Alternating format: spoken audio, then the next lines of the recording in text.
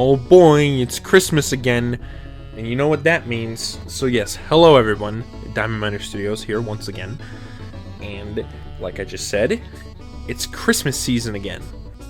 Well, technically it's Christmas because, you know, I'm posting this video on Christmas, so really the season's passed, but anyways, it works. Stop questioning me, okay? This is my channel, I do what I want. But yeah, last year I started a tradition of reviewing, or like going over, like giving you a tour, essentially, of my game collection. Last year's was 2 hours, and I've since gotten so much more stuff than I had back then, so god damn it, I'm gonna show it off again. There's so much I want to show you guys. It's gonna be exciting. It's gonna be a fun one, so get ready for this epic. Get ready, because we're in this one for the long haul. It's game collection time, baby, and there's so much to show off, so much to do. Let's get right to it.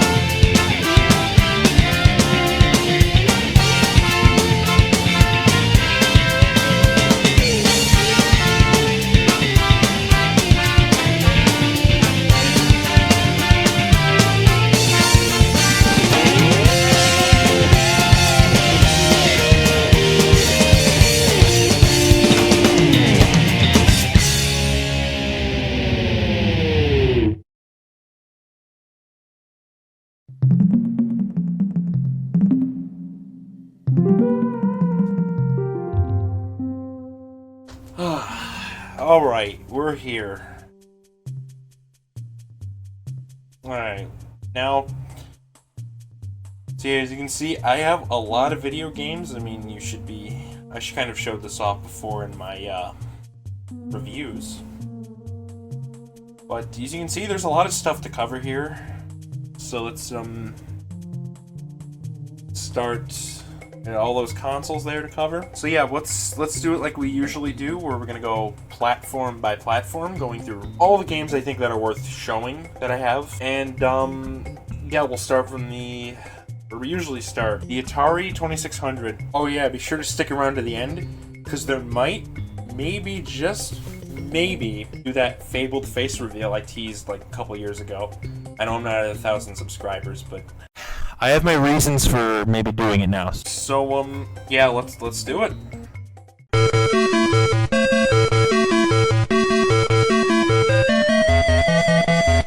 Alright, so we are starting with the Atari 2600, which I don't keep my games on the shelf. You probably can't hear me very well right now because I'm away from the mic. But, oh, not this drawer. Which drawer? This one? Oh, it is this one. Wow! Yeah, I barely even touch these games. I have one in the box. Gorf. Fuck you. But yeah, here's my Atari 2600 games. As you can see, I'm not a particularly organized person. Let's get started with Combat. There's one game, I mean, I haven't really played much of these, but I mean, this one was kind of cool. Don't really have much to say about these, honestly. We have Pac-Man, which I'm gonna be, okay, bold and brave hot take.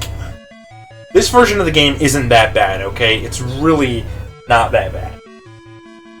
People exaggerate. It's one of those things, like, it's exaggerated just how bad this really is. You always hear online, like, it talked about, oh, the Atari Pac-Man is shit, but it's really not that bad, people. I don't know what the fuck fumes you're huffing. Yeah, so there's Gorf inside of the box, because, you know, the box is not in exactly the best shape.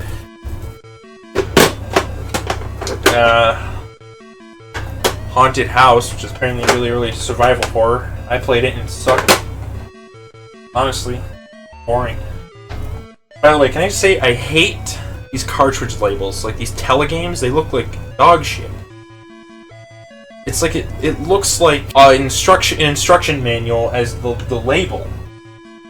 The fuck, Atari? I mean, Atari doesn't know what they're doing. I don't know. They were just drinking too. But yeah, that's really all I have to show for 2600. I don't have more, do I? No. I don't. Nope. I don't think I have any more to show. So that's. Yep, that's it.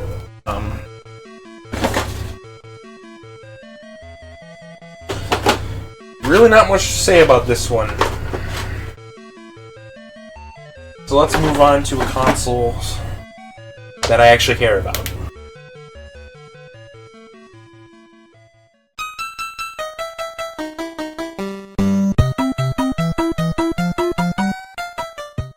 Alright, so next we have the only Nintendo Entertainment System.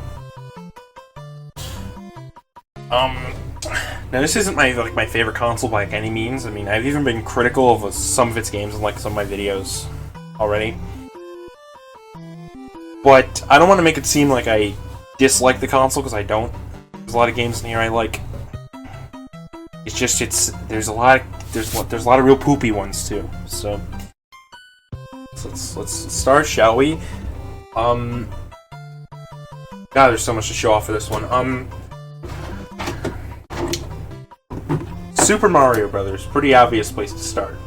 Probably the most iconic game on the console, and of course I have the Duck Hunt combo cartridge.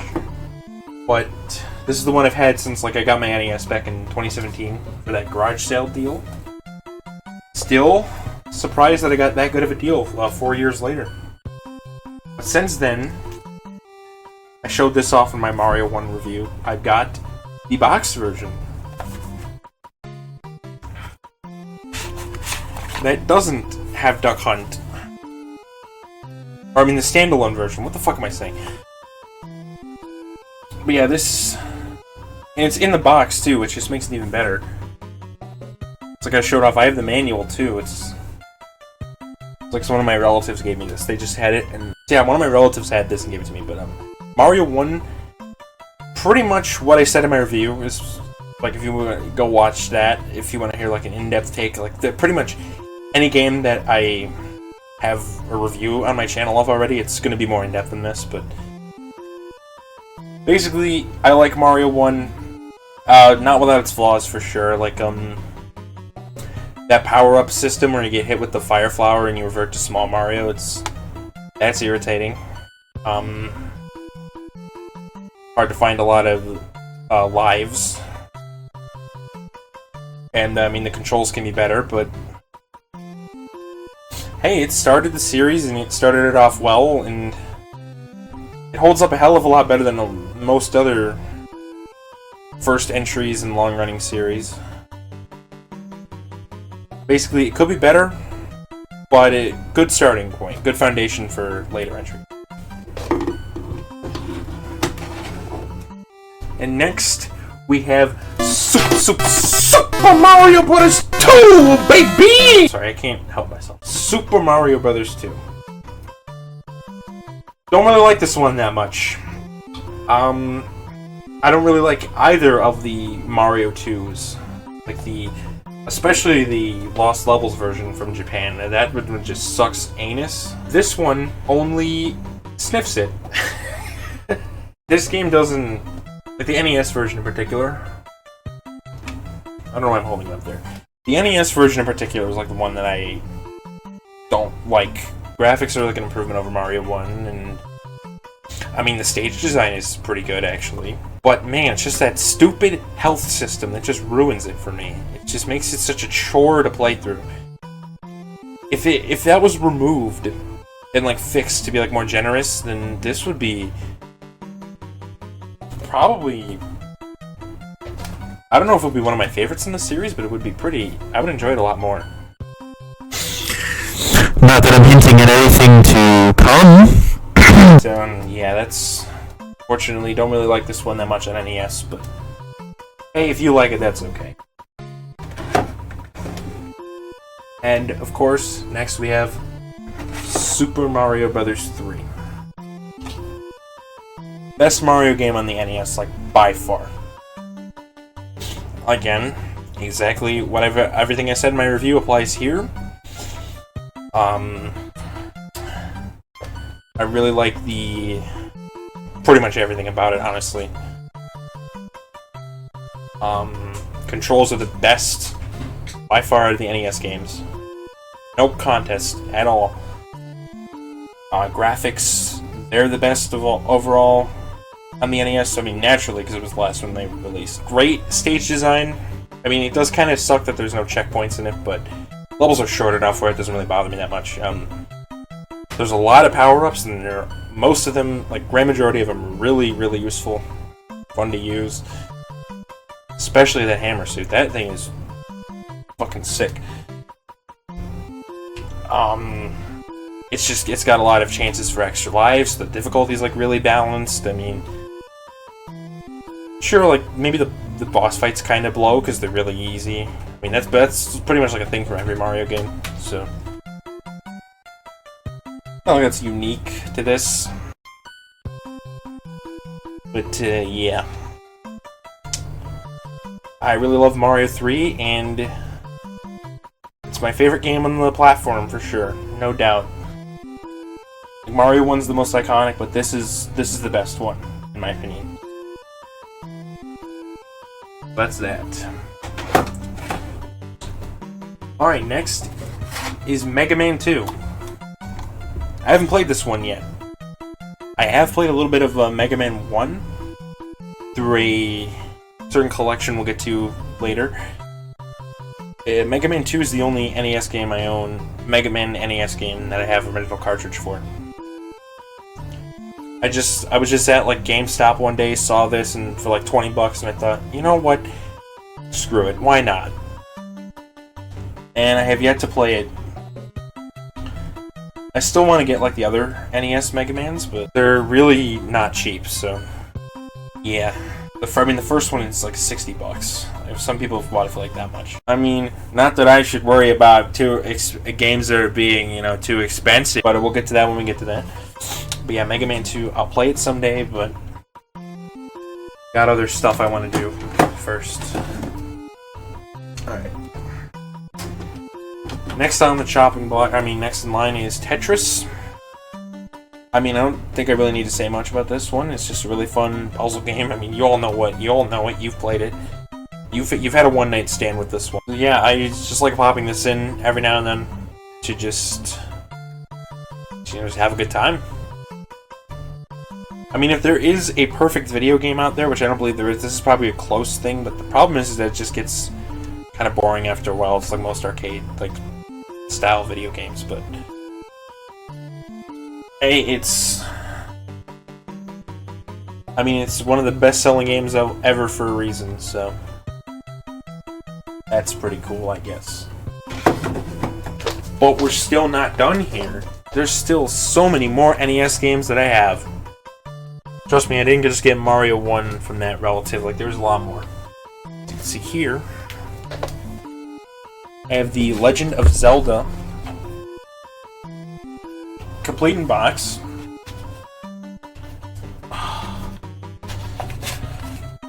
Check that son of a bitch out. Isn't that nice? Doesn't that shine hurt your eyes? I'm sorry about that. Yeah, haven't really played many Zelda games, and I only own like 3 of them, so yeah. And we have DuckTales. I just remember this one for the Moon theme. And there's the cartridge. Again, sorry for the glare. I'll play it one day, just I don't know, man, it's just a lot more stuff. My backlog is huge. It's like embarrassingly huge, but I'll set up fire to it eventually. Slowly but steady. We take it one game at a time, okay? And over here, we're still not done. So this is this thing. I don't know. I don't really. Ninja Turtles arcade game. NES version, I guess. There's some accessories and stuff in here, like the zappers to play Duck Hunt. I got the satellite that I don't use. That Pac-Man, a lot better than the Atari version. Like, this one's actually okay. I mean, the Atari version, like I said, it's not awful, but yeah. It's a Monster Party. I know this one from the JonTron video. Oh yeah, see, look at all this. This game's a piece of shit. I'm sounding like the AVGN right now. Hey! Dig Dug 2. Kind of underrated game, actually. Haven't played much of it, though, but I remember having fun. Oh, Jesus. God, no. And oh, Jesus, God, no. By the way, that copy of RoboCop on, like, my original NES that I got has this weird thing where, like, it has vertical lines over the screen unless you put it through RF video. Which, that's not gonna happen. It's 2021, we gotta have standards. Any more here? Sorry, this video is not very well planned. I think... no, there's none in here. I think there was some in here, though. Yeah, we have stuff like... Super... Spike V-Ball... and Nintendo World Cup. Stands for Super Spike Virgin Ball, am I right? I'm done. Oh, well, I do have Final Fantasy, though. That's neat. That's one of 2 Final Fantasy games I own. Then there's Batman, the video game. And then just a bunch of crap no one probably cares about. But a lot of RPGs and like strategy type stuff. I just got all these box NES games for my relative. Like Wheel of Fortune. Dungeons and Dragons games. Got that weird-ass Yo-Noid game. Hee I creamed.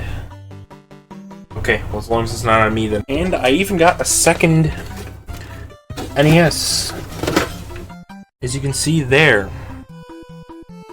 This is the one that I got from my undisclosed relative.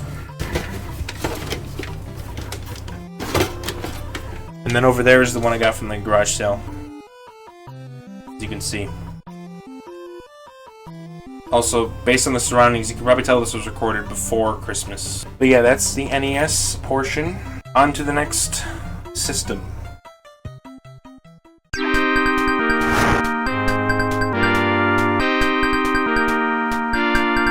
Okay, this is where things start to get really, really good, like the consoles and stuff. Because next is the Sega Genesis. That one will be next, but yeah, we're going in like release order, chronological order. Yeah, we'll do Sega Genesis. I really like this system. You're gonna hear me say that a lot, so I'm sorry if this is getting like repetitive, but I really can't help myself. This is only a small portion of my collection, obviously, but my Genesis collection isn't really huge. Like, just this year, I added to it for the first time in, like, what, 3 years? So for, like, since 2018, I just had my initial lot I picked up with it on the Facebook Marketplace. Plus a couple of other games I bought separately from that. I also got a really good deal on that, like $60 for a console and, like, 15 games, or, like, 15 or 16 or something like that. I don't know. But... yeah, let's see what we got here. Obviously, what a better place to start than the most iconic games in the system, Sonic the Hedgehog. Now, if you know me, especially based on my most recent like game reviews, yeah, I really like this series. And it started off pretty well. Like, Sonic 1's actually pretty good. For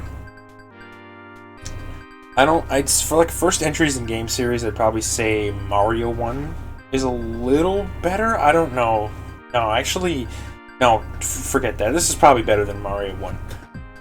Because if I had to compare the two. But yeah, it came out in 1991, and it was probably the killer app for the console for Genesis, I'd have to say. But yeah, pretty good game. Established the Sonic physics system, which is just extremely great control and physics system that they made. It was really revolutionary for its time, I'm sure. It's just pretty fun to use. The only problem is that there's no spin dash in this one, so it's really like a retroactive problem. It's fine without it. You can get through the game, and also the stage design can be kind of slow at points. Like there's some waiting around on like elevators and stuff. And the continue system is not my favorite by any means. You gotta get into special stages to get the continues, but hey, it's good for a first attempt. Maybe I'll review these games one day because I already reviewed some of the 3D entries. So we'll get to those in a bit.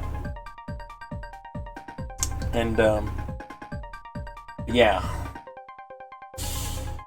Pretty good first entry. Started the series off pretty well. Now, if only my cartridge didn't have this ugly not for resale on it.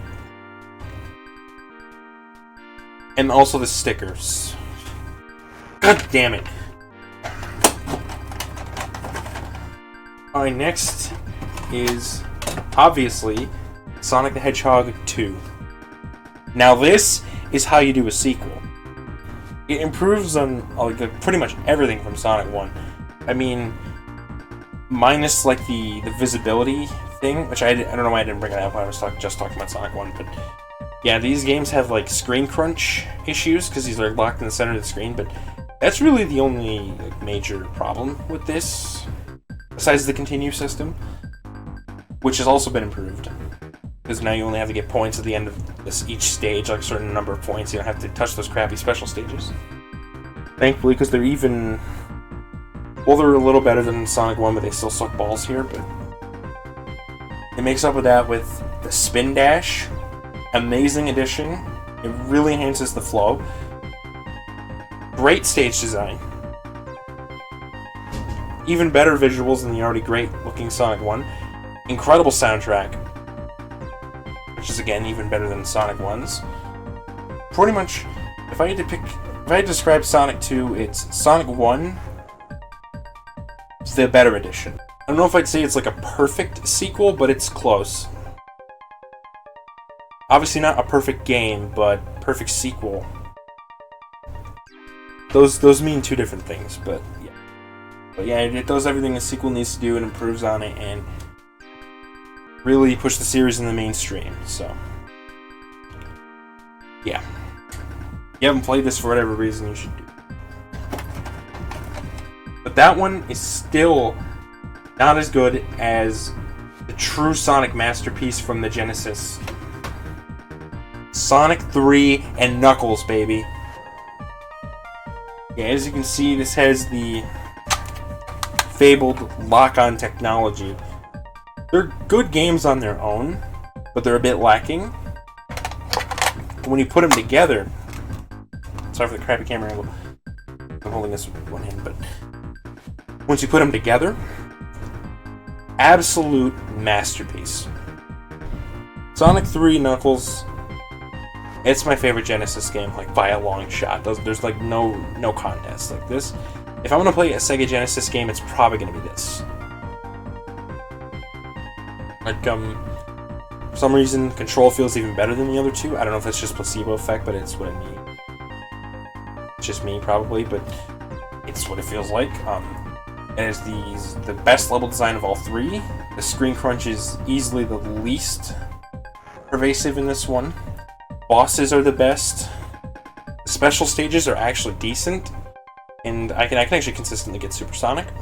And rate 2, because there's a secret final stage you unlock for that, so that's awesome.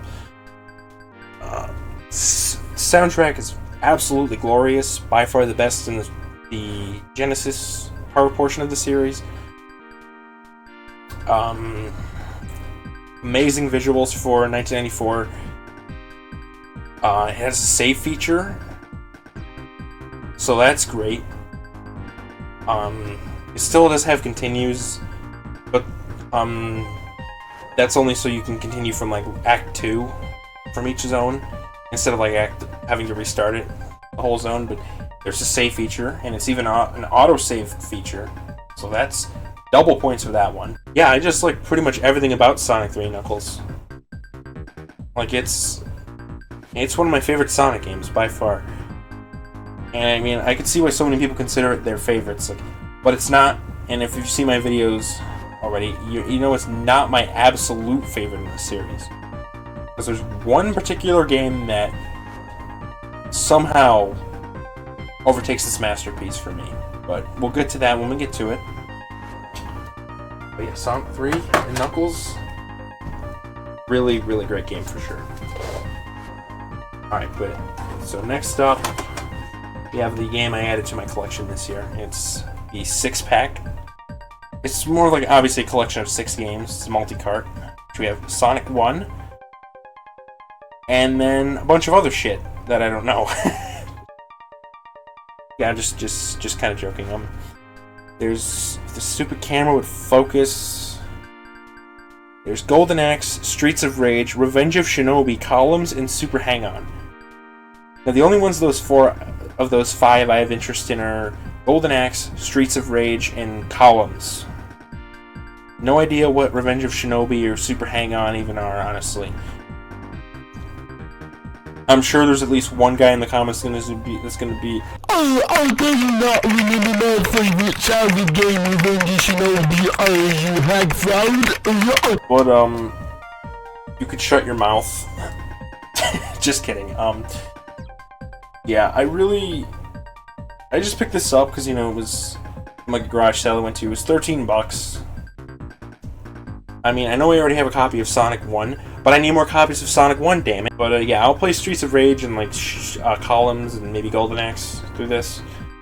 Those are all games I wanted to get, and you know, I didn't own them in my collection, but now I do on this one cartridge, so it's more convenient that way. Stop looking at me like that. Okay, next. Earthworm Jim. This cartridge is a bitch to use. This thing barely even works. Like, I have to jiggle it around and clean it to even get this damn thing to turn on, and occasionally it just crashes. But I know it's a working copy, but I'll probably just get a better one someday. I'm not even convinced or sure if it's a real copy, because look at this, the back. But yeah, I've played this a bit, like on the easy mode. It's pathetic, but I suck balls at running gunners, and this one's no exception. Like, it's hard as absolute balls. And of course it has limited continue, so that's awesome, but I mean, it's decent.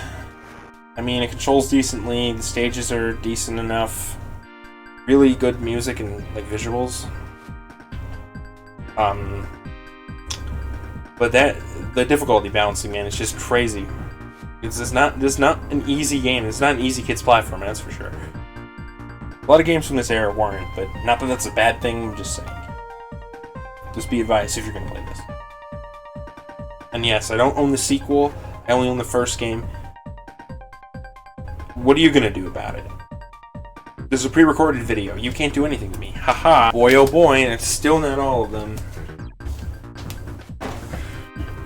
You see, we got stuff like Mortal Kombat. The Genesis version, famous for the blood code, versus the pussy SNES version, which had nothing of that. Mortal Kombat 2 and 3. Whatever the hell that is, boxing, I guess. This is because of Lander Holyfield's boxing. Shakan, or Shakin, the Forever Man, I don't know how to pronounce that. Altered Beast, with a P on it. Okay. Cliffhanger. This game sucks. The Art of Fighting. I don't know what that is. Probably fighting game. And we got this weird ass looking cartridge from EA called Jungle Strike. The sequel to Desert Strike. Jurassic Park. I think that's Shinobi. This piece of shit. So yeah, and then I think I have a couple more down here. Or somewhere, because I also own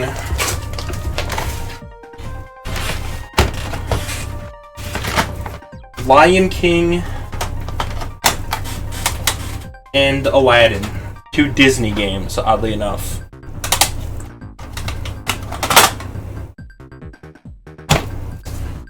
But yeah, that does it for the Sega Genesis. Thanks for watching. Next console.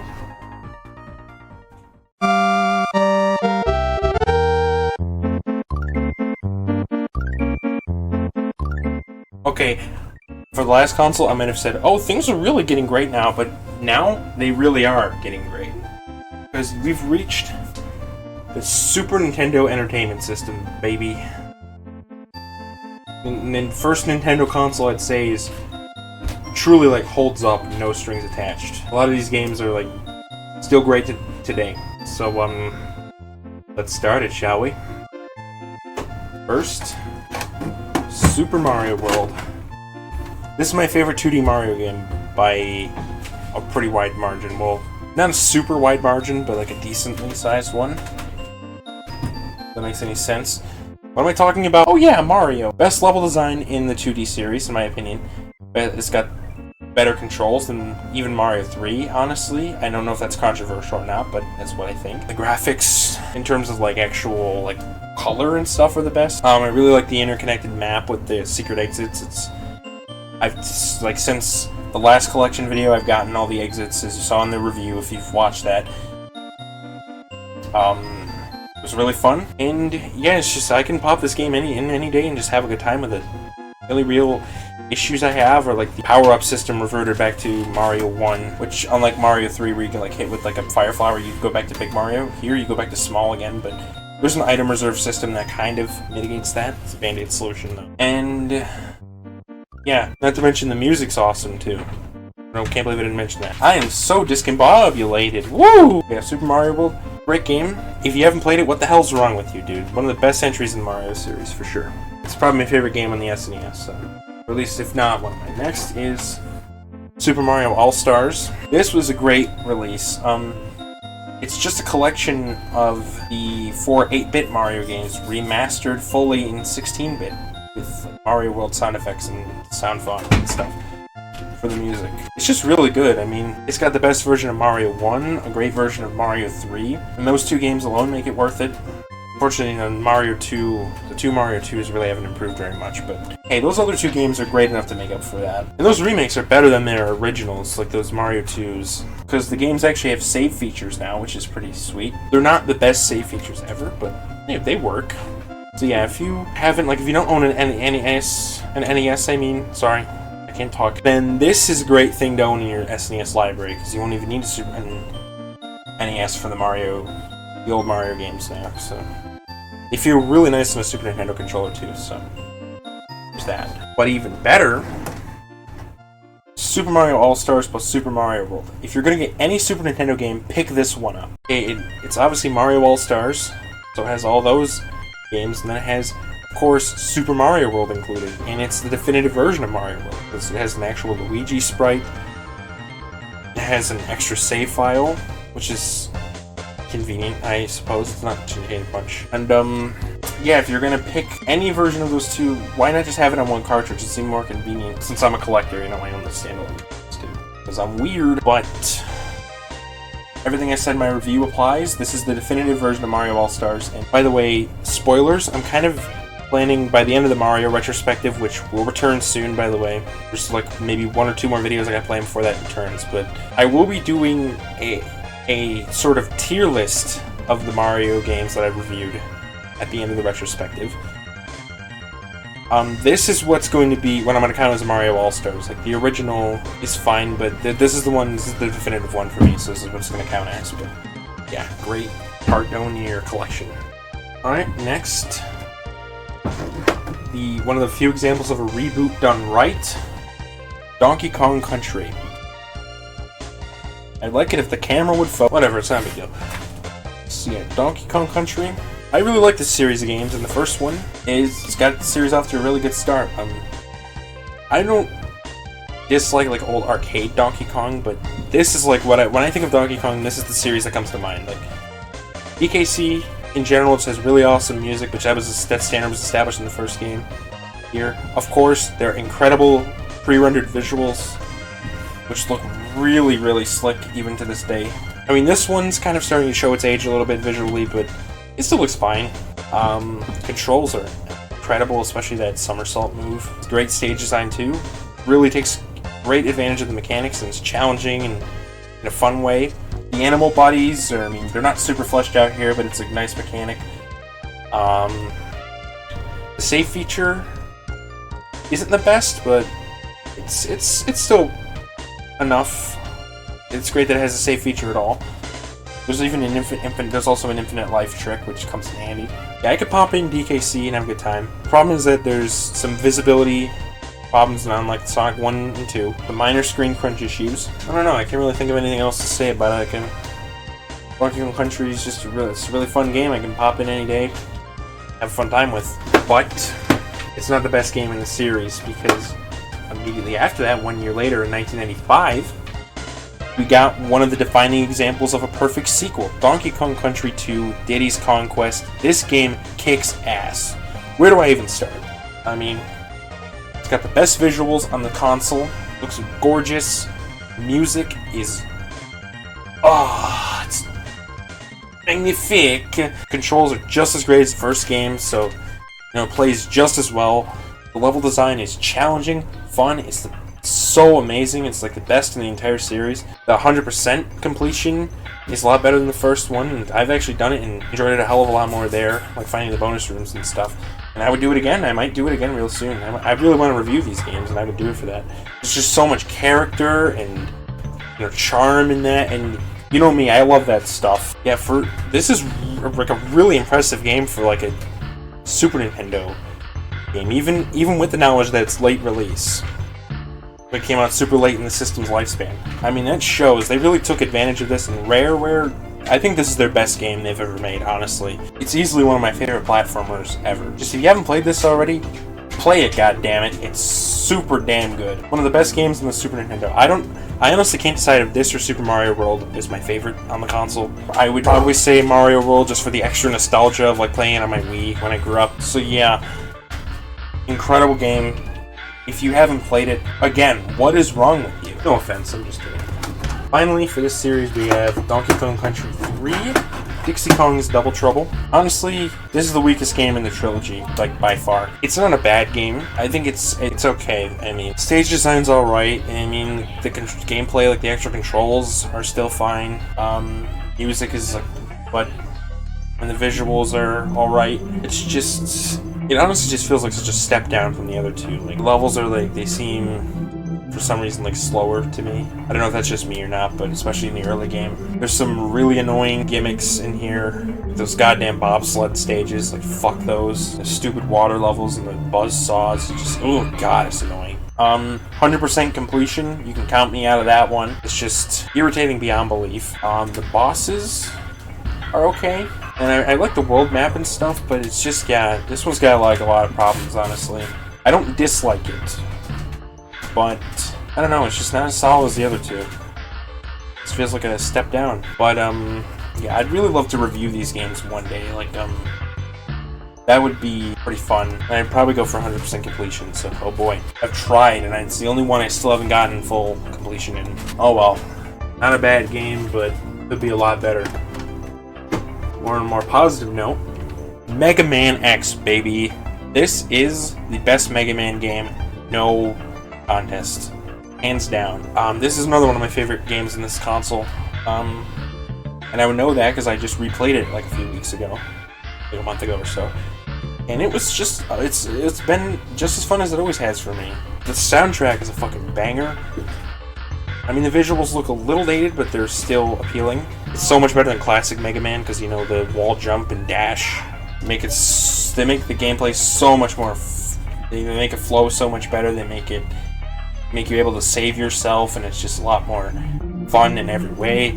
I mean, yeah, the bosses are broken by, like, their weaknesses and stuff, and, you know, the whole chill penguin thing, you might as well just go to that stage first, because you gotta get the dash there. And that can probably screw over some newer players who don't know better, but besides those things, this is like a really, really damn good game. I mean, I haven't played many Mega Man games, I wouldn't call myself a fan of the series, but I am a fan of this game for sure. Bravo, Capcom. Kirby Superstar. This is the only Kirby game I have.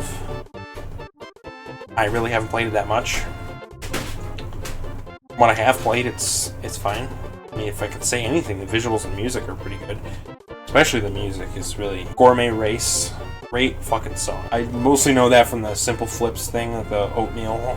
If you know what I'm talking about there. I want to play more Kirby games, or I want to play all the Kirby games, and this is the one I decided to pick up first. I haven't gotten around to it, because again, like most other games in my backlog, there's other stuff I want to play first. Someday, Kirby Superstar. Someday I'll play. Oh, and I know this, too. I just want to say I don't like the Game Grumps, but the John Air is really good. The Cook uniform, that part when John sings the song from The Greatest Thing Ever Made by Humans. He sings Chio's cooking song in this, so I mean, it counts for something. So you bet your ass I'm gonna do the same thing when I play this game. Okay, moving on from that, what the hell I just said. Yoshi's Island. Now here's a game I haven't played in a hot minute. And again, if anyone's wondering, where's the Yoshi's Island review in the Mario retrospective? I told you at the start, this isn't a real Mario game, it's a spin-off. No spin-offs, okay? Get off my back. Maybe I'll do a Yoshi series review one day. But yeah, like it's got decent stage design, great music, great visuals, like it's probably some of the best on the console. But it uses the Super FX chip. There's like some 3D effects, some really crazy stuff. Controls well. Not the best, but well.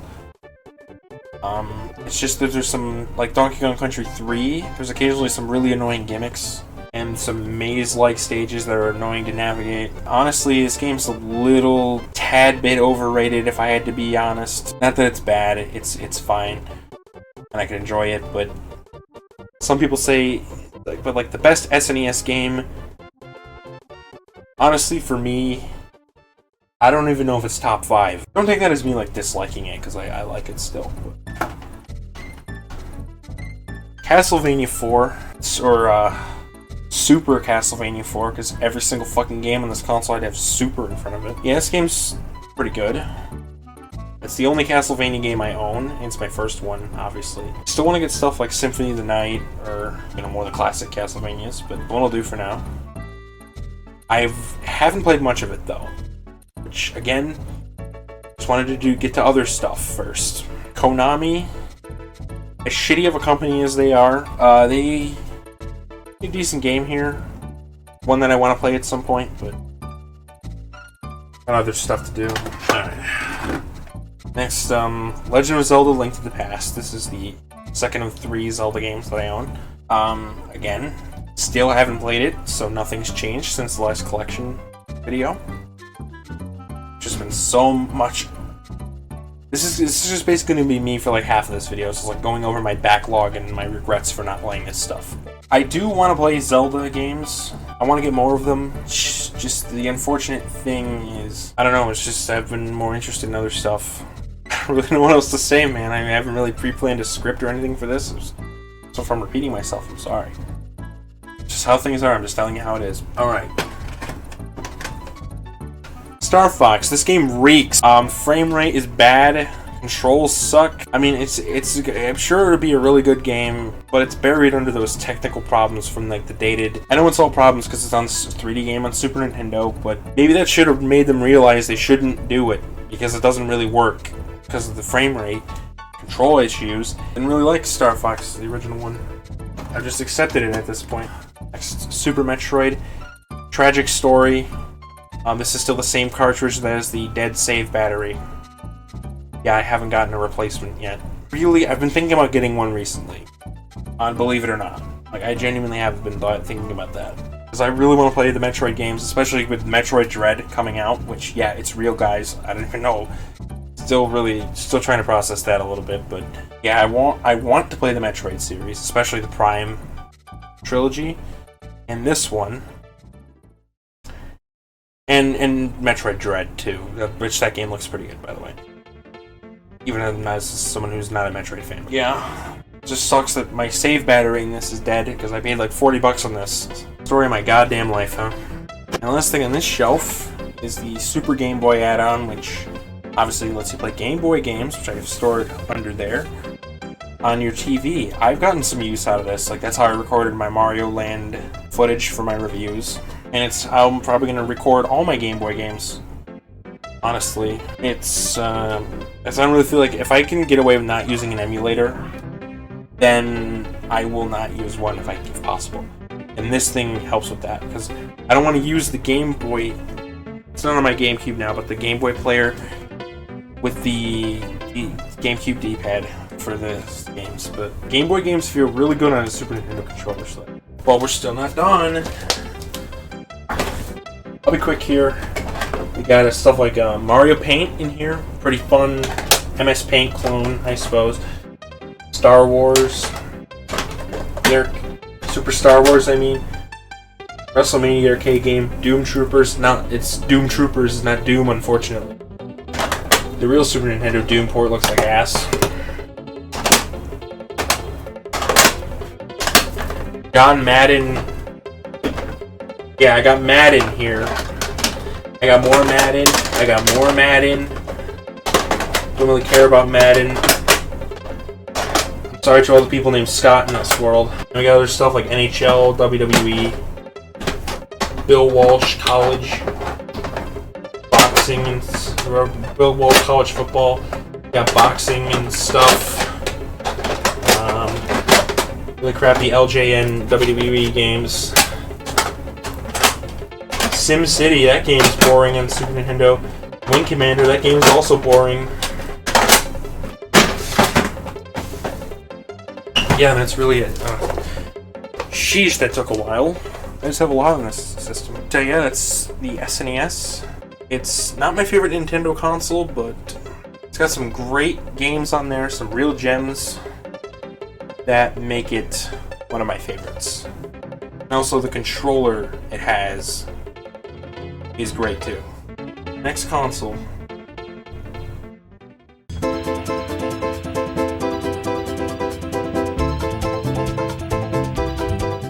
Alright guys, we're moving on to the next Nintendo system, and it's a big transition to the third dimension.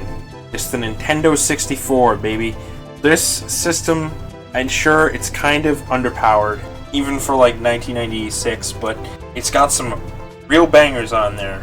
Some really awesome games that I love.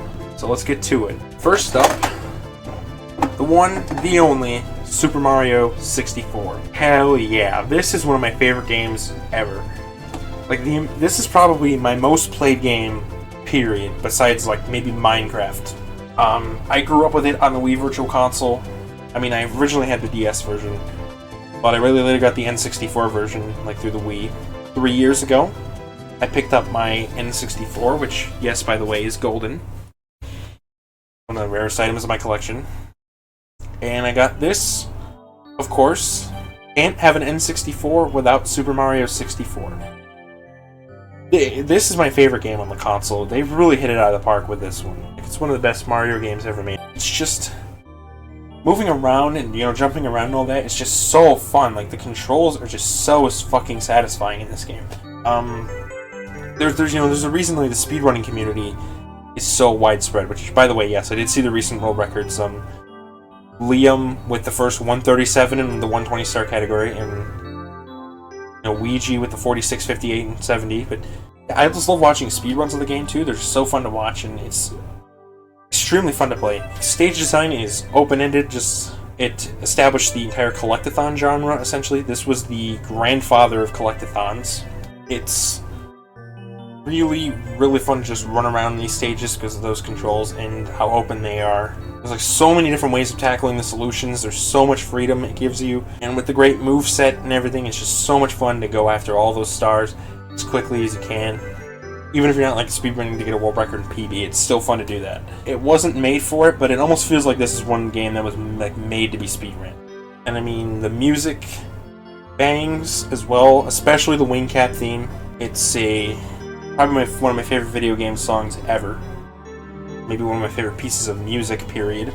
Even if it is just like a 30-second loop, I don't care. It's a great song. Never gets old. The graphics are kind of dated, yeah, but they look okay. Everything about this game is just awesome. I mean, it's not perfect. Like, the camera is... You know, it's an early 3D camera, so obviously it's not the best. You get stuck on stuff, and I give you negative angles. Always. It's kind of... There's multiple camera modes, though. It would be better if it was, like, full analog, but... Or, like, on the shoulder buttons, that'd be cool. But oh well, it's okay. And then you get kicked out of levels after grabbing stars, which... Not my favorite thing in the world, but I can live with it. Those things are really minor for me, though. I just love Mario 64 a lot. Like, this is one of my most played games for a reason. This is one of the only games I just boot up and just mess around in. I just did that the other day, actually. I have to have like thousands of hours at this point. I could just pop it in any day and get all 120 stars in like 4 hours. It's just super fun to do, like any day of the week. So yeah. This is my favorite game on the N64, and it was a launch title too, so that's all. And yes, I know, the label does look strange because it was faded. I colored it in with markers, okay? I don't care. These are my games. I do what I want. Alright, so then we have that masterpiece. Let's start the console off. We're off to a good start. We got another great collectathon, Banjo-Kazooie. I don't really play this one very often, but when I do, I always enjoy it. Like, I haven't fully played it like in over 3 years, but I'm gonna fix that real soon. Because this game's pretty fun.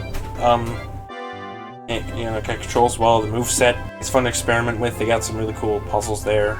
Level design's really well done, overall. It doesn't kick you out of stages when you grab jiggies, so that's an improvement over Mario 64. It refines the collectathon formula in that sense. The graphics look really nice for N64. When the N64 shines graphically, like it really does, and this is a game where it does. The music, extremely memorable and like, instant classics. It's just fun to pop in every now and then. Again, not a perfect game by any means, because there's like some annoying missions here and there. Almost every collectathon has that. But yeah, really fun game that is an essential, it's a must-play for every N64. Well, pretty much anyone, honestly. If you haven't played it, just play it, goddammit. And next... Star Fox 64. And yeah, I don't really have anything super out there to say about this one. It's just fun. I absolutely suck balls at it, but it is such an improvement over the shitty SNES original. Like, this Star Fox feels at home on the N64. Controls so much better with like an analog stick. The frame rate isn't complete ass, so you already paved over those things. This is another example of like a perfect sequel. I mean, the music is kind of forgettable. The one thing the original has over this is the music. The graphics look pretty dated. It is hard as balls. That's not necessarily a problem, but I just want to say, for me at least, I will get the good ending someday, though. Mark my goddamn word. Yeah, really fun game. By far the best in the Star Fox series, even if I only played 2 entries. Maybe that opinion will change if I play like Star Fox Assault or something like that, but for now, this is my favorite. Alright, next. Paper Mario. But I did play it a bit as a kid, but I mostly grew up with it. Me and my brother would play it always. So, like with Mario 64 and stuff, it's one of my most nostalgic games because of that. I had it on Wii Virtual Console. Also, this cartridge, I think it's a fraud. But I'm probably getting a real copy eventually. But this still works on my original N64. So, yeah, I just like the Paper Mario formula. It's got great writing, really excellent characters and stuff. I mean, it gets even better in a certain later game. This one establishes the series pretty well. Got a decent, good narrative, great music, really good visuals for N64. It's probably my favorite looking N64 game, honestly. If not, it's one of them. I haven't really played this one in particular in a while, but I really want to, especially after playing a certain other game, which we'll get to. Mario RPGs, I'm not super huge on RPGs, but not that I dislike them. But yeah, Mario RPGs are always really fun when I've played. Next is Diddy Kong Racing. I haven't played this one.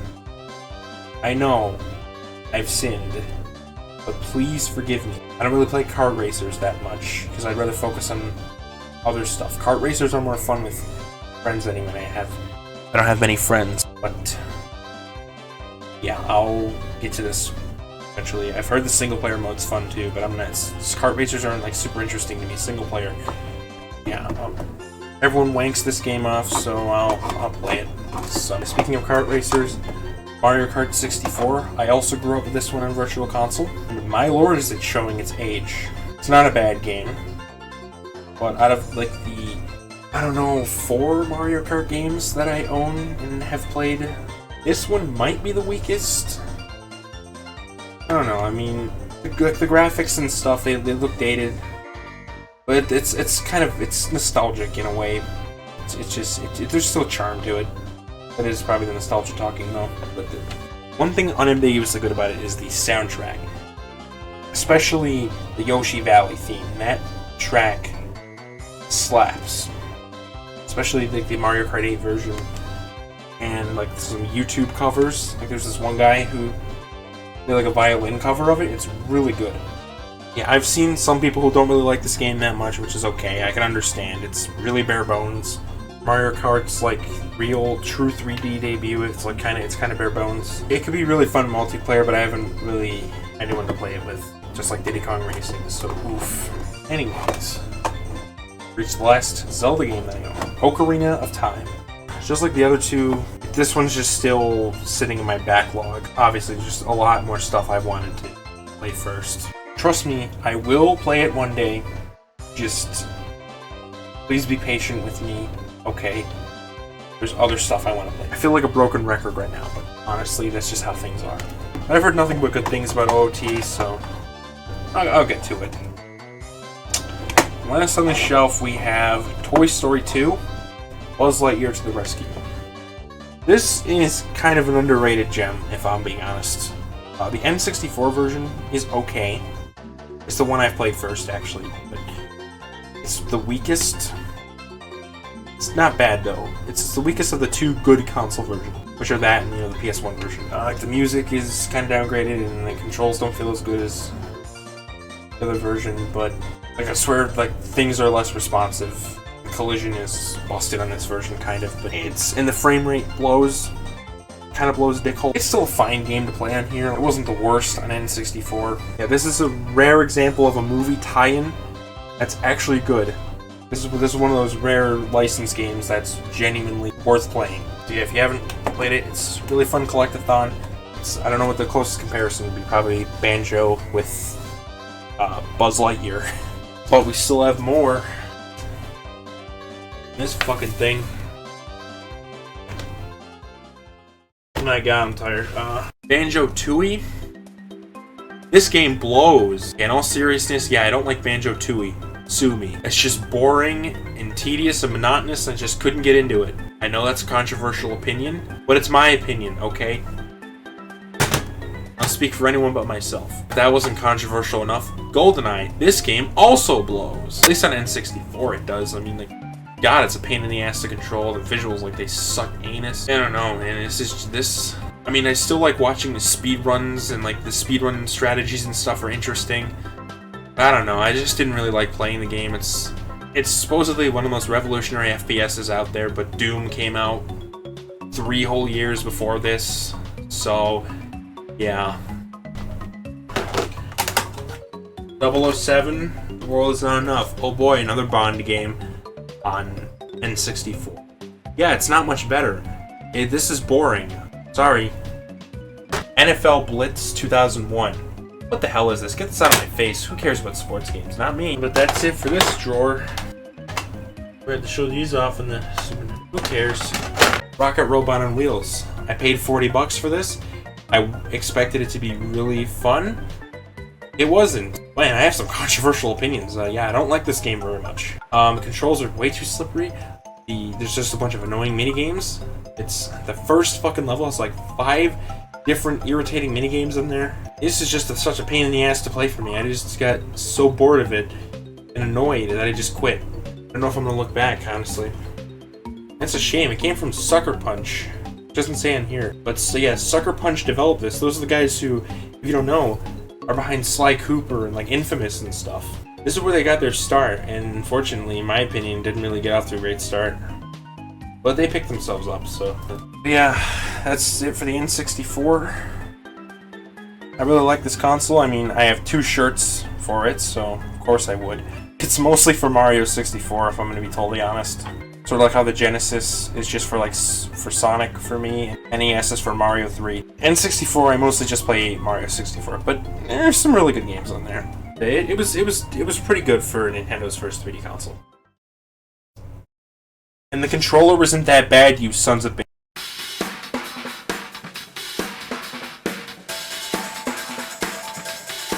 Alright, next in line is another 5th generation console, and it's media giant Sony's first entry into video games. It's the PlayStation 1, baby. I mean, for their first console, they really knocked it out of the park. I mean, I'm glad to be collecting for this one. Now, you know me, not every game on this system that I've played is good. But I enjoy a lot of the ones I've played. If I haven't played like that many, it's got some great stuff on it. Let's start with Spyro the Dragon. The Spyro trilogy is my favorite series of games on the PS1. I mean, in my opinion, it didn't really get off to the greatest start, but it was pretty... The Spyro one's pretty good.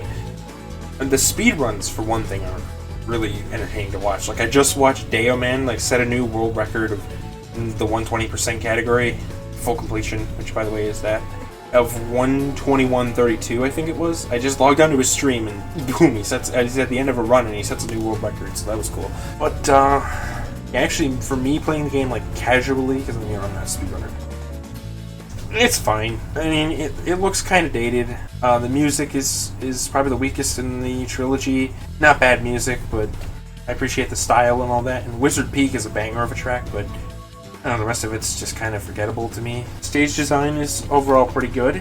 But the real issue I have with it is like how Spyro handles. Like it's not bad handling, not terrible.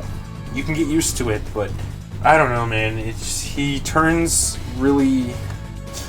He feels really loose when he turns and really heavy, and it's just not. It's kind of awkward to get used to. And there's no hover move. It's like Sonic 1 with no spin dash. It just feels kind of awkward when you compare it to future games in the series, which they have all those improvements. That's probably not the fairest of criticisms, but I mean, if that's what future games are for, to improve. For what it is, it's fine.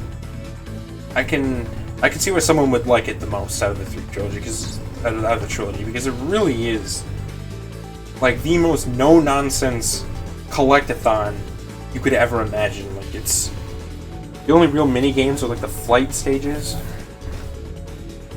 Like other than that, it like cuts out every little bit of fat, and it's like complete core from 100% start to finish, baby. Which unfortunately does make it a bit repetitive, but I mean, it's fun. I still haven't beaten it yet, but I'll get around to that. Next, obviously, Spyro 2, Ripto's Rage, and what an improvement this is. I mean, first, most obvious thing is the control. My lord, is it so much better. Like, Spyro handles so much more smoothly. It's not perfect handling. It's still got a bit of 5th generation jank to it, but it's comfortable to use. Yeah, the graphics look better than the first. The soundtrack is better than the first. Level design is it's around the same, honestly. But the real problem is that 100% has a lot of backtracking in it. Not an overwhelming amount, but there is a sizable portion. And also, the story, I'm sorry, it's just not the greatest, even for like a kiddie platformer, because I don't want to go super into detail, because I might spoil potential reviews for these games, that I might do someday. Yeah, it's just, Ripto, the villain, barely does really anything. And, they act like he's like a huge threat, but he's really not. And there's like some forced writing scenarios. They kind of just force the plot along, which is a real shame coming from Insomniac, who, especially in the future, will become like story and stuff would be like one of the highlights of their games for sure. But that doesn't really take away from it because the gameplay is fun. It's just there's a lot of between and in level backtracking, and you know some of the levels aren't paced the greatest. It gets a little bit tedious towards the end, I'll be honest. But it's still a fine overall game. I like it, though I haven't really played it in like 2 years. Gotta get around to doing that again. And last, but certainly not least in the Spyro trilogy, Spyro Year of the Dragon. Now this is more like it. The Spyro is like an example of a perfect game trilogy in my opinion. Spyro 1 establishes a thing, but it was kind of flawed. Spyro 2 improves on it. Then Spyro 3 perfects and expands on the formula. This is my favorite Spyro game by a wide margin, and it's one of my favorite 3D platformers for sure. It carries over the same gameplay improvements from Spyro 3, like the better control and stuff, while mixing in the best level design in the trilogy by far. It doesn't waste your time at all. 100% completion is the most fun of it all because the mini games are the best. They're not all great, but most of them are fine. And it's got a few alternate playable characters that are fun to play with. Well, most of them are. Anyway, I know alternate playable characters like gotta kind of walk on eggshells these days because people are cracking down on that stuff nowadays. They have been for like a decade. And Spyro 3 gets a lot of hate for that, but honestly, I like playing as most of them. I mean, there's a few of their sections are not the best, like Bentley here, like the Yeti. He's the only one I'm not too big on, but the other three, Sheila, Sergeant Bird, and Agent 9, they're all fun to play as, in my opinion. Oh yeah, and the story, best in the trilogy.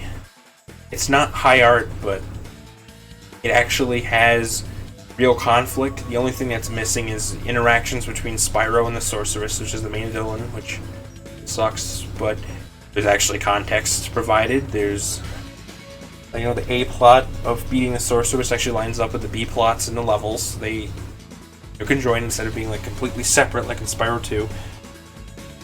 Which, oddly enough, Spyro 2 originally was supposed to have like cutscenes that explain that, oh, Ripto did this or whatever, so I don't know why they didn't have that in that game, but Spyro 3, they have that from no matter what.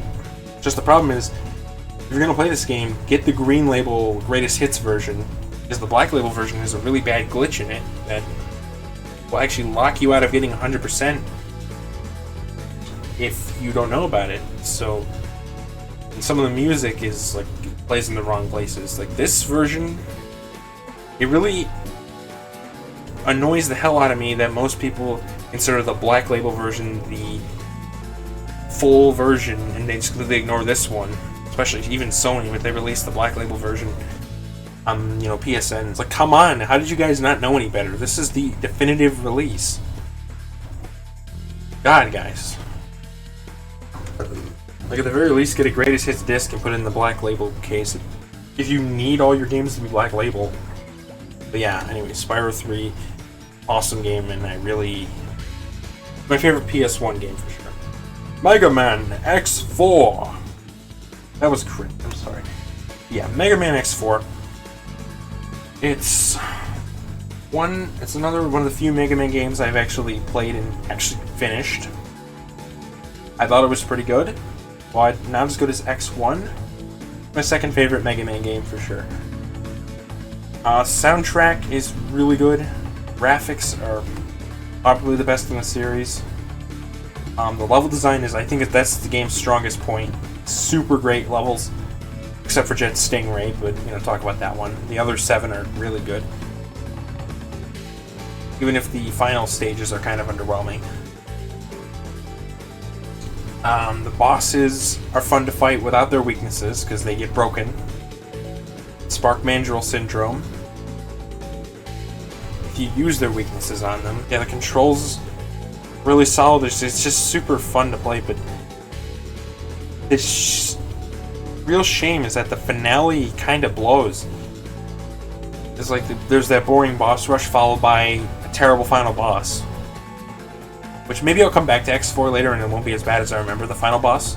But I spent like 4 hours in that goddamn son of a bitch because it's RNG based. But it's shocking I like this game as much as I do, despite that, because that was a really bad lasting impression, fortunately. Oh yeah, and the story and voice acting. I'm disappointed in you, Colonel!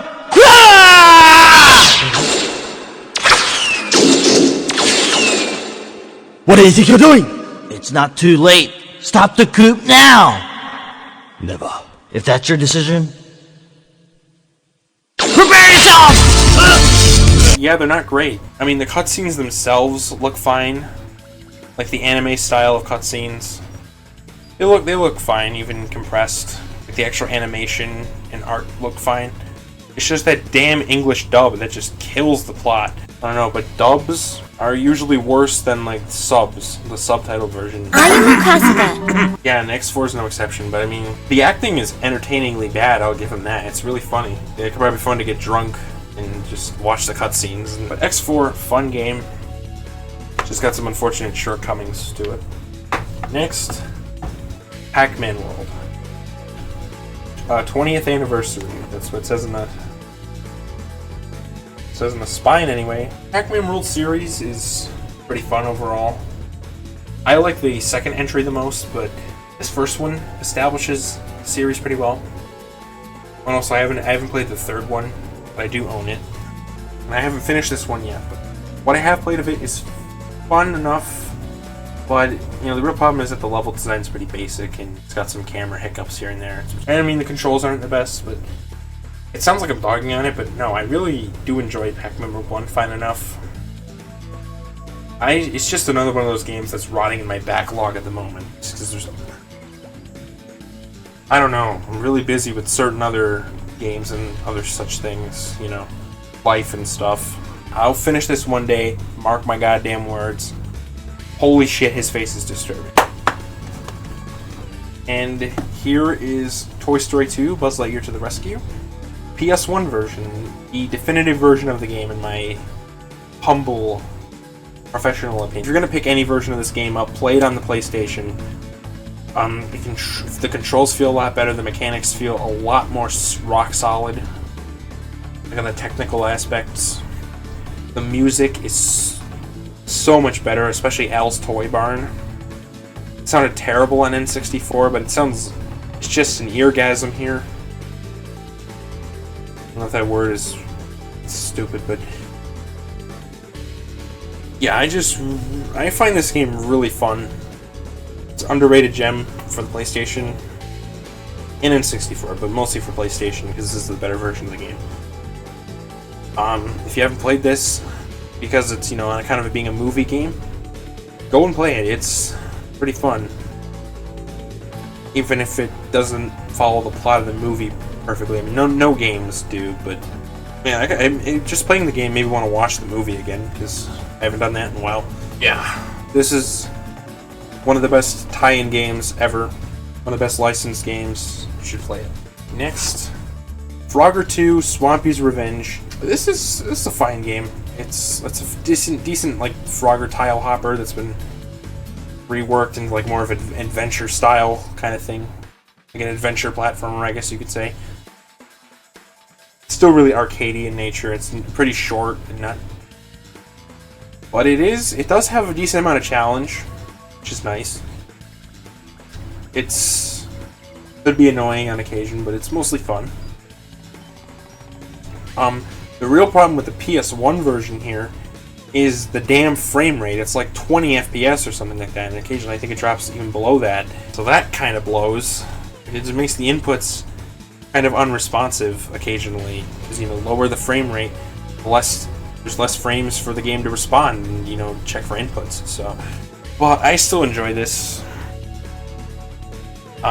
If I had to pick any version for you to go for, probably go for the Dreamcast version, which I also have. We'll be getting to it. We get to it. But play it PlayStation 1 version. It's okay. There's also a Windows version, though, so you might want to go for that. But next up, Ape Escape. It's another PS1 collectathon. Well, I mean, obviously it's PS1, so it's the console we're talking about. And it was like one of the first games to have the DualShock supported. It's a fine game. I haven't kind of got bored of it after a while, but it's fine enough. So the real problem is that it's getting some of these monkeys, finding them, you know, tracking them down is irritating to me.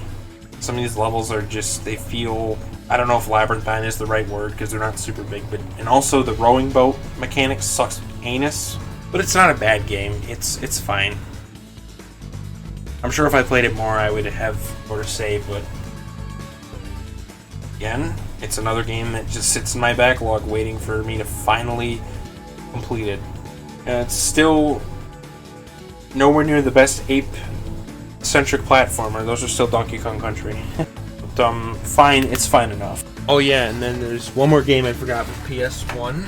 The original Rayman. Yeah, this is, you can see it's not the greatest case. It's got, like, stickers and stuff on there. It's the only one I could find. I got this from, like, a garage sale. Yeah, I haven't played it yet. Just like Rayman 3, I'll get to it. Heard it's hard as balls, so that's awesome. But, yeah. That's really all I have to say about that. Oh boy. That's not all the PS1 games I own. Like, I've been generally pretty positive on those ones up there, but now we're delving into controversial territory. Because there's 3 games on this console that I really do not like at all. You're gonna hate me for saying this, but here goes. Crash motherfucking Bandicoot. These are some of the most popular games on this system, but if you know me, I don't like these games. I think they're bad. Like, I was told for years, oh, they're some of the most fun, awesome games you'll ever play. Well, guess what? I play them, and they're just terrible. Yeah, Crash 1.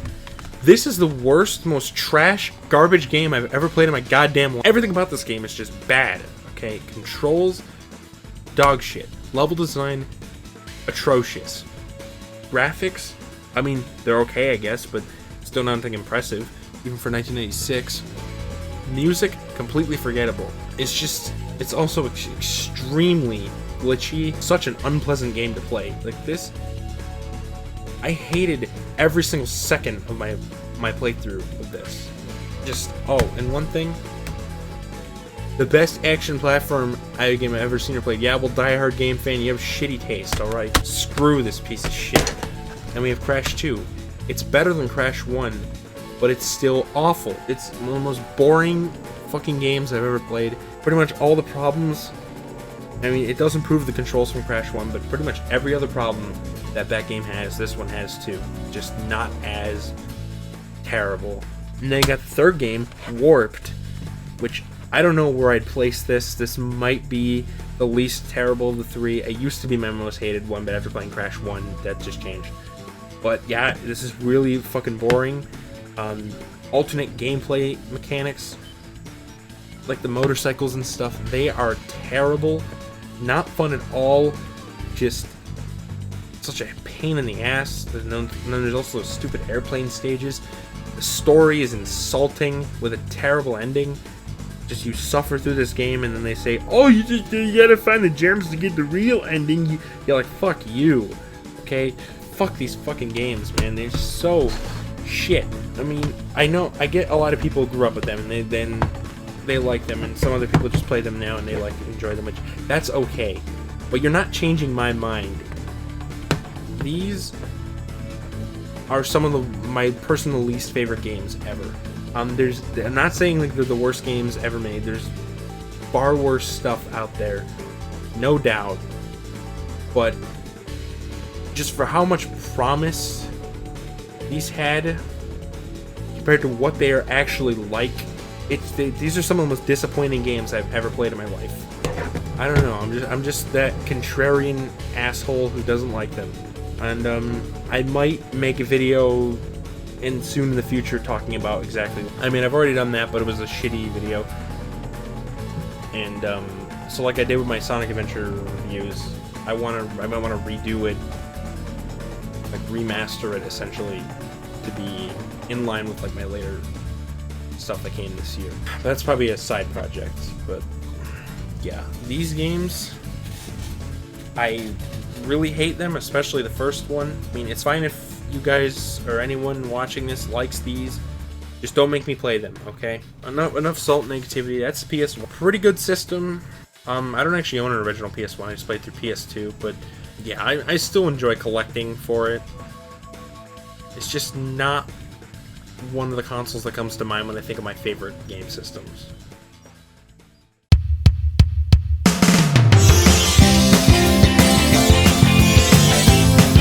Okay. Now that we've done the 5th generation, it's time to move on to the illustrious 6th generation.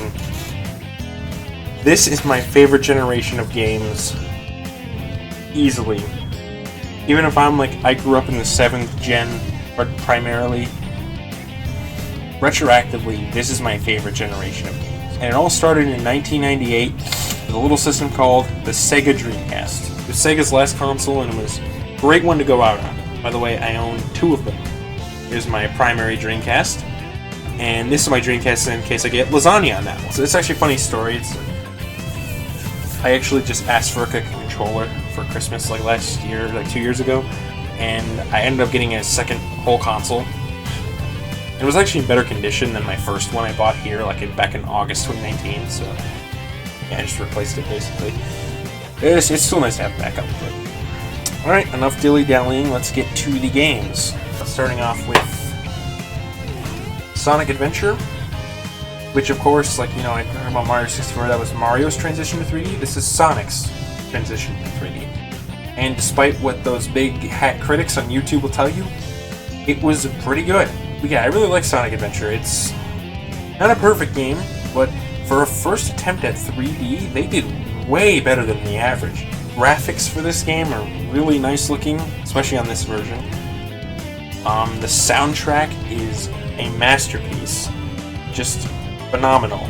Sonic music is always great, no matter, like, I mean, 99.99% of the time, the Sonic music is incredible, and this is no exception. It's one of his best soundtracks for sure. The gameplay is overall pretty fun. I mean, especially the Sonic campaign. I mean, that's easily the best part of the game. I mean, that's not a controversial opinion, I'm sure.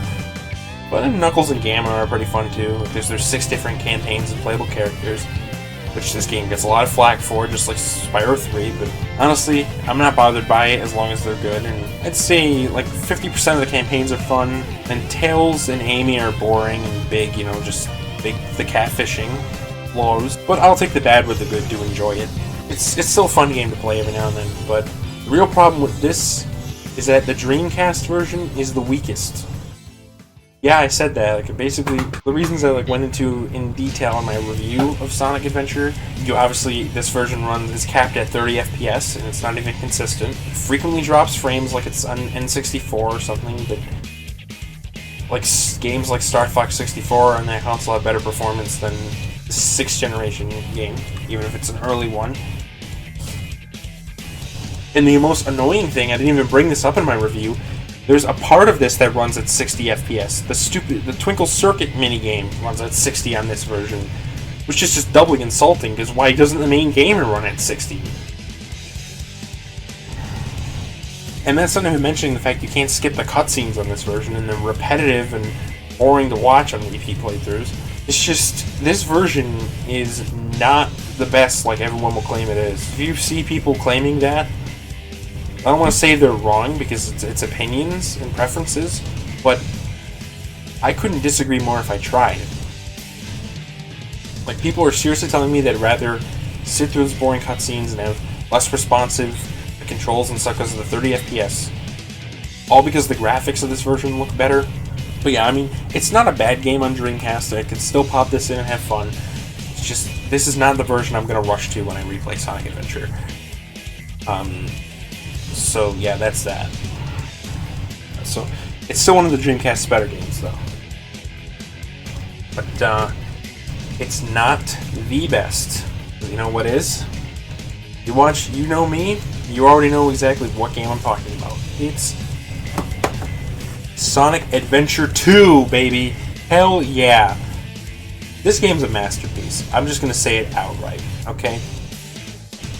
I made an hour-long review about this, and it's my longest game review to date of like the less than a year I've been doing it, but still. And for good reason. I mean, I love this game so much. And yes, by the way, I do own the Dreamcast version, which is shot up to $100 in value for some reason. I went to a game store recently, and there were 2 copies of it there for $100 each.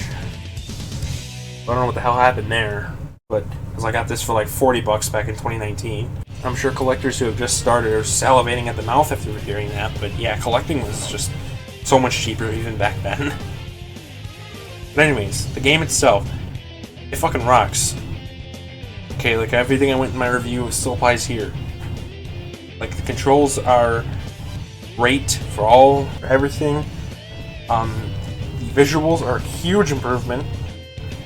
Also the story, I didn't mention that for Sonic Adventure. It was kind of messy there, but it's so much better here. So much more quotable, so much more fun. So much better told, much better presentation. It's obviously still dated by today's standards, but it's light years ahead of its predecessor. Music is my favorite Sonic soundtrack, period. Like, I love this game's soundtrack so much. It's like I love rock music in general.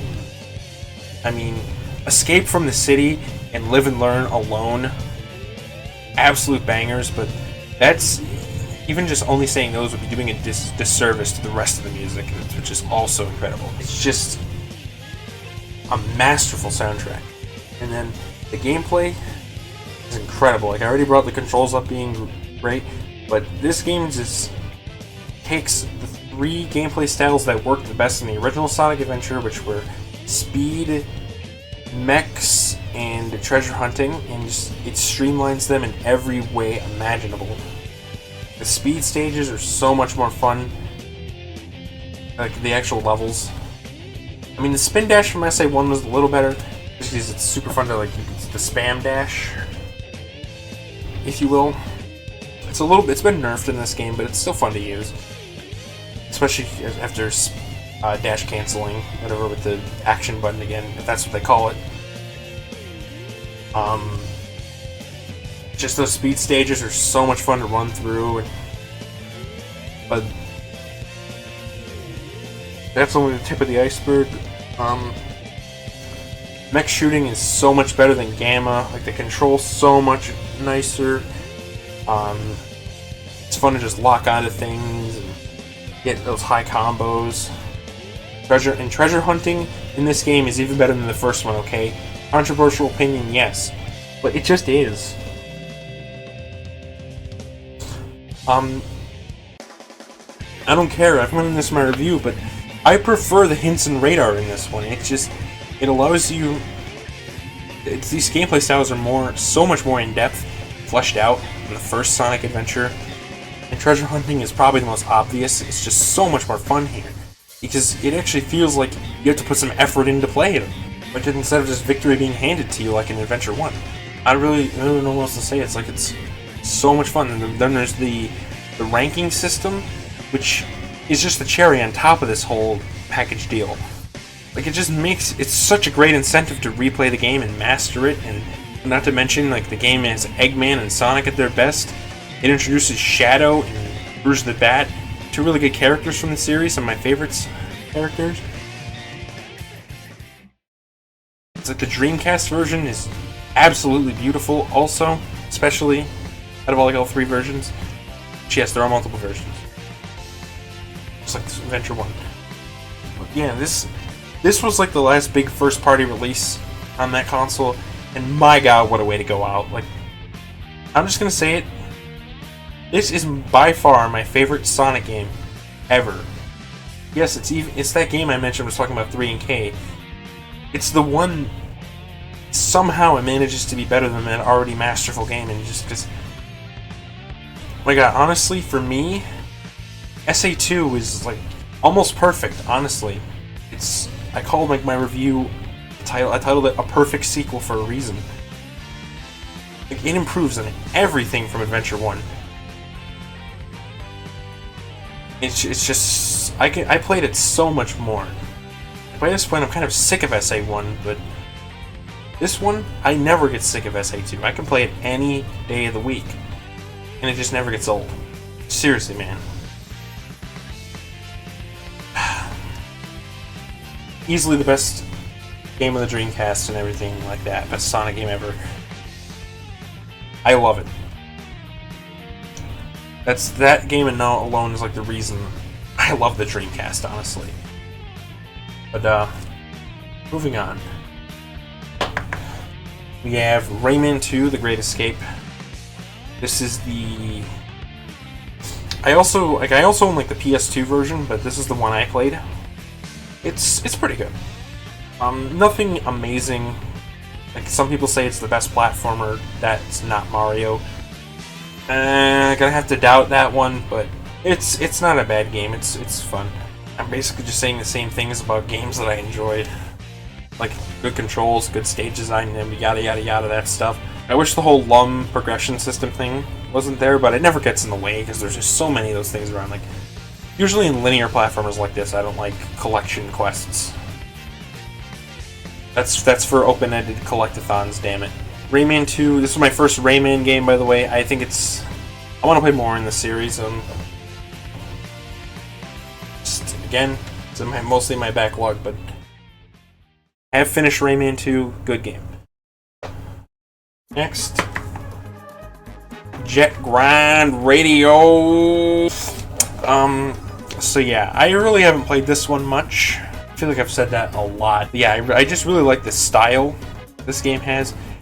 Like, just like Sonic Adventure 2, it's got some late 90s, early 2000s vibes to it that I just love. Just the music's pretty catchy. Gameplay's fine, but it does have some dated controls and stuff.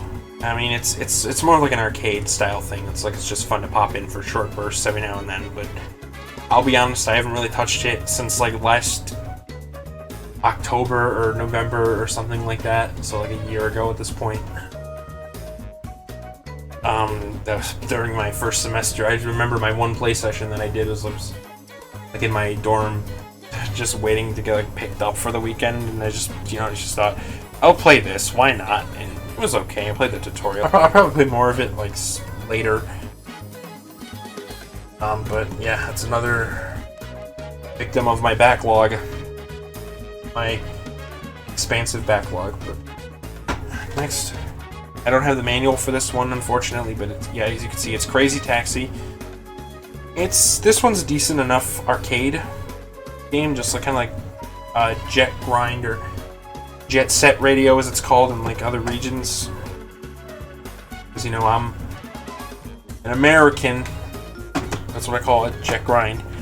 Anyway, Crazy Taxi again also has some like late 90s atmosphere to it, which I always appreciate.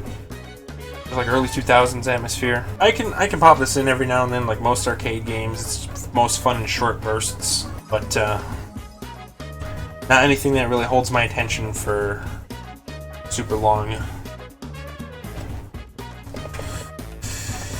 Hey, come on down to Crazy Taxi! Alright, next, Frogger 2 Swampy's Revenge. Talked about this version when I mentioned the PS1 version, but it's a lot better. It has a consistent, more or less consistent 60 FPS.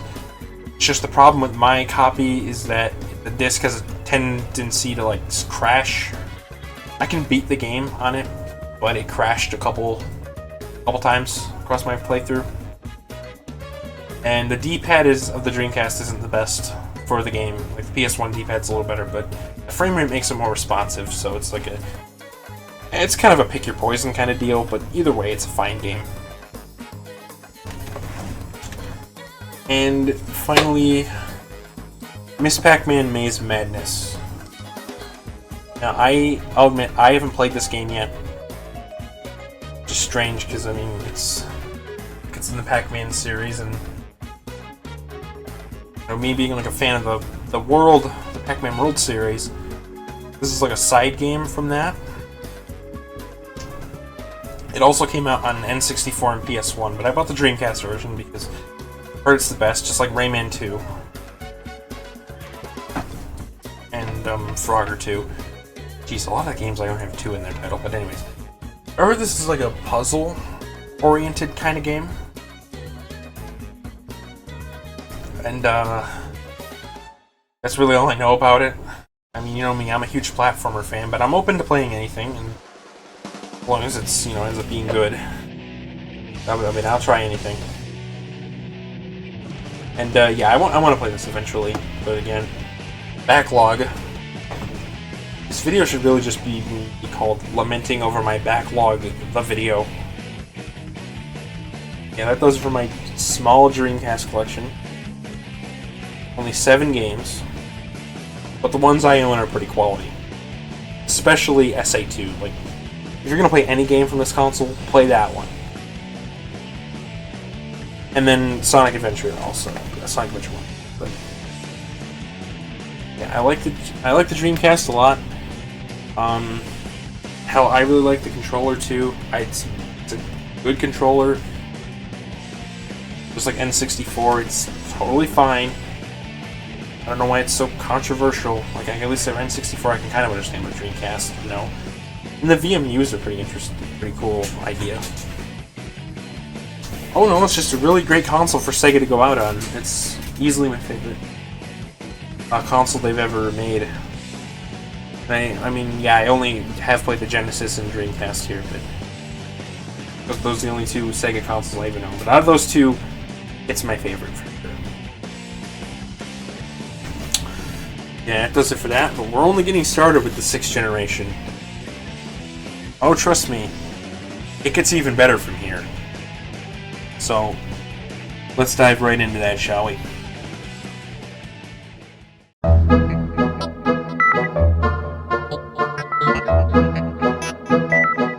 Okay.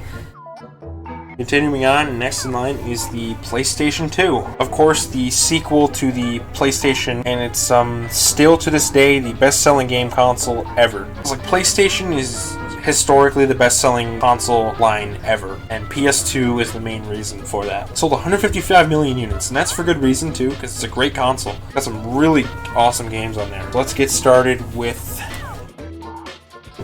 my favorite PlayStation series, Ratchet & Clank. And of course, with the first game, well, Ratchet & Clank. It's made by Insomniac, the same people who made Spyro. Now, the first game is probably the weakest of these first 4 PS2 Ratchet games, which are the best in the series, in my opinion. But it's still a fun game. Writing and story are incredible. This is where Insomniac really hit their stride in that front. It's one of the most hilarious games I've played. Jokes and the writing is just great. Even this first 2002 entry, it's really funny. It's super entertaining, and the plot, it's really good for like a platformer. The stage design is really expansive, and so are like the visuals and the environments and stuff. It really has a lot of next generation appeal to it, to steal from a YouTuber I watch. Sorry, but I'm not sorry. For 2002, this is a really impressive game, especially because it was on the PS2, which is the weakest of the 3 main 6th-gen consoles. Sure, PS2, GameCube, Xbox. Yeah, Insomniac really hit out of the park with just feel like a real adventure through the galaxy. And also the combat's pretty fun. It's kind of unrefined because this is the first entry after all. And the controls need some fine-tuning. And there's occasionally some annoying sections, like some turret segment here and there, or hoverboarding, racing. Just like Sonic Adventure 1 and such, I'll take the bad with the good to enjoy it, because it's a really good game. It established the series well. In terms of being a first entry in a game series, it holds up better than Spyro 1, maybe even Sonic 1 and Mario 1. And it's odd, the series follows the same progression that Spyro did. The first entry is pretty good, but kind of unrefined, and then sequels improve on it a lot. Insomniac are masters of making the ideal game trilogy, which, speaking of sequels, Ratchet & Clank Going Commando, released in 1 year later in 2003, and what an improvement this is. This is where the series really became great. It was good in its first outing, but this is where it became reached true greatness. This is probably the most popular entry in the series, or at least one of them. and I can totally see why. Story and writing are even like an improvement over the first. I mean, it does feel a little bit maybe more diluted in terms of like the sense of universe, which it still really feels like a living, breathing world, which is what I love so much about these games. One of the things. It's probably the best plot in the series, honestly. The most interesting. There's like the most interesting twists and stuff. And it's really funny also. The weapons are some of the best in the series, especially the bouncer. That thing kicks ass. Stage design is just as great as the first one and offers a lot of like exploration and stuff. I mean, the platforming is a little bit less than the first. That's kind of a trend as the series goes along and gets more combat focused as it progresses, but that's okay because the combat's really fun. They add two things actually that really improves the experience. One, they tighten the controls up, so Ratchet's not as slippery. And two, he can strafe at the start of the game. Ratchet 1 did have a strafe, but you only unlocked it like halfway through, and it's not the greatest. This one's an actual strafe. It's still not perfect, because you still have to buy, like, ammo for all your weapons, like, separately. At least you don't have to buy each bullet individually, but you still have to do that. The ending does feel kind of rushed, if I have to be honest. But, I mean, it does make up for that, but, like, it also introduces, like, RPG elements to the series. Like, you can level your weapons up and get health upgrades, and also armor upgrades. It's just all around a better game than Ratchet 1, which was already pretty good. Yeah, and not to mention, the soundtracks for these games are incredible. Ratchet 1's is probably my favorite, but this is no slouch either. Yeah, this is one of my favorite games on the PlayStation 2, for sure. And it's also the first in the series to support progressive scan and widescreen, so that's also a plus.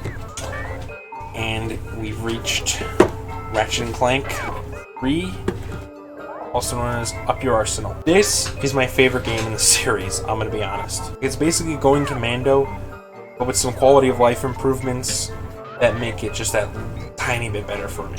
Like, you have new control options, like the lock strafe mode and stuff. You can buy all the ammo for your weapons at once. There's 2 quick select rings to have like weapons and field tools separately, which is an incredible addition. It is a little more combat focused, like there's less platforming, and there's still enough here, but the shooting is still just as fun as ever. It's, you know, there's still a strafe and the better control from Ratchet 2. Writing is amazing in this game. This is the funniest game in the series for sure. Dr. Nefarious as the villain, especially. He's just completely gut-bustingly hilarious villain. And his assistant, Lawrence, like their relationship is pure gold.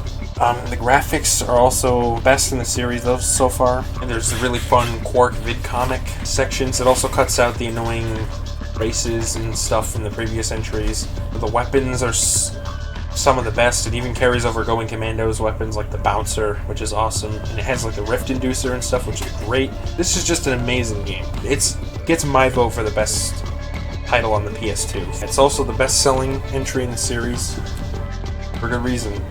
It even had a multiplayer mode, which you see like Ratchet and Clank are going online. Yeah, there was an online multiplayer mode, which is pretty cool. You obviously can't play it these days because the servers got shut down, but that must have been pretty cool back in the day.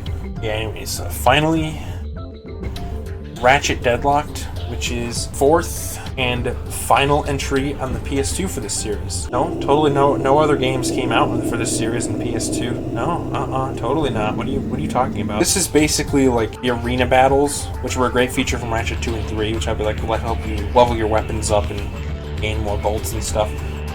Little arena challenges. Basically take that, make it into a full game, and you got Ratchet Deadlocked. It's easily the most combat focused out of all 4. It's another solid entry in the series, mostly just because the gameplay from 2 and 3 is here intact. Combat's just as fun as ever. The story and writing are super entertaining. And Vox, like Gleeman Vox, another phenomenal villain who just embodies this series' satire of capitalism. And in Ratchet 3 it was pop culture, but still just general, like, that kind of stuff. Insomniac's been doing that since Spyro 2 with Moneybags, but this is where Gleeman Vox really is like biting satire, and it's hilarious. I will admit the game can get kind of repetitive by the end because it's mostly just combat. This is like the most third-person shootery out of all of the 4, but I mean it's just a decent change of pace. It may not be as good as like 2 or 3, but I still like it quite a bit. It's definitely still worth playing, and yeah.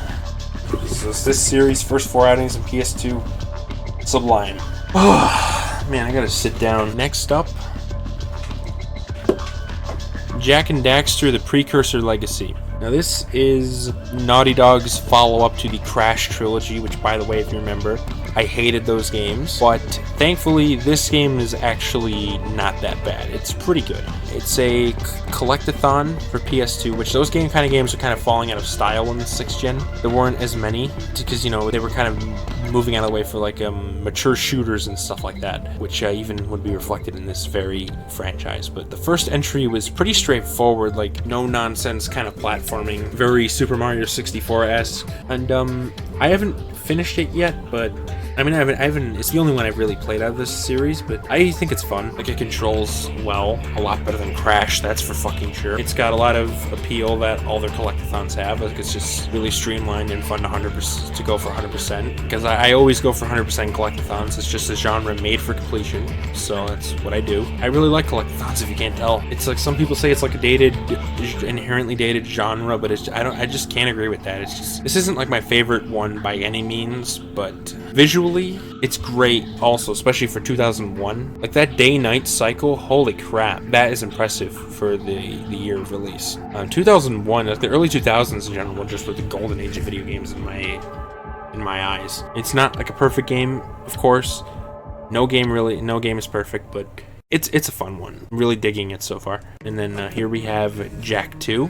Now, of course, I haven't played it because recently I've become a stickler for doing series like this in order. Like Ratchet and Clank, another great thing about those, like if you play those in order and you have save files in your memory cards, you get like bonuses in the next ones, which I really appreciate that series' attention to detail. But I don't know if Jak does that, but I still, just because that's kind of made me into like a stickler for, oh, I want to do these things in order. Yeah, Jak 2 is basically like a third-person shooter platformer, not unlike RNC. From what I can tell, it follows the early 2000s. Things were trending in a darker direction, so it has a lot of more mature plot direction than the first.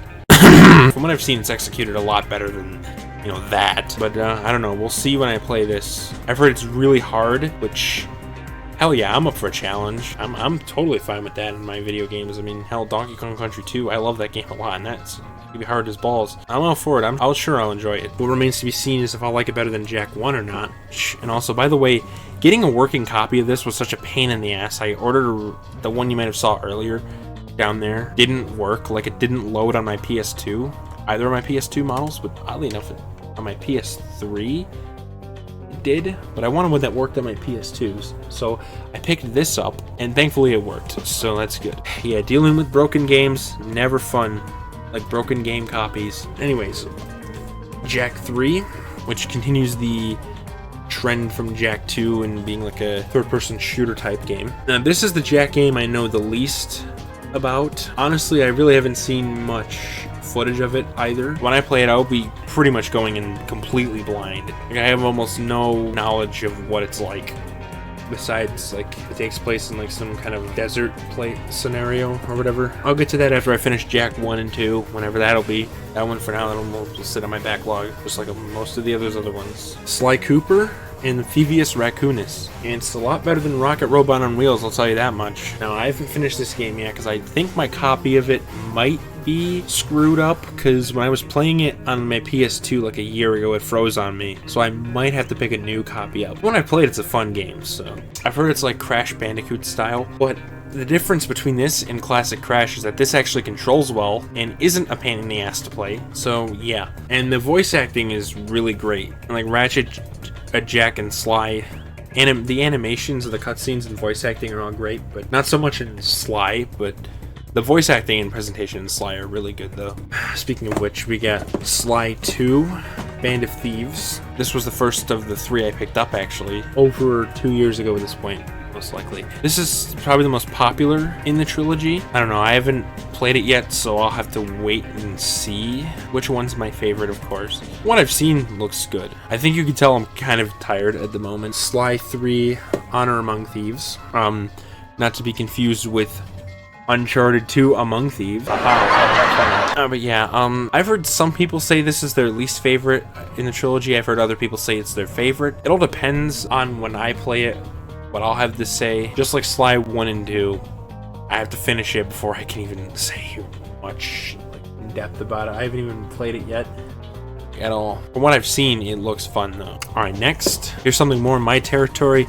Sonic Mega Collection Plus. This is the only Sonic game that has a decent PS2 version. The other ones are gimped in some way on PS2, but this is best on PlayStation 2. It's just a collection of the Genesis games, obviously 1, 2, 3, and Knuckles. No Sonic CD. There's some extras like Mean Bean Machine, Sonic Spinball, which doesn't exist, by the way. Sonic 3D Blast. I don't know why they consider Sonic 3 and Sonic and Knuckles separate. It's really tedious to unlock the joined version. So no wonder so many people consider them separate, even though they're the same game. Damn. But anyways, yeah, great collection, great compilation. It's even got some bonus games, I think, like Comic Zone and stuff. So yeah, really good compilation. Can't go wrong with Sonic 1, 2, 3 Knuckles. After that, we got some more collections, which are Mega Man Anniversary Collection and Mega Man X Collection. Now, these are like brand new. I actually got these sealed originally, but since I'm not a prune, I opened them up because I want to actually play the games and not just look at them all day. Even though I end up looking at them all day anyway. Where am I going to be going with this? I don't know. Mega Man Anniversary Collection, obviously, is the classic Mega Man games, minus Mega Man and Base. The only one I've really played out of this is Mega Man 1. It was okay. Really frustrating, though. But I do want to play the later games. Like, I have Mega Man 2 and NES, but I'm probably going to end up playing the classic Mega Man games through this compilation. But then also we have the X Collection, which is actually how I played X2 and a bit of X3 and X6. But in all seriousness, this collection's also pretty solid. It's best on PS2, obviously. They're also on GameCube, but if you're gonna go for either one, go for the PS2 versions because the D-pad is a lot better for it, and apparently the resolution is a lot better on PS2 for whatever reason. GameCube's is apparently blurrier, but yeah, I played X2 through this for the first time, and that was a good game. X3, I didn't really like X3 very much. Really didn't like X6, and I haven't played X5 yet. And I have played X1 through this collection. I just usually go through for Super Nintendo for that, but these collections are solid. It's probably a better investment to get those than like just get all the original copies of the games. But next is an obscure gem that needs more attention. Klonoa 2 Lunatea's Veil. I mean, if you don't know what the Klonoa series is, that's understandable, but you should really familiarize yourself with it because it's such an overlooked gem of a franchise. Like, this is such a good freaking game. Like, it's just super fun, and there's just there's a lot of charm to it. Also, the stage design is really good. It is a bit long-winded, but it's fun, so it doesn't feel too long. Pretty good music. Nice looking visuals for 2001. It's got a decent story to it. Trolls are really good. It's also got a fun like boarding gameplay style there. It's not as fun as like the boarding in the Sonic Adventure games, but it's still enjoyable and controls really well. Really good game. And Lolo, the character, is just adorable, alright? You can't change my goddamn. This is such an I don't know if I could say underappreciated because it's really like well received and stuff, but super overlooked. Like, I don't understand why something so cool and interesting like Klonoa sells really badly, but then something as shitty as Crash Bandicoot gets like millions of units sold. But I don't know. Enough hot takes for today. You need to play this if you haven't. The unfortunate thing is that it's really expensive now because I saw a copy in that game store and it was $100. So finally, and right here we have Crash Twinsanity, which, surprise, surprise, I'm not even joking. This game's actually not that bad. I'm not kidding. This is my favorite Crash game by a country. By 50 country miles, because it's actually decent. Like, it doesn't control like trash. The level design isn't so bad it makes you want to puke. It's got decent looking visuals for 2004. The acapella soundtrack, it's not my ideal game soundtrack, but it's got some real hits in there. It's a lot better than the terrible music from the first three, just forgettable music. But this is an actual video game that I can enjoy. It's decent fun. I mean, it's nothing super special, but I can have fun with it. It's by far my favorite game in the franchise. Like, no contest. Alright, but, still not done with PS2. Oh boy. Got first version of SpongeBob Battle for Bikini Bottom. It's another licensed game, and this one is easily my favorite licensed game that I've ever played. Hands down. SpongeBob games are just... usually they're a league above most other licensed games, but in this one especially, this is a real hidden gem. Well, it's not really a hidden gem because it's people know about it, but really though, it's super fun. Controls are super smooth. It's like a collectathon too, so of course I'm gonna love it. It's really well done one too. 100%ing this game is super fun. Visuals look fine for 2003. The soundtrack is amazing. The difficulty curve is like perfect. Each level, if you play them in the pause menu order, feels just the slightest bit harder than the last. It's got some really awesome stages in there, like SpongeBob's Dream, with a really creative like art direction. And the story and writing are hilarious. It feels really in line with like the early SpongeBob episodes. Like this came out in 2003. It's early SpongeBob, so of course it's going to be really funny. It really feels like you're playing an episode of the show. Like I even played this bit like growing up on my dentist's office PS2s. Even back then, I knew it was awesome, even if I got like nowhere in it. And it's one of those few multiplats that like it's not super gimped on PS2. It's still fine on here. It's probably the weakest of the overall three because the graphics are like the weakest. Yeah, either whatever you play it, really awesome title, and especially for a licensed kids game. Like it's a freaking masterpiece for a kids game. But as a standard platformer, you know, it's really good. Oh man, and then next, Pac-Man World, another excellent platforming game. Like I also grew up with this in the same dentist's office. They would have this there occasionally, and I would play it till I had to go in for my appointments. I also didn't get very far in it, and it actually took me like a full like 2 years to beat the game for the first time. Got like my own copy of it a few years ago. But yeah, I really enjoy this game. It controls super well, super great stage design. I know I'm repeating myself, but I don't care. Music is good, even if it's a bit repetitive. Graphics look nice. This is easily the best Pac-Man game ever made. It's way better than the arcade entries, and I mean, the arcade entries are fine, but it's better than Pac-Man World 1.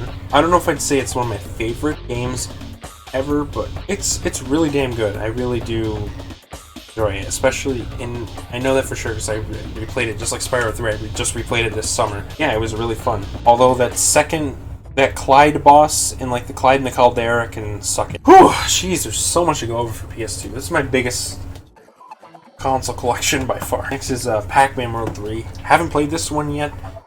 I've heard it's a little bit, it's probably the weakest of the three. We'll see when I play it, but we'll get to it. Yeah, I'm trying to be quick here because this has been really going on for a while. We have MGS2. I haven't played a Metal Gear Solid game yet. I don't even own the first one, but I do own MGS2. I'll get around to it. I haven't played many stealth games, and then I also have MGS3 Snake Eater, which again, just like MGS2, I'll get to it. I don't play many Kojima games, but I really haven't played any at all. But Metal Gear Solid it is interesting to me. Like I remember how I said I have 2 Final Fantasy games. Well, here's the second one, Final Fantasy X. Again, not a super huge RPG fan, but I like them when they're done well, so I still want to play this. Like, I want to play all the Final Fantasies, but no, I found this for really cheap, so might as well pick it up. And here's Rayman 2 Revolution. Haven't played it, but I'll stick to the Dreamcast version. Then we have Rayman 3 Hoodlum Havoc. I'm gonna play this really soon. Well, maybe not really soon. God, I gotta keep saying the same thing over and over again. I'll get to it eventually. It looks like another really fun game. And here we have Grand Theft Auto, San Andreas. You know something? I take it back. Oh, we still got. You ever see that speedrun strategy in this game? It's crazy, but I don't really play many GTAs. I did grow up with Vice City and stuff, but I've messed around like with cheat codes in San Andreas. It's really fun to do that. And I'm sure actually playing the missions will be fun. I just really haven't gotten around to it. I feel like I'm losing my mind. Alright, as you can see here, got a bunch of games down here. We have Tai 2, which I haven't played yet, but I also own that on GameCube. Sonic Riders. I want to pick the GameCube version of this game up because the like I said, PS2 Sonic game versions are the worst of them. 6th gen Sonic games, anyway. The Simpsons Hit and Run. Another really good licensed game, but the PS2 version's kind of gimped. I'll talk about this more in detail later in the video. GTA Vice City, grew up with this one. Most of the thing I remember about it is like a head of a guy exploding and spurting blood. But my parents probably didn't really like me seeing that. And Snoopy vs. the Red Baron, which I also grew up with. Don't really remember too much from it.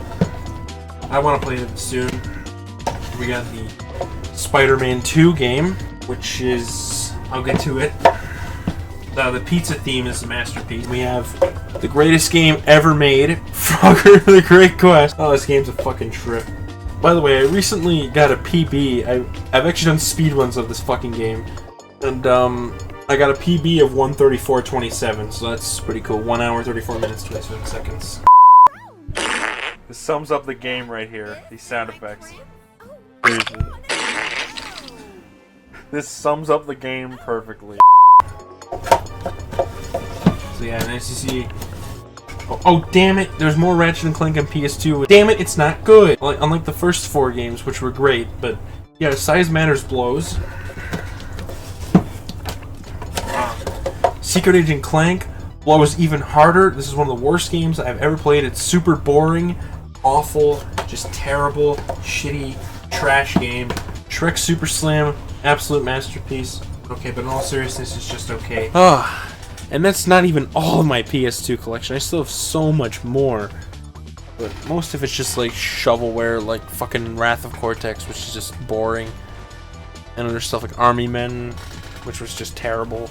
Soldiers of Misfortune in particular. I also have Crazy Taxi on PS2 and like Crash Nitro Kart and stuff. But I think we've seen enough PS2 by now. Oh yeah, and there's even more PS2 games down in there, I'm pretty sure. So yeah, I have like 70 games for the console. Especially after getting like my Slim model, which had a huge lot with it. Just holy shit. Yeah, I love this system. I mean, obviously I have so many games for it, why wouldn't I? But yeah, there you go. That's the PlayStation 2. Holy shit. Let's move on.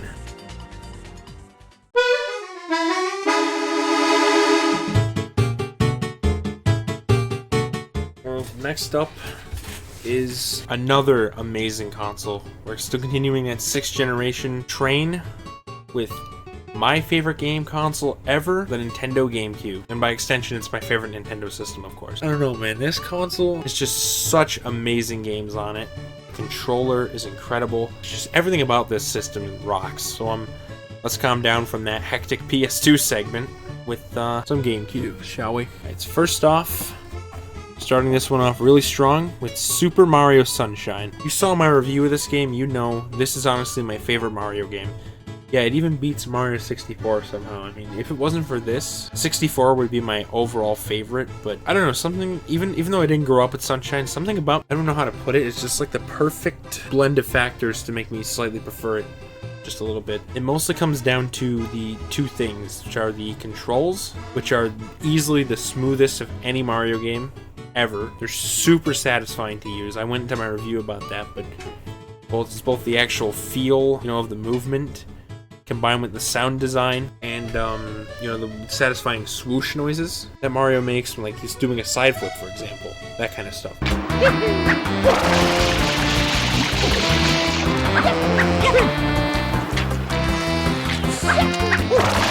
And then the second thing, but of course well actually before that, there's also the flood mechanic, which the hover nozzle alone is such a great mechanic. It's super full of depth. Like, the flood is a real game changer. If you want more info, watch my review. Not to keep plugging those things, but yeah, I think it's the most creative, most fun thing the Mario series has ever done. And it was like overall the idea that was executed the overall best. It just adds so much variety and replayability to the game. And then second reason I prefer it to 64 is the 100% completion, which is just so much fun to come back to and replay over and over and over again. I mean, 64, I played it overall more, mostly just because it's shorter, but Sunshine's has my favorite 100% experience there. And yes, that includes the blue coins, which I really like going after, for one. Sure, it's got the pachinko machine and the poison river, which are annoying, but that's 2 shines out of 120, or really 96, because like 24 of them are blue coins shines. But yeah, but then there's also the visuals are super gorgeous looking, like really colorful. I really like the theming. Like, it's all themed around, like, a tropical vacation island, which is always cool. I really do like that aesthetic, because it's really cool looking. It's really, colorful and stuff. It's really nice on the eyes. Reminds me of better days. So, yeah, the music's really good. Probably not as good as 64 soundtrack or Mario 3 or whatever, but it's up there. Yeah, I really do love almost everything about Mario Sunshine. Even like the camera controls even like improved over 64. It's like an actual analog camera and doesn't get stuck on things as much. It's also got those really fun secret stages that I think are a blast, like the Floodless levels. Those are fun. They're challenging in a good way. I don't know what to say, man. This game is just really awesome for me. I know it's kind of divisive, but I don't know what else to say. This is my favorite entry in the series, and and from a series that's this awesome, that's saying quite a bit. Also, the Delfino Plaza theme is amazing, by the way. Alright, anyway, next up, Sonic Adventure DX Director's Cut, which obviously is a re-release of Sonic Adventure, which came out in 2003 for the GameCube, obviously, because this is the console we're talking about. I don't care if I get hate for this opinion, but this is the best version of Sonic Adventure on consoles, at least. How dare you not propose between the version of Sonic Adventure from the hard flow? You know the GameCube version is obviously inferior because I grew up with the Dreamcast version. It's not better than the original in every single category, but it mops the floor with it in most.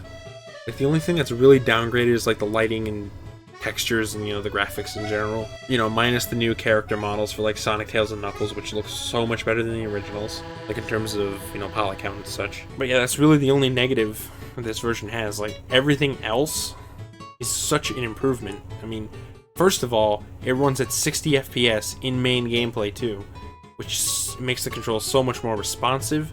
I mean, it's not a perfect 60 FPS because it does kind of drop frames occasionally, but I'll take it over 30 FPS that also does that. There's also the Game Gear collection they added, which, I mean, it does kind of suck that you gotta play with the GameCube D-pad, but it's still a thing they added, so that gives it points over its, the original version. And of course, you can skip the cutscenes. Praise be to Jesus. It makes this so much more fun to revisit this version. I swear the controls are a little smoother feeling, not only just because of the frame rate, but also just because of the GameCube controller. It feels like these games are kind of just made for that controller, honestly. They've handled fine on the original releases, but this is just a league above, especially in the case of Adventure 1. The whole myth about the collision detection being worse, complete fabrication. It's total bullshit. I mean, maybe there's a few, specific spots where it's been weakened, but overall, it is not as bad as people make it out to be in that. Not even close. I mean, and the original had moments where you could clip through walls anyways, too, so they're about even in that respect. I'm sorry, I just cannot see, personally, how people can prefer the original release when this one makes the improvements that it does. I don't know, man. It's maybe just because people grew up with the original, or they just need like an easy way to fall back from like defending the game or something. Not to like insult it, because obviously I'm personally defend Sonic Adventure, and especially this re-release. Like, I went into my review. This was a big sticking point in my review for a reason, because this version is just so much better than the original release in every aspect besides visuals and maybe sound mixing. So if you're going to pick up a console version, play this one. But there is a certain other version that we'll talk about later that may just be the definitive one, may or may not. You can keep it a secret. But yeah, if you're going to pick a console version up, go for this one. Alright, and next is, of course, Sonic Adventure 2 Battle, the re-release of Sonic Adventure 2. But yeah, not really much to say here, because it's pretty much just like a straight port, almost. So, of course, it's Sonic Adventure 2, so I love it. But this is still probably my preferred version of the two, even if the visuals are, again, slightly downgraded in this one. Because, like, the GameCube controller, again, also works slightly more smoothly with it. It's not as big of, like, a difference as Sonic Adventure 1, because, this game always ran at 60 FPS. Even on the Dreamcast version. I mean, you can still drop some frames on there, but this one completely fixes any instances of performance drops, which were infrequent to begin with. It adds a better multiplayer mode, which I actually played. I've actually played that since my review. It's pretty fun. It's such an improvement over the original Dreamcast 30 FPS crappy frame rate multiplayer. It adds exclamation marks in the hunting levels to make you find buried collectibles a lot easier. Quality of life improvements like that, It also makes the lock-on on the mech shooting levels quicker, which really enhances the pace. It's just generally the definitive version in my eyes. If you're gonna pick a version to play, I'd say go with this one. Especially if you're into, collecting for old consoles like I am. This is a must-play for the GameCube. and Dreamcast, but especially the GameCube version. It's my favorite game in the library of that console, and one of my favorites here, so I'm super glad to own both versions, because they're both awesome. But if I had to choose one, probably this one. Okay, next on the menu, Sonic Heroes, which was the first multi-platform game in the franchise. Oddly enough, Adventure 2 Battle actually came out before Adventure DX, so that's kind of weird. Like, it came out in 2002, and then Adventure DX was 2003, and this was also 2003. And, yeah, I really have much to say different from my review. I really like Sonic Heroes. I mean, of course, I told the story of how it wasn't always like that. Like last year, the April collection video, I acted really negative towards it because I didn't like it on my first playthrough, but it grew on me on my second. When I revisited it, I liked it, which is also reflected in my last year's Christmas collection video 1 year ago. You know, I've since completed all the teams and stuff for the review, and I had fun with it, but, you know, Team Chaotix wasn't my favorite. I didn't like Team Chaotix. I mean, you know, the other team playthroughs are fun. Like, the visuals in this game are really good. The story is entertaining, even if it's not super deep. Like the interactions between the characters, they still feel like the characters. Then there's super entertaining like banter and stuff. Something I'm a huge fan of. You should know by now. And especially between Team Dark, controls are kind of slippery and they do take some getting used to. But once you do, it's really only speed characters that are a problem. You're supposed to strategically use the three formations, which, speaking of which, it's got a really creative three-person gameplay mechanic, which is probably one of the most creative things the Sonic series has done. It's just a super fun game to play. I can pop it in and play Team Sonic from start to finish and have a grand old time. And not to mention, the music, super underrated, especially tracks like Frog Forest and Ocean Palace. They're straight up bangers. I could see why people would dislike Heroes. I mean, I used to be one of those people, but it's really grown on me, and I'd say it's one of my favorite entries in the Sonic series. Okay, next, this is what I've been waiting to show since I got it like a few weeks ago. At the time of recording, like now when the time this video comes out, it's like a few months ago. But here it is, Paper Mario: The 1,000-Year Door. Yes, this is real. I own an actual copy of this game. I'm not kidding. It wasn't cheap. I wouldn't recommend doing what I did, but I'm not mentally stable, so would you expect anything less from me? Or what can I really add that hasn't been said about this one already? Not much, honestly. It really does live up to the hype. I mean, I haven't come close to even finishing it. It's an RPG after all, so those things are really long usually. But even after playing it for just like 7 hours, only in an RPG can you say just 7 hours? Jeez. It's phenomenal. Okay? It really does live up to its reputation. The writing and dialogue especially are great. They're hilarious and just so entertaining. Especially the Bowser cutscenes. Those are hilarious. And the visuals look really nice for 2004 GameCube game. The music is great, especially X-Naut Fortress and the Rogueport sewers and other such, and you know, Petal Meadows or whatever that was. You know, I really enjoy like the battles, like just like the first Paper Mario. The battle system is really well done. You know, the badge mechanic adds some depth to it. It's just all in all a really good game. I can't wait to play more of it. It's like I can see why people consider it one of the best games on the GameCube. But the unfortunate thing that happened to me with this though is that this copy I have here isn't the original one I bought. Just like with Jak 2, I originally got like a copy for, I don't want to say how much exactly, but it was over $80. So this was painful. It didn't work. It gave an error message, and needless to say, wasn't exactly happy about that. So like a few weeks later, we brought it back to the shop, and they actually had another copy on hand, which is this one, and thankfully it works in my GameCube here at home. So now I'm one happy gamer, I guess you could say. But yeah, if you haven't played this already, just fucking do it, okay? I would recommend emulating it, because I don't know if the prices, like even if it's a great game, I don't know if you should spend like as much as I spent on it. It's just because I'm insane and I'm a collector, so I wanted it. Definitely play this game if you haven't. It's incredible. And I've only played 7 hours of it. I still have I'm only in chapter 3. I still have super long to go, so really excited to play the rest. But anyways, we have another version of SpongeBob Battle for Bikini Bottom. This is actually the one I played last summer, and it was for my first full 100% completion run last summer. And obviously it's pretty much the same as the PS2 version, except it is a little bit better just because the controller for GameCube works a little better with this. Pretty fun game, obviously. Everything I said about the PS2 version applies here. Best licensed game that I've ever played. Here we have Pac-Man World 2 and Pac-Man Versus. This is actually the version of Pac-Man World 2 I've played. This is the one that I stick to.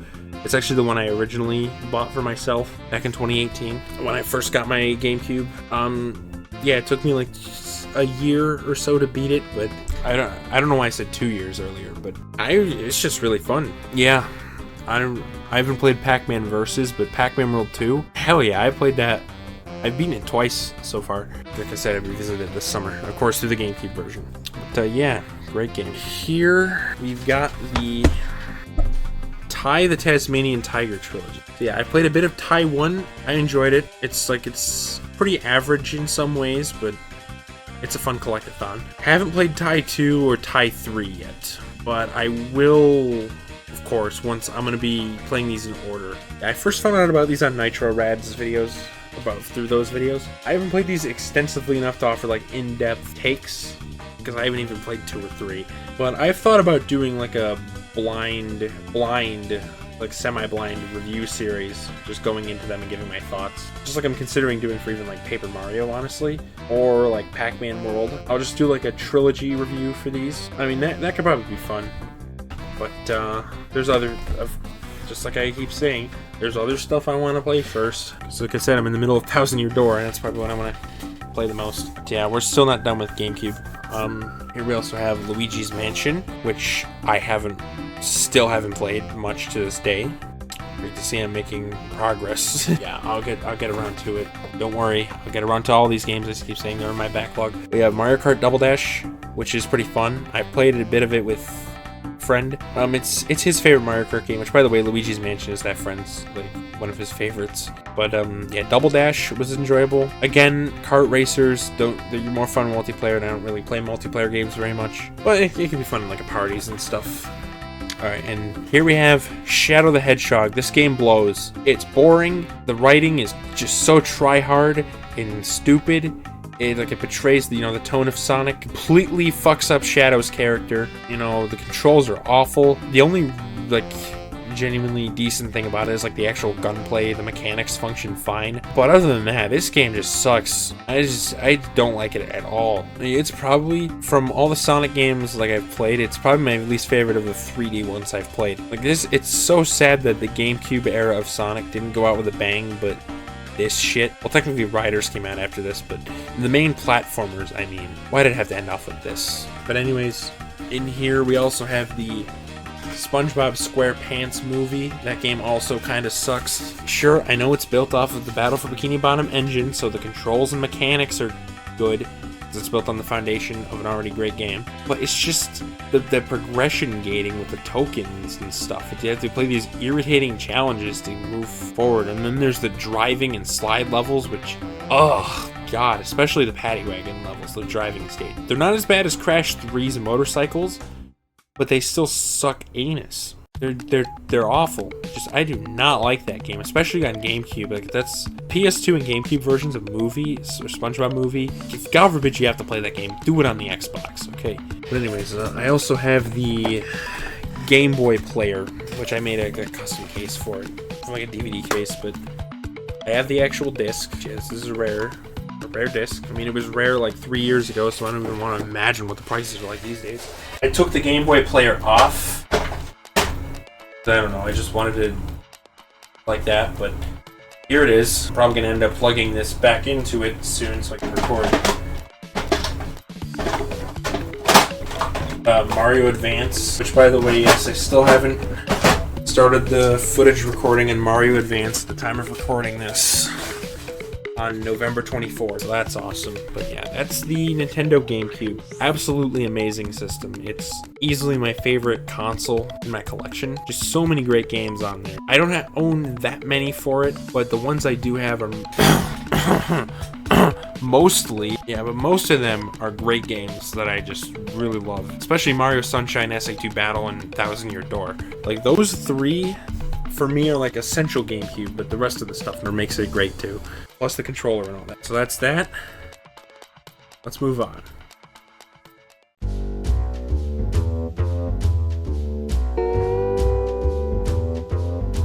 Next is the final console in the illustrious 6th generation, the Microsoft Xbox, Microsoft's entry into the console market. Just like how Sony entered with the PlayStation the previous generation, you know, Microsoft had the Xbox in the 6th gen, launching in 2001. And yes, I was actually doing one like last year. I didn't, but anyways, to the games. First, we have, I mean, you can tell, Halo, Combat Evolved, and Halo 2, which are Halo 1 and 2, obviously. Obviously, Halo, the quintessential Xbox series. I don't know if it's safe with these, so I'll just put it here.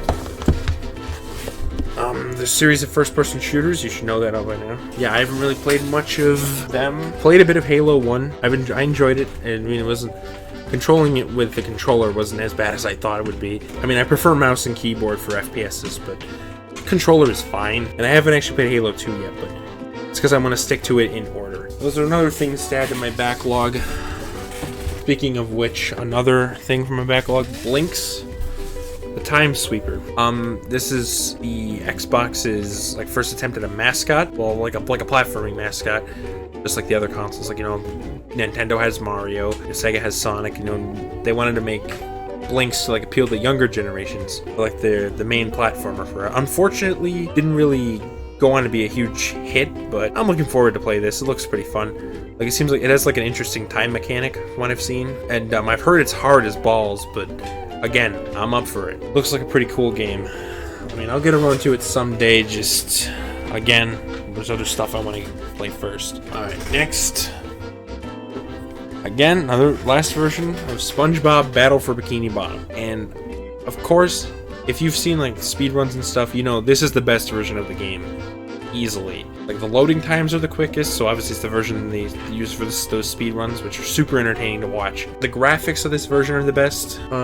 It's got the highest resolution, you know, aspect ratio. You know, like GameCube and stuff, like they do that weird, like, underscan thing to compensate for CRT overscan. Xbox doesn't do that. It displays in the full 4:3 resolution. So that's awesome.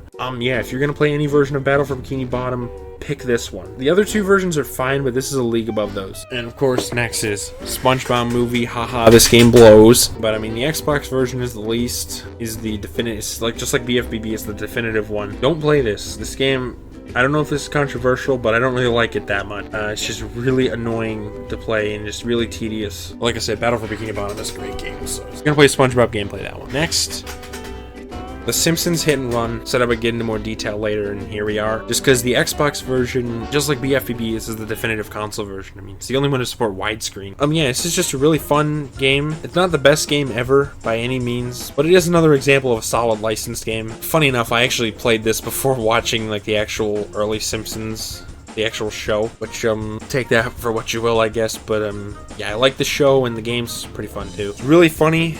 It's got really funny dialogue. I mean, even if it was released, like, after the Simpsons decline started, it still feels in line with, like, the older episodes, honestly. It's not as funny as those, but it's funny in its own right. Driving feels pretty nice. I mean, the music is great. The visuals aren't the best.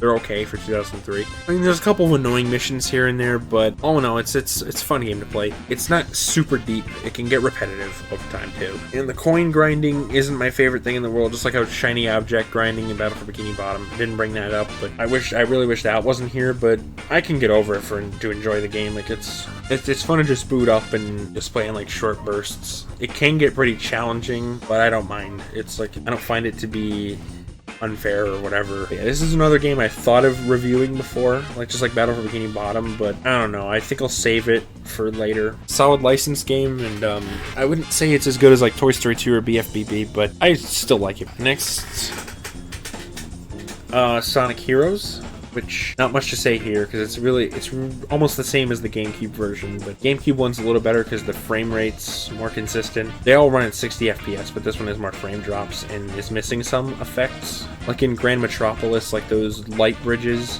they move on GameCube, but they're completely stationary on the Xbox, so there's that. I mean, so I would say go for the GameCube version if you're going to pick up either one, but you can't go wrong with this one.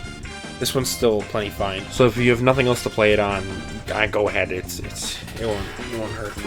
Next is Psychonauts. This is such a cool ass game. Crazy that this cult classic from 2005, like, it unfortunately didn't sell well in its original run, but it picked itself off with like the PC version enough to where it got a sequel that just came out this year, which I still want to play that, but I haven't finished the first one yet. But I'll play it as soon as I finish this one. This game is super cool, like crazy level concepts. It's gameplay concepts. They're really fun. They're executed pretty well. Visuals are really nice, especially in the mental worlds. I mean, the Milkman conspiracy in particular, that level was crazy. Yeah, the psychic abilities are fun to use. I mean, there's some mechanics haven't aged particularly, gracefully. It does have some jank to it, but it's a charming, fun game. The writing is hilarious. It's just a good time. I am the milkman.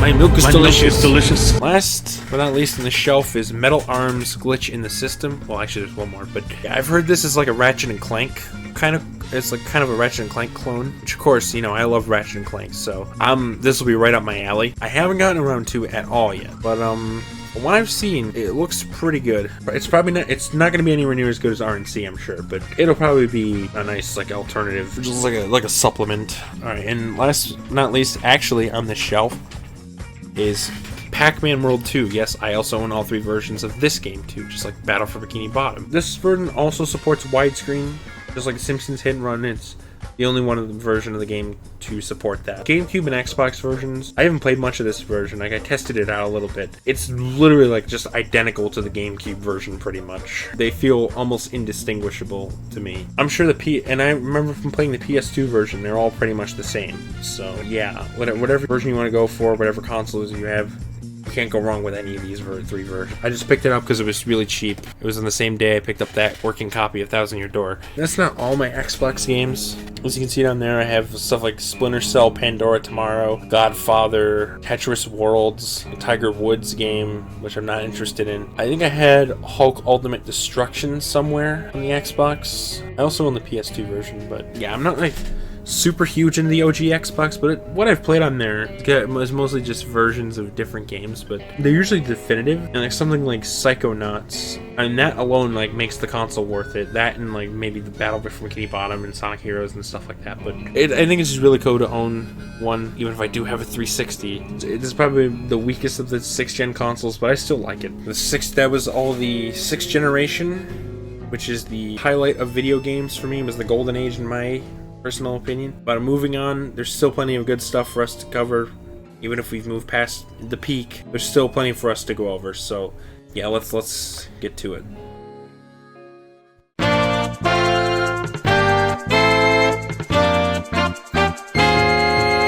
Alright guys, we finished up the 6th generation portion of this video, and we're on to the 7th gen part. This is the console generation I grew up with. I was actually lucky enough to have all 3 consoles growing up, so that's pretty cool. But yeah, let's get started with this, starting with the Nintendo Wii, which if I have to admit is probably the overall best Nintendo console. Not my favorite in terms of library, but just because you can play GameCube on the Wii, plus there's Virtual Console, and then its own library of games. So, I mean, there's an easy argument to be made for this being the best Nintendo console ever made. But yeah, let's get started with, of course, none other than Super Mario Galaxy. Probably one of the most beloved games in the Mario series for a pretty good reason. Not to spoil my eventual reviews for these games, but yeah, I like them. I really don't have anything to add, besides saying like the motion controlled like gimmick stages and mini games and stuff are annoying.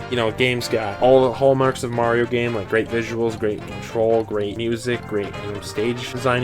I mean, obviously I don't prefer this formula for 3D Mario. I prefer like, the collectathon type stuff like Sunshine 64. But I still get quite a bit of fun out of this one. Like, the gravity mechanics are really fun. And I just really love the space aesthetic, That's one of my favorite aesthetics ever. Obviously, next is the direct sequel. The first ever direct sequel to a 3D Mario game. Super Mario Galaxy 2. I like the direct titling. But this is basically Mario Galaxy 1, but refined and improved. It has, like, all the strengths of Galaxy 1, but it just refines all the stuff that was, like, didn't work about it. Like, there's less annoying motion control minigames, though there's still some here. Even the ones that are here aren't as I don't know if bad is the right word, but they're improved over Galaxy 1, basically. Visuals are pretty much the same, although I swear they're even a little better. And there's Mario 64 and Sunshine tribute levels. There's a couple of those in here, so obviously. Yeah, it obviously also adds Yoshi, which is pretty cool, and he's utilized pretty well in the game. Honestly, me preferring this over the original could have something to do with that. I played this one first, so I have a little more nostalgia for it. Honestly, playing them these days, it just became crystal clear to me that this is the one I prefer. This is my favorite Wii game, but obviously not my favorite in the series by any means, but more on that in the reviews of these games, which will be coming sometime next year. Anyways,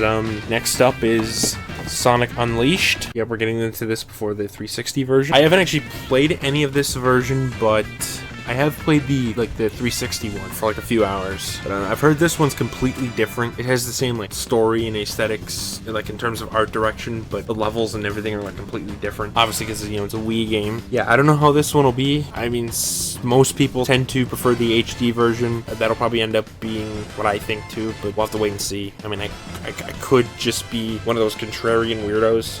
We'll get to this when I get to it. Next, probably the main Sonic game on the Wii, Sonic Colors, mainly because it's the one that everybody considers like to be the best one on the Wii. But nowadays, it's like a lot more people have been coming out like speaking negatively of it, just because of the lasting effects it's had on the last like 10 years of Sonic. To be honest, my perspective is kind of a mixture of those two extremes. Like, I mean, I don't think it's a bad game by any stretch. Like, it's fine, it's okay, so it's serviceable, but I have a lot of issues with it, mainly like being the story and presentation, which just, you are hard by this point. I'm one of them, I was the adventure fans. Even though I didn't grow up with those games. But in all seriousness, yeah, I am one of those people who prefers like the direction those older games had. Like the stories look way too jokey, and the main problem is the jokes aren't even funny. Like, obviously, I don't dislike things that are like just meant to be comedy, but for like Sonic was already like a pre-established thing, having like story and stuff. So, and what this does isn't even story-wise isn't even good, and also the end of the levels are like really fucking basic. Like a lot of it's just waiting on blocks. I've heard like a common perspective of people replaying it and just rediscovering, oh, I think it's great, which I do want to revisit it soon. I'm actually thinking of redoing like doing like a review series on the Boost games. Unleashed is another one, the first one in that formula, and then this is the second one. I am thinking of doing that, which would give me an excuse to fully replay Colors, but we'll see about that. But what I can say is that the re-release, which came out recently this year, Colors Ultimate, is a fucking disaster. I mean, have you fucking seen the Switch glitches that like happened before? They might have been patched out, I don't know, by the time this is up, but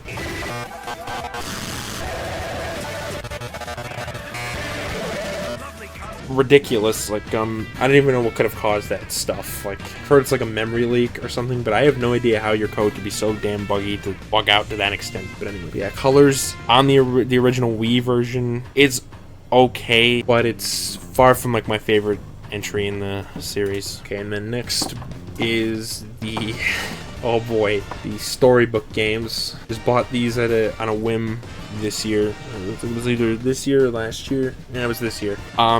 Black Knight, I've heard is kind of love it or hate it for people. Like, some people genuinely do like it. We'll see. But Secret Rings, yeah, I don't know how when I'm gonna get around to these, but I've considered streaming. Like, I'm considering starting streaming soon, like maybe over winter break when the semester is over, which when this video comes up, it's gonna be well into winter break. But I'm thinking of doing Secret Rings as like the first stream, because why not? It could be funny. Yeah, these storybook games are, I don't know, man, they're pretty interesting for all the wrong reasons, I suppose.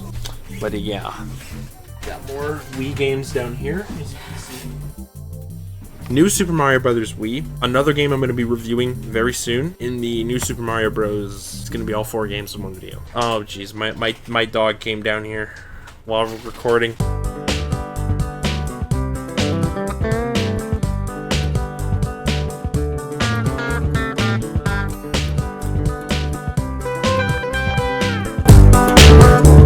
It's This was actually my first Mario game. I mean, I think I've said that in the previous collection videos when I was doing it with text-to-speech. You son of a bitch, why are you not Shut the leaving me fuck again? up, Once Sam! you I just figure wanted to out do my what's voice going and see I'm on, not fucking once you pussy figure anymore. Yes, this was the first Mario game I ever played. For some reason, it was too hard for my dumbass child self, so I got help from my parents. Me and my brother eventually beat it, but it's first 2D Mario game to have like full multiplayer. It was fun back in the day, but after revisiting it like a couple years ago, it's fine. I don't know if this or the DS game is my favorite of the two NSMB games I've played. I guess I don't even own Mario Bros. U or NSMB 2 yet. I haven't played them. Those are gonna be. I'm gonna be going in semi-blind for those for the review of these 4 games, but I'll have to play this again to like really get an in-depth take, which is what the review will be for whenever that comes out. But that's that for that one. Okay, Mario Kart Wii. I grew up playing this a bunch. Like, this was the main Mario Kart I would play. I don't know if I'd say it's my favorite one, but it was a lot of fun. I remember it being just countless nights of like playing it with my brother and stuff. And in the battle mode, that was really fun too. I can't really go into much more detail. To me, it's just a Mario Kart game, and what do you honestly expect? If I had to pick a favorite, it'd probably be this one, but I don't know, either that or Double Dash probably.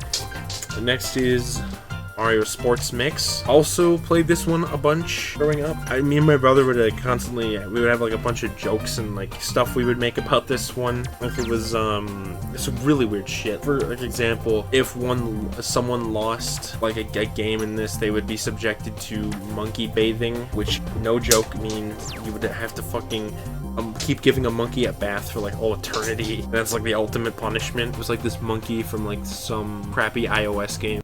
Don't ask. But yeah, the game itself was fun to remember, even though I'm not really super into sports. It was fun to play, though I haven't touched in like a decade or so. I don't know, maybe like a half a decade or something like that. But yeah, it was fun for what it was. That's not all the Wii games. There's more. Believe it or not. Alright, over here, I think we have some more. So yeah, we have stuff like Wii Fit Plus. I remember making like a fat me and just thinking it was the funniest thing ever in that game. My Fitness Coach 2, Who Cares? Wreck-It Ralph. Got this as a Christmas gift after asking for the movie. I've since gotten the movie on DVD, but yeah, haven't opened this at all. And I've heard it's a sucky game anyways, so. And then I think there's some other stuff down here. Marvel Superhero Squad. My brother was really big into this one. And I got Lego Star Wars, the complete saga. This was a blast to play growing up. Yeah, the Wii's just a really nostalgic console in general for me. Pokepark Wii. Pokemon Battle Revolution, which has a really banger main menu theme. Stuff like Ghostbusters, the video game. Like, I played the PS3 Xbox version. The 360 version was really awesome. This was disappointing because of the art style, but I was a picky bitch back then. Who am I kidding? I still am now. Yeah, that's about it for the Wii. It's a fun console. I mean, the motion controls, they were obviously revolutionary, but they didn't always work. But when they did, it was fun. I mostly finally remember it for like basically introducing me to retro gaming through like classic Mario and Mario 64. Like I went into my reviews, like I had all the classic 2D games on there, and I had SM64. Mario Kart 64, Paper Mario. Yeah, it was a blast, and I really, without the Wii, I don't think I would have all this. I don't think I would be into retro gaming like I am these days. So yeah, that's that. Wii, awesome console. It's when people say like, oh, the Wii is a crappy console, I don't take it seriously. Yeah, it's kiddie, and it was family, and it was marketed towards the casuals or whatever. But under that, it's super awesome console.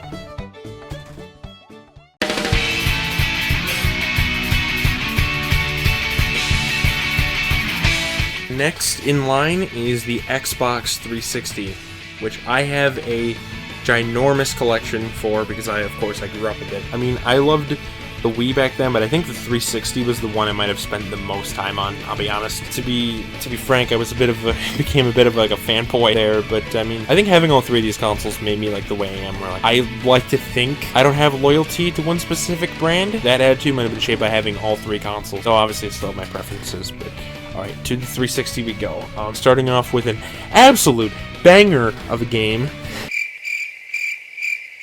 So yeah, I own a copy of this. Just picked it up because why the hell not? It's pretty obvious what I think of this one. It's not good, but I do think that it is a little bit blown out of proportion, I guess. I don't know if that's the right thing to say, but you know, this game is basically, when it came out, it basically just doomed the Sonic franchise after it released, and it's just every game since then has just been made to avoid this one. I mean, yeah, I get it. It's a buggy game. It's, you know, it's really glitchy. It has a lot of really terrible loading screens. Duh, you've heard these things a million times. You know, shitty, boring town missions, yada yada yada. But I'm gonna be honest. I don't know if this is a hot take, but I actually think if you remove that layer of like technical problems and stuff, you'd have a pretty worthy game in the series here. They basically made this to be like a Sonic Adventure 3, and if it was finished, it probably very well could have been the best Sonic game, honestly. Like, I actually really don't think the level design is that bad, fundamentally. I mean, it's not perfect, obviously, but I honestly do think like the main problem is the glitches and the unpolished technical aspects, you know, like the controls, like broken mechanics and stuff, which is exactly what PO6 is for. Now, I haven't actually played PO6 yet, you know, Project 06 by Chaos X, but what I've seen looks phenomenal, and either way, the game has a fucking banger of a soundtrack. I mean, especially the Crisis City theme. So yeah, 06, honestly, the main problem is that the technical aspect, and because of the loading times and everything, it's more boring than anything in its base form. It's just such a shame that it was released in the state it was because of this game, that the Sonic franchise is in the shitty state that it's currently in. You know, with not having like a major release in like, you know, 4 going on 5 years, I think. No, it's 4 years. But that's really all I have to say about that. I don't know if my take was controversial, but too bad if it was. Anyways, next, Sonic Unleashed. Now, I haven't finished this game yet, but I mean, I haven't finished 06 yet either, but this one, I can tell you for sure, it's a million times better than Sonic 06. Like, I mean, this one, I can say, is actually pretty decent.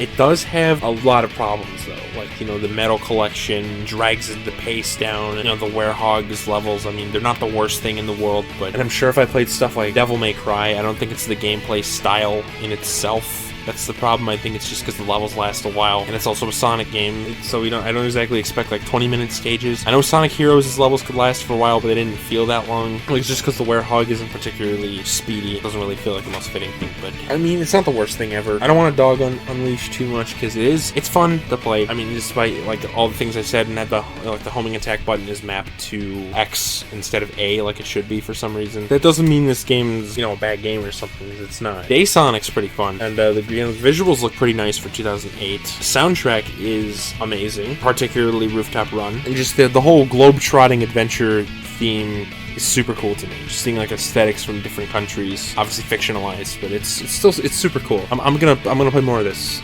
soon. I might even do a review of it one day. So I want to do the Boost games.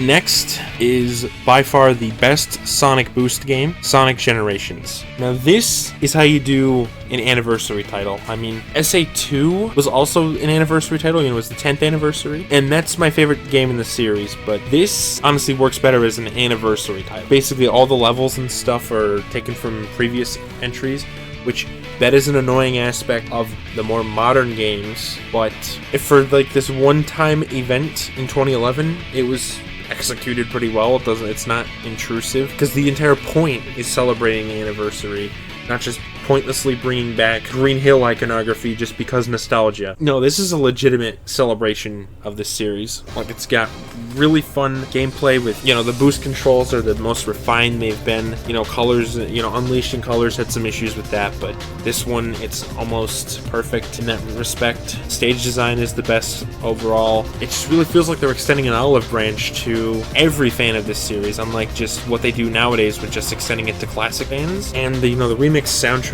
is stellar stuff. The visuals are really nice looking. I especially love the City Escape level for obvious reasons. I mean, that's probably my favorite stage in the game. I mean, duh, you know me. Really the only problem is that it's way too short, honestly, and it has like the progression system with like the keys, those missions and like the rival battles. I'm not a huge fan of those. Also, the final boss sucks. You know, the Time Eater final boss blows. I mean, honestly, in general, just the finale of it, you know, with Planet Wisp and the final boss just kind of sucked. But it's really fun game that I really enjoyed. I want to replay it soon. I haven't played it in like a full year by this point. But strangely enough, it was on the PC version not the Xbox 360 copy I have. Like, my original copy I had didn't actually work. So I got this last Christmas. I haven't played it still on the 360, but really awesome game. One of my favorites in the series. It's just a shame that it's really short. You probably beat it in like 2 hours, and if it was just, I've heard it said, like, if it was just the stages, possibly even under 1 hour. I really wish there was more of it. But hey, if my biggest criticism of the game is that I want more of it, I'd say that game's doing pretty good for itself. Anyways, those are the only 3 Xbox 360 games I have on my shelf, but trust me, I have so many more. Over here. Okay, yeah, that's better. Okay, on the spot renovations, if you will. Let's just go through some random 360 games that I have. Call of Duty Advanced Warfare. Get out of my fucking face. Cars, the video game. Played this a bunch as a kid. Had a neighborhood friend, well, it was really my brother's friend. We would always just like joke about that. It was something weird, like spoons or something like that. I had a weird fucking sense of humor as a kid. Halo 3 ODST. And Forza Motorsport 3. I don't own the original Halo 3, but I have this. I don't know if ODST is any different. I've heard it is different from the actual Halo 3, so I don't even know why it has Halo 3. WWE 2K14 with the master of the social credits himself, The Rock. Sorry, my bad. Oh boy. Yeah, here's the Incredible Hulk. Don't know why everyone seems to hate this game. I remember playing it as a kid and liking it, but that's probably why I liked it, because I played it as a kid and it was stupid. So, oddly enough, made by Sega. Same here as Sonic Unleashed. I think we can see which one got all the budget. Marvel vs. Capcom 3. My cousin was really into this. I've been wanting to get like the Marvel vs. Capcom 2 on Dreamcast for some reason, even though I don't really play fighting games that much. Halo 4. One of the most controversial entries, because, you know, it's made by 343. 343 Halo games are controversial. I haven't played this yet.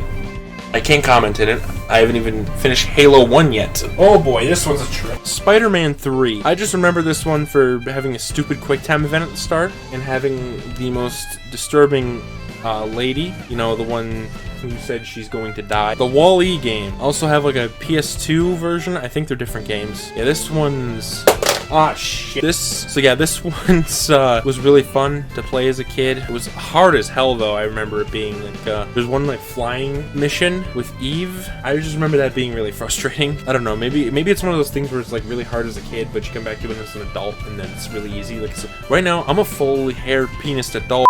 Lego Batman Trilogy. I played these all a bunch. Especially have nostalgia for the first one, but the second two was weird because they actually had characters that talked in English sentences. It's like hearing Mario talk in full sentences for the first time. It's like super unnatural and weird. Yeah, these were fun games. I mean, the Lego games, all made by Traveler's Tales. Same people who made the Toy Story 2 game on PS1 and 64. Yeah, the Lego games are just mostly pretty fun, like that. The Batman ones were. And yeah, that's really all there's to say about that.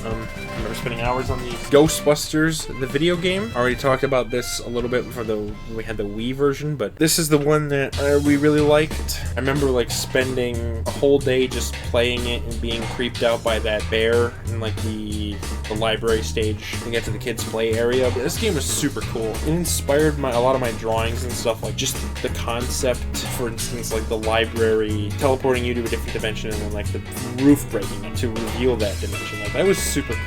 And you know, the hotel, 13th floor and all that, giant spider, and then the ending with the graveyard, that was insane. And the giant monster demon guy, that was pretty cool. Plants vs. Zombies, again, another game I played to death as a kid. I think we might have even beaten it. It's just a really fun, like, strategy type game. Yeah, and then the multiplayer was, yeah, there was a 2-player versus and co-op modes. I remember those being super fun. Would play this one for hours. I might revisit it. Nice. Down in this pile, we have stuff like Assassin's Creed, Skate 3, Angry Bird Trilogy, FIFA, you know, Lego Harry Potter. That one was boring. Lego Indiana Jones was fun. And then here, the orange box, which obviously has Half-Life 2, all 3 Half-Life 2 games, Portal, and TF2, which I played a lot of TF2, though it was on the PC. The Xbox 360 versions of these games are kind of gimped. They're just because they're, you know, the first person. They're not as fluid to control as PC with a mouse and keyboard, but it's fine. This is actually the only copy of Half-Life 2 I have. And obviously, Lego Indiana Jones and Kung Fu Panda. This game, I remember blowing ass. It had this really impossible QuickTime event. Again, maybe it'll be a lot easier if I go back to it as an adult, but I just do not remember having a good time with this one. Though I do remember enjoying this quite a bit. Lego Indiana Jones. And then the sequel down there, which I would spend a bunch on the level creator. That was a lot of fun. And then Skyrim, which I haven't played. So yell at me in the comments section. So yeah, that does it for my Xbox 360 collection. And there's still some more games I haven't showed. Like I own Minecraft on the system and a bunch of other Call of Duties, like the actually good ones like Black Ops 2 or Black Ops 1. Yeah, Xbox 360, a really awesome console. You know, it was a big part of my childhood. Yeah, there it is. Yeah, let's get a move on.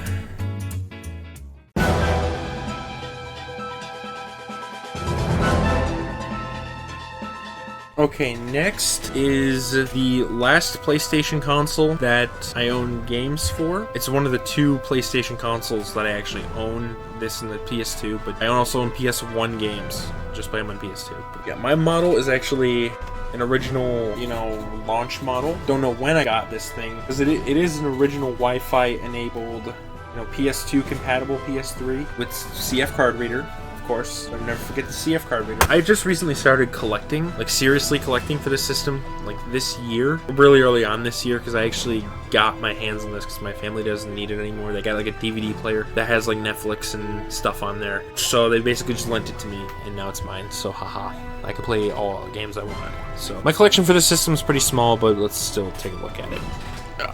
First, Ratchet & Clank Future Tools of Destruction, which is one of 2 Ratchet & Clank games I own that's not on PS2. And I haven't played any either of these yet. What I've seen, it looks good, but pretty basic by the series standards. I've heard it's basically just like Up Your Arsenal again, but just in HD, which I mean is fine because Up Your Arsenal was, you know, great. It really refined the series to like near perfection. I don't know. I'll play it soon. Yeah, I say soon, and I'll go like the next 2 years without playing it, just because I'm gonna get other stuff that I'm more into. I'll get to this. I've been thinking of doing Ratchet reviews on this channel, or since the start of reviews, there's one thing I wanted to cover, and it could be fun to like do like a semi-blind review series of these, but I'd have to get Quest for Booty, which I don't own. Yeah, that's Tools of Destruction, and obviously, by process of elimination, the next one is I own a Crack in Time. Well, I mean, there are more PS3 Ratchet games than those 3, like, you know, Into the Nexus and All for One and whatever, but this is the only one of those 2 I own on PS3. Now, this one looks pretty damn good. Like, I've heard some great things about A Crack in Time. Like, especially I've heard, like, praise tossed at the story, you know, yada yada, like,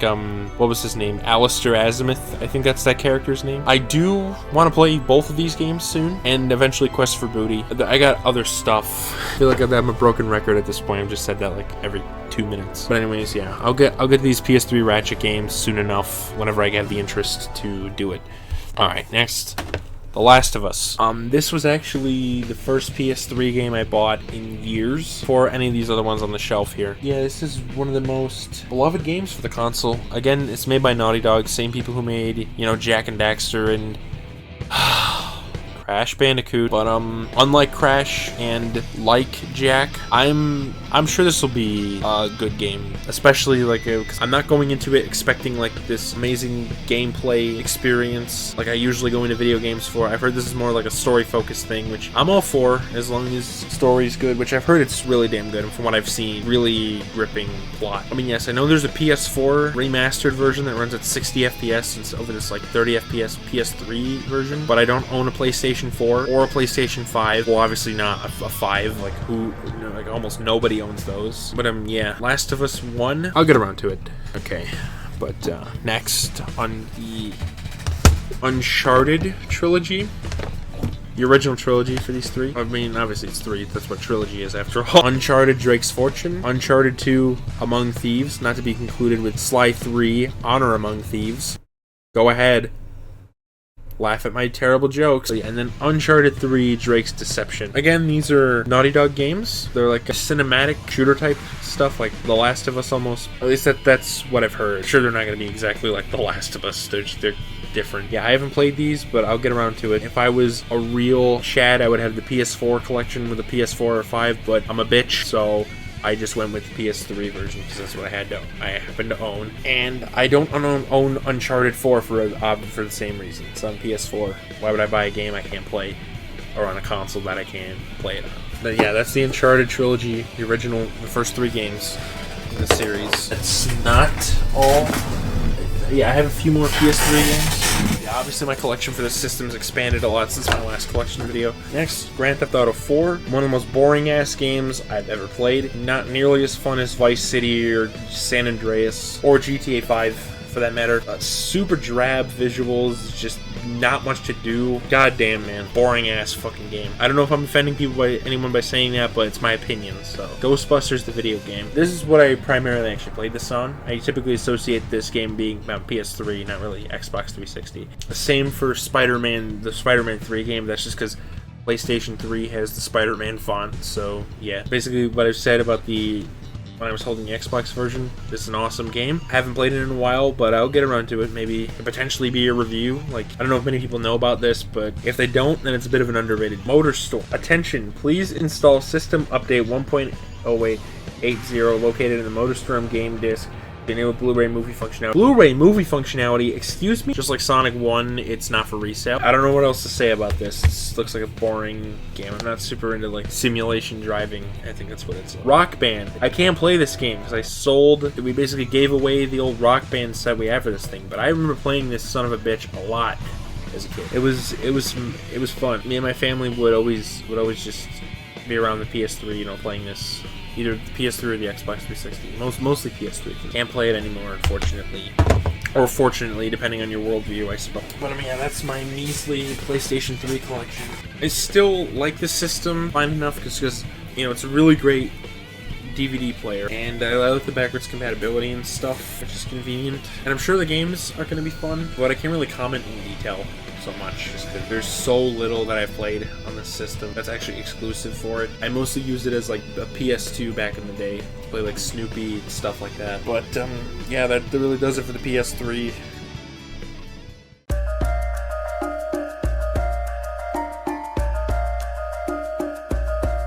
Alright, and now we've moved past the 7th generation, and we're on to the only 8th gen console I own, the Nintendo Switch. I totally don't have any brand loyalty, guys, at least that's what I like to tell myself. Starting with Super Mario Odyssey. Yeah, great game. Not my favorite Mario, obviously, because I still prefer like 64, Sunshine, and a lot of the older like 2D ones. I mean, it was a really good return to like 3D Mario form after like years of just them being snapshots of like the 2D games, especially after Galaxy 2. It was super great for them to return to the 64 Sunshine-esque formula with a new mechanic at that, like the whole Cappy mechanic where you can capture enemies. Super well executed, and it adds a lot of like fun like gameplay potential. I mean, I do think Flood is a little more versatile, honestly. I don't know if that's a controversial opinion. I'm sure it is, but that's what I think. But yeah, basically spoilers for really later on part of the Mario Marathon. Yeah, I really do like Odyssey. Like, it's not perfect, obviously. No game is. 100% is way too much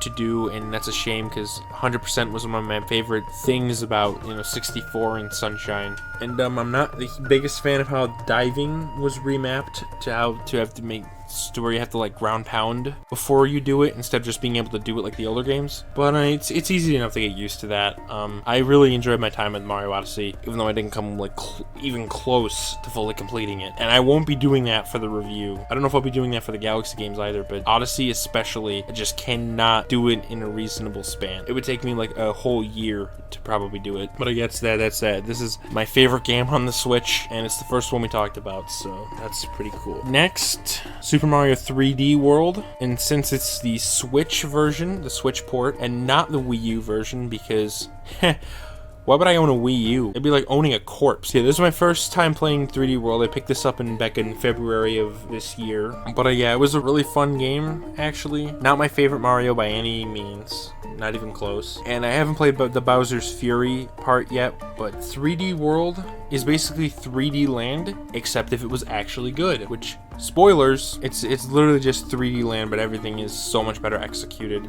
It's actually fun. It's not a tedious chore. By the way, Bowser's Fury looks pretty awesome. And yes, when I do my I'll do a 3D World review when I get around to it. And then after Mario Odyssey, I'll do Bowser's Fury, just because it's technically a newer game. I want to do things as close to release order as I can. Yeah, this is going to be another game I'm going to be reviewing later on. It's all right. I mean, it's pretty good. Next, Super Mario Maker 2. Barely played this one. I actually originally got my original Switch Online last year for it, which I've since canceled Switch Online just because, you know, they've been really doing some really stupid shit lately. I didn't really cancel it, I just let it run out and I haven't renewed it, and I don't think I will. Mario Maker 2, it's pretty fun. Honestly, I find playing stages to be a lot more fun than creating them. Like, I've actually set a couple world records in a few levels in this, so that's pretty cool. That's one claim to fame for me. But yeah, I really didn't play this that much just because a certain other game kind of just overtook it shortly afterwards. But it was fun for like the 2 weeks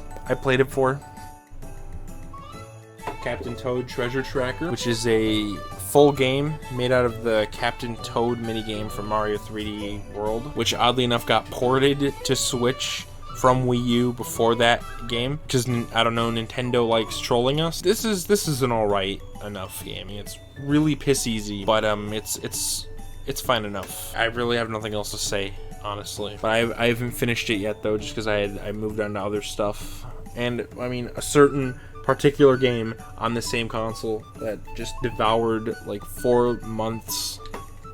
Next, Donkey Kong Country Tropical Freeze. I got this for Christmas last year, and as of November 25th of this year, which is when I'm recording this, I still haven't played it for some reason, which is odd because I'm a really big Donkey Kong Country fan. I haven't really played much of any of really modern Donkey Kong Country. It just doesn't interest me as much nearly as like the classic trilogy for DKC. I mean, they look like really fun games to play, but like I said, it's just not my biggest interest at the moment. Oh, but I'll get to it. I said I would review like the SNES games one day. Maybe I'll review the Returns games, which is what they're called technically. New Funky Mode, which that was a meme. Here's the thing I was building up to for like this segment. Switch Pro. Animal Crossing New Horizons. Oh boy, where do I start with this one? So before last year, I had never played an Animal Crossing game before. They always looked super boring and pointless and just nothing to do in them. Like for video games, you know, I generally prefer, you know, more in-depth like gameplay stuff. Which is why, you know, stuff like platforming games or shooters or just, you know, stuff like that. Late in the year when I actually picked up a Switch, I guess curiosity got the best of me, so I spent $60 out of that curiosity to get it, and actually was a lot better than I was expecting it to be. I actually had quite a bit of fun with it for the 4 months that I played it for. Eventually, like this March, like I mean, when I made my collection video last year, I was just addicted. I'll admit, I was playing it every single damn day for at least like 20 minutes. Every morning I would wake up and just play it for a while, make some money, and then, you know, just log off and do whatever the hell else for the rest of the day. Now, like a year later, I've since gotten like tired of it, I guess, by March, and it just dropped off. Just got bored of it, and I haven't played it since March. But I have recently been thinking of coming back. Like maybe over break, I might do like a thing like, oh, I haven't touched my island in months. How is it? Or like revisiting it or whatever. But we'll see about that. I don't really know. And by the way, this game's fucking pretty. It looks really nice, and that's all there is to that. Next one. And I'm embarrassed to admit this. Actually, the next two I'm kind of embarrassed to admit this, but here we go.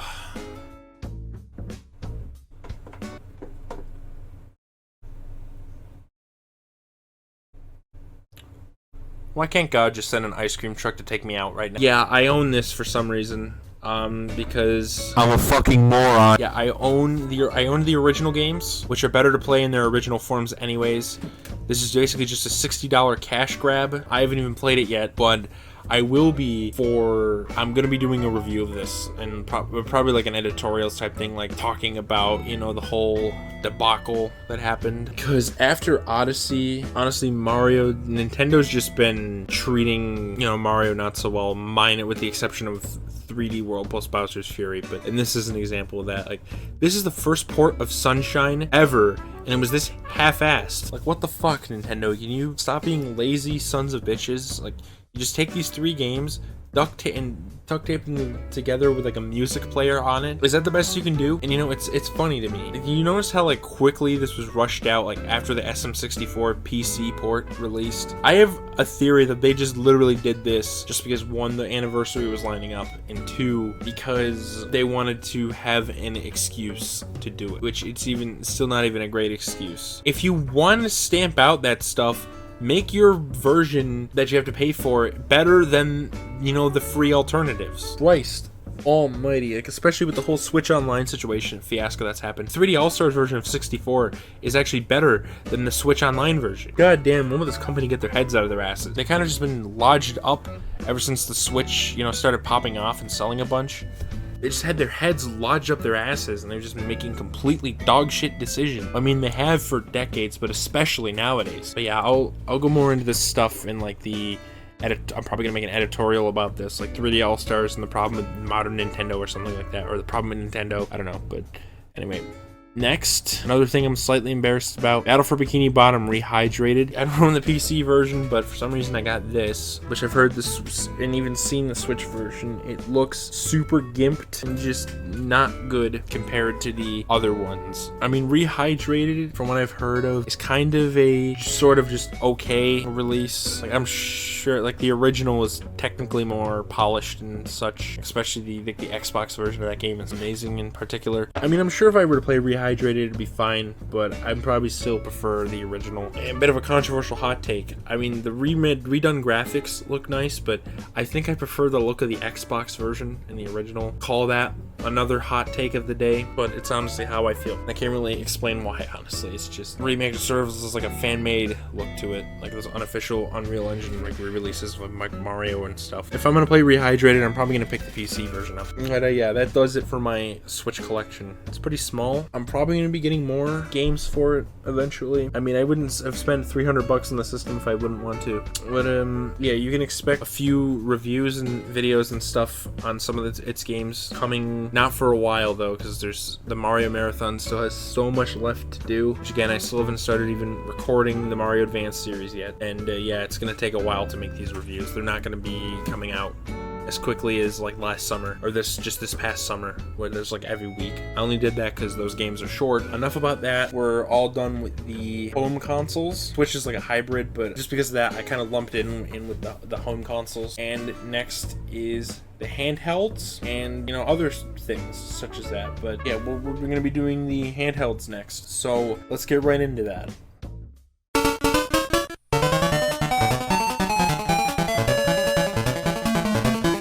Okay, and like I said, we're at the handhelds, so let's start with the Nintendo Game Boy. I don't own many games for this system, but I mean, some of the ones I do have are really good, so yeah, that's all my Game Boy games right here, just 6 of them. Let's go over, let's discuss. Super Mario Land. I already did a review on this one, obviously, if you've seen that. I think this is just a laid-back, fun Mario game. It's not super deep. It's far from my favorite entry in the series, but it's fine for what it is. Like, I mean, the controls are a bit clunky, and like the graphics are really basic, and it has limited continues, but like it's still fun to play. Like, it's super short too, so it's perfect to like just pop in, sort of like Mario, like a lot of the other Mario games. It's great to just pop in and just play through in one clean sweep. And that short length also helps up for like makes up for like the limited continues. So it's not like Sonic 1 or 2. Like I was saying, it's not like Sonic 1 or 2 where like I have to replay like a significant chunk. Yeah, this one's, again, not super long or deep, but it's fun. But that doesn't compare to Super Mario Land 2, 6 golden coins. Man, oh man, I love this game. This is one of my favorite Mario games, for sure. Best game on the Game Boy, without a doubt, that I've played. Like, it's got fantastic stage design. The controls are so much better than the first. The graphics are improved. I mean, the music in Mario Land 1 was great, but this is even better. It's just got really creative theming and the like. It's really impressive for a Game Boy game, and it holds its own. Like, even when compared to like Mario 3 or Mario World, it's like, it holds its own even compared to those. Like, if you haven't played this for whatever goddamn reason, do it. Like, I don't care if it's a Game Boy game and you can beat it in like an hour and a half. It's damn good. Also, it has a level made of balls from in a crotch, in the robot's crotch. So a giant robot's crotch. So that Nintendo, what the hell's wrong with you? But yeah, really awesome game. Super underrated. I mean, both of these games are kind of underrated, but this one especially, it's super overlooked and underrated, kind of like Klonoa. But I mean, it's obviously a bit more well known than that, but it's in a similar boat. So next is Tetris. Not much to say about it. It's literally just Tetris on the Game Boy. I got the NES version before this for some reason. Some guy with MS. His initials owned it before me too. No clue who that was. I don't care. It's fun to just pop in every now and then. You know, like it's just Tetris. Yeah, not much more to say about it. Killer Instinct. I'm sure this blows. The SNES version I've heard is really good, but Game Boy port probably sucks balls. Tetris 2. Yeah, if Tetris is so good, where's Tetris 2? Well, here it is. Yeah, I haven't played it. Heard it's I don't know. It's Tetris 2, bitches. And then Teenage Mutant Ninja Turtles: Fall of the Foot Clan. It's a licensed game on the Game Boy. You can probably imagine how that would. And that's it for my OG Game Boy collection. I like the console enough, but it's mostly for Mario Land 1 and 2, especially Mario Land 2, and then Tetris. But I still haven't played games in there like Link's Awakening. I want to, but for now, Game Boy is just, basically it's the Super Mario Land 2 machine for me, honestly. I own an Advanced SP, that's how I play these games. That's that. On to the next one.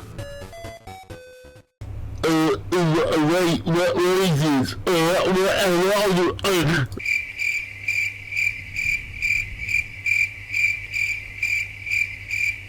Why?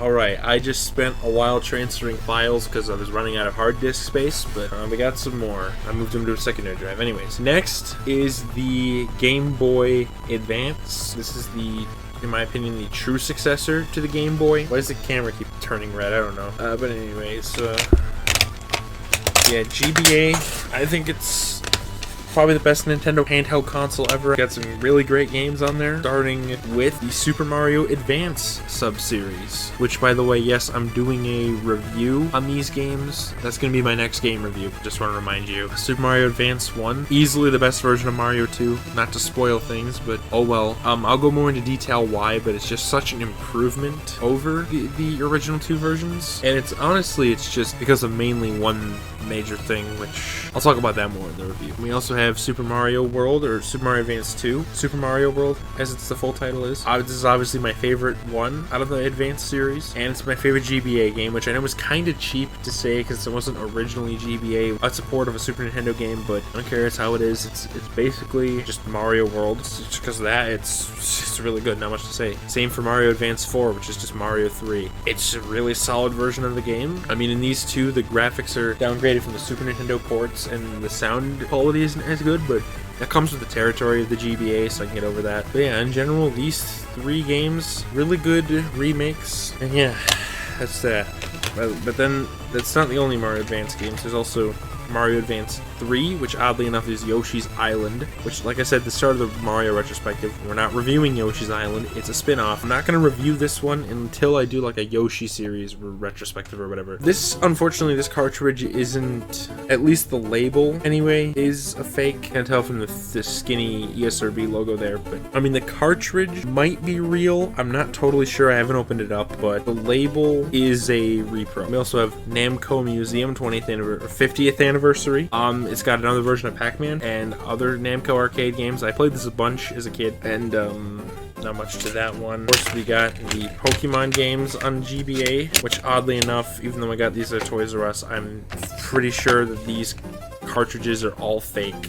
I don't know how that happened, but yeah, I think they're all fake cartridges because they look in like the inside, and from what I've seen, the internals look fake, and the labels aren't exactly right. Just has all the hallmarks of that, but it would explain why these cartridges freeze and corrupt and lose save data all the time. Yeah, haven't played these in years. I don't really care about Pokemon anymore. I did love it a lot growing up, but I really don't give a piss about it these days. But they were fun as a kid. But yeah, I'm probably not gonna play these again for a while at least. Then we have the Sonic Advance series, which I haven't actually played yet, but I want to. Maybe I'll also do reviews of these games, sort of as like with the Boost games or whatever, or like Pac-Man World or the trilogy, or like Paper Mario would be like semi-blind, sort of. Because I have played a bit of Advance 1, and I like it It's fun. It's obviously not as good as the Genesis trilogy, but it's pretty solid in its own right. The graphics especially are like a step up from those games. But yeah, it's kind of dry though.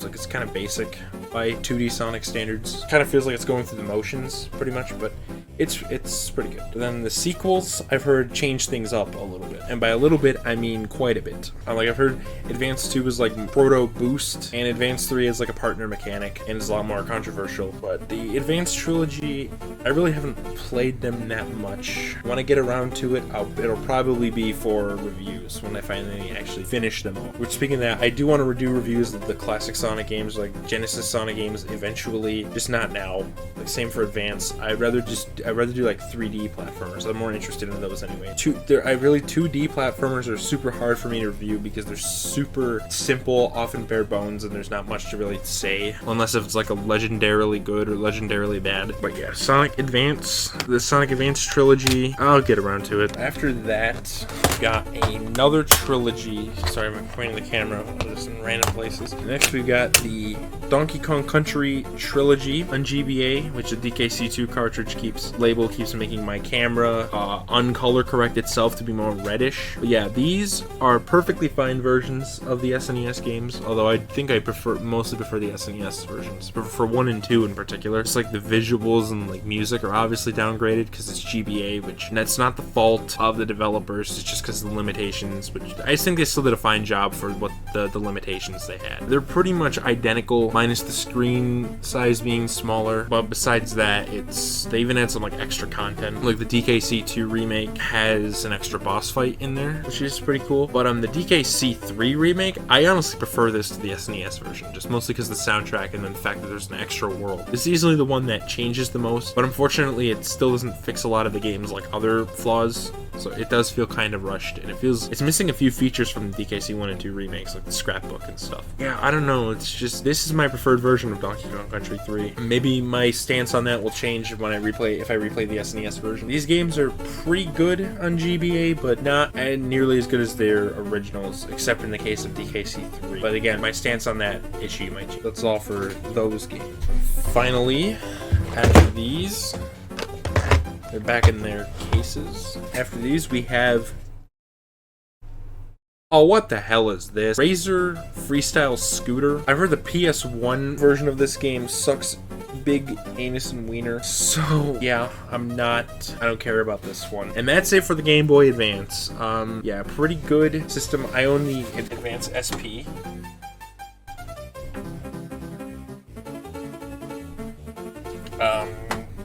It's pretty awesome handheld, which I play my original Game Boy games on that too. And on top of that, I have the Game Boy player for the GameCube, but I don't use that one as much. But yeah, I like the GBA. I think it's Nintendo's best handheld console. It's basically the GameCube of their handheld console. Now it's high time we move on to the next one. So let's get right to that.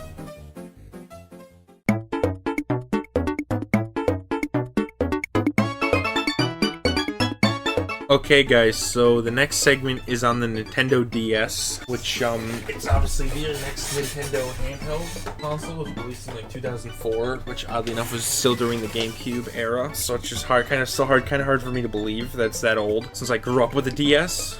But anyway, in that blue bag, check out what I found. It's a $1 coin. Yeah, there's just a straight up old ass like original $1 coin just in there, and it's even like a bicentennial. You can see the 1776 to 1976. This is like a bicentennial celebration coin. I don't know, I just thought that was kind of cool.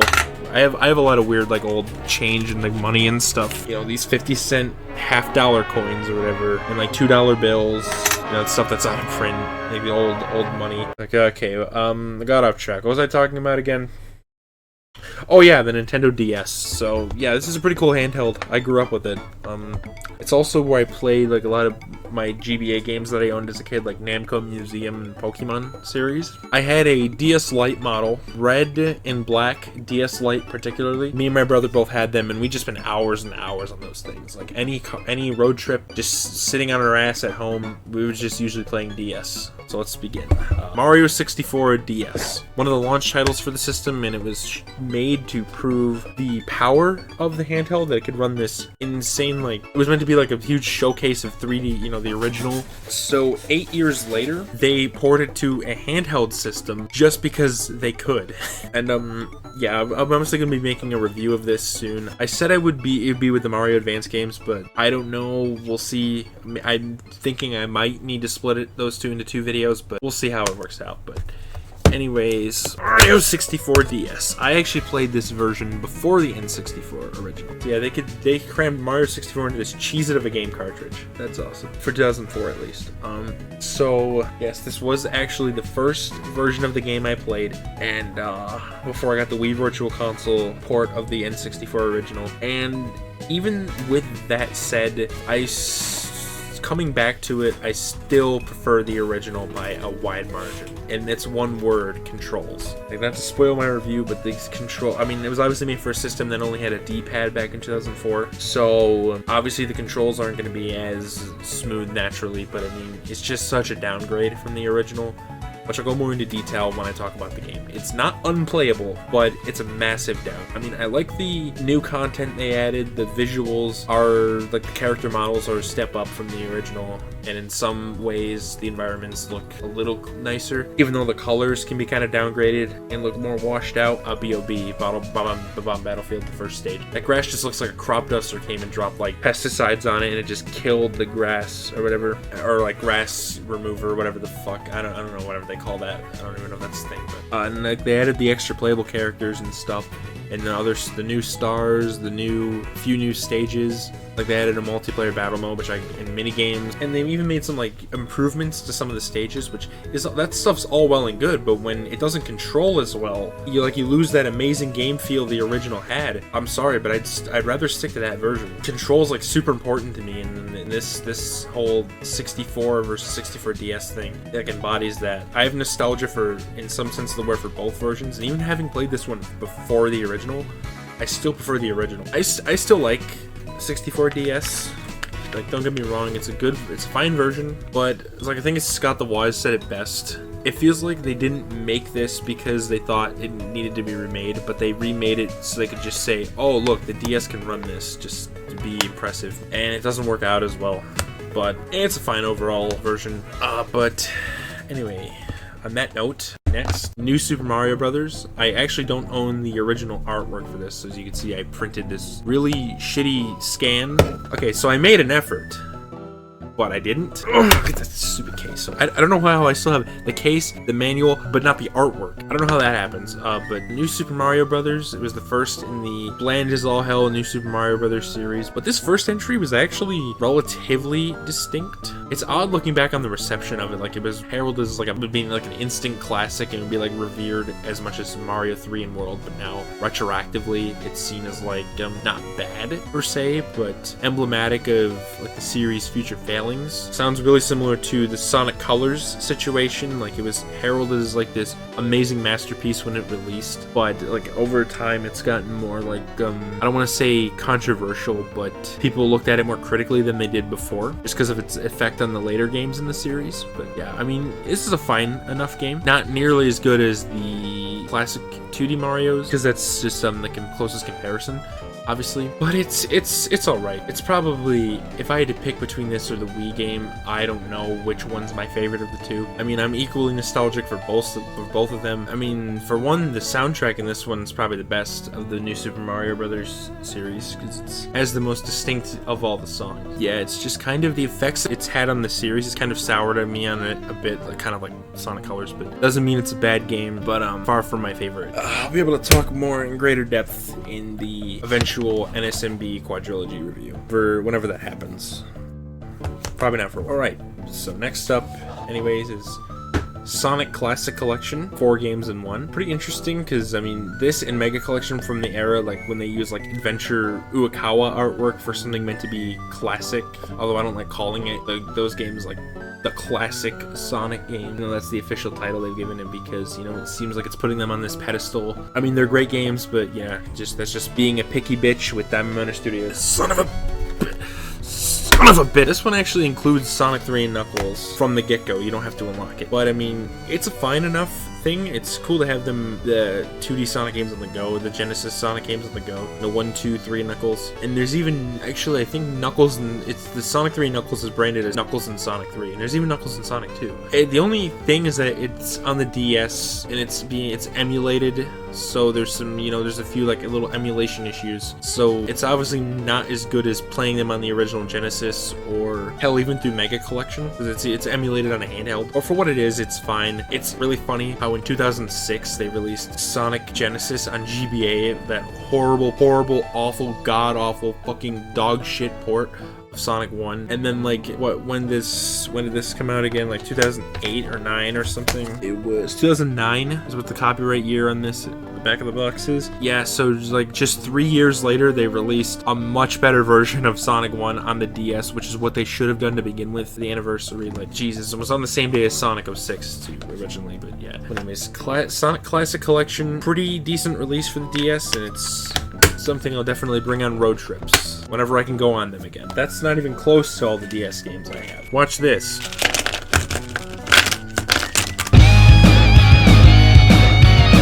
Check these out. I was really into the DS back then, so let's go through these group by group, like I usually do in these videos. First, obviously, we have the Pokemon games, which I have both my version, the versions I had, and the ones my brother had. We have both got our own versions. The ones I had were Diamond. I got Platinum also, primarily. So I actually had one extra version that my brother didn't have, haha. I also had Heart Gold, which is the one I sunk the most time into, plus White, which I also sunk a lot into, and White 2. And my brother obviously had Pearl, Soul Silver, Black, and Black 2. Most of these, I really liked them back as a kid. Like, Heart Gold was my first entry in the series I played, and I remember Pokemon White, Black and White was like the first time I can remember being like legitimately hyped for like a new game release. When I heard the announcement for like Gen 5, I think this is Gen 5, right? Yeah, this is Gen 5. When I heard the announcement, like they were giving like a new region instead of like the 4 that had already been established at that point, I got super excited, and I would just be looking at in the news and talking with my friends, because I lived in like in Albany, and my friends back there that I had back at that school, we would always just talk and like speculate about that stuff. It was because they were big Pokemon fans too. They actually introduced me to the series. I loved Platinum, Heart Gold, and White, and I haven't really played much of Diamond. I don't know, these were just super fun as a kid. I don't know if I'd like them as much as an adult, because of White 2 and Black 2 actually were disappointments for me personally. I don't know if that's controversial, but they were, along with certain other games in the series later. But they soured me on like RPGs in general until like literally this last year or this year. I think it's actually this year when I got to like into 1,000 Year Door recently. Like I rediscovered why I loved them so much originally, and it made me interested in stuff like Final Fantasy and all that. So maybe I'll go back to these one day. I don't want to delete my original save files, so I do it through an emulator, because I'm weird like that. But yeah, I have hundreds of hours in Platinum, Heart Gold, and White. Those are all the DS Pokemon games me and my brother owned. He doesn't really play them much anymore, so I just have them down here. We have also got some Mario games, which are Mario Kart DS, which is another Mario Kart game we had, obviously. I remember being my least favorite between this one, Mario Kart 64, and Mario Kart Wii. I don't know why, but we also have Mario and Luigi Partners in Time, a Mario and Luigi series. I want to get the original, I want to get Superstar Saga and GBA. I don't own that yet, but I do own this. This is the only Mario RPG that I have that isn't Paper Mario, and I haven't played it, but I want to. I'll eventually do like a marathon of the Mario and Luigi series. Next, we got some licensed games.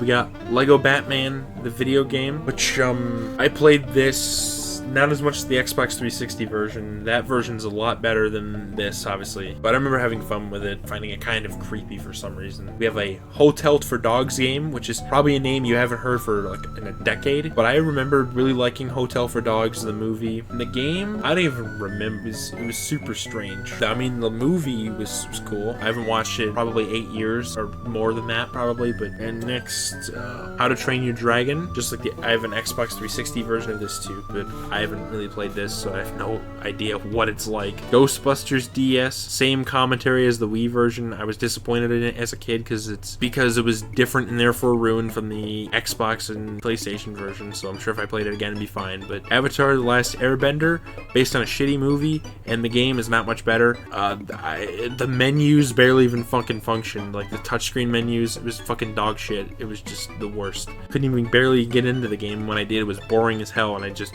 turned it off and never played it again. Alright, but Lego Ninjago Battles. I was super into the show as a kid. I don't remember what the game is like. I mean, we were just into it, so it was probably just the companies, Warner Brothers, and who made this? Did Traveler's Tales make this? Holy shit. Oh yeah, it's a Lego game, obviously. It was probably just a paycheck for them, from what I can remember. And then last but not least, Deal or No Deal, which I actually remember being a pretty fun game on the DS. Don't know what I think of it nowadays, but I remember liking the show, and then when I got the game, it was fun too.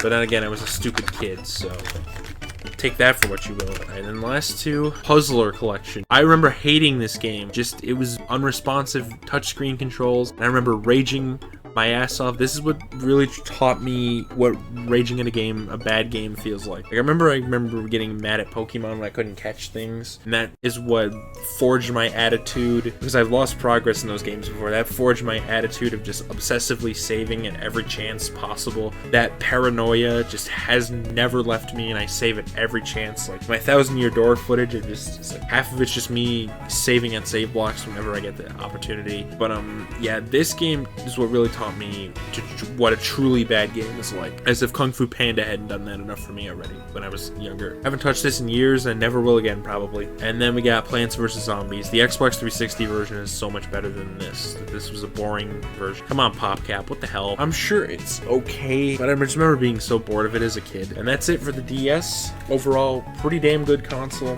But nowadays I prefer the GBA for its library. That's all I gotta say. Next system.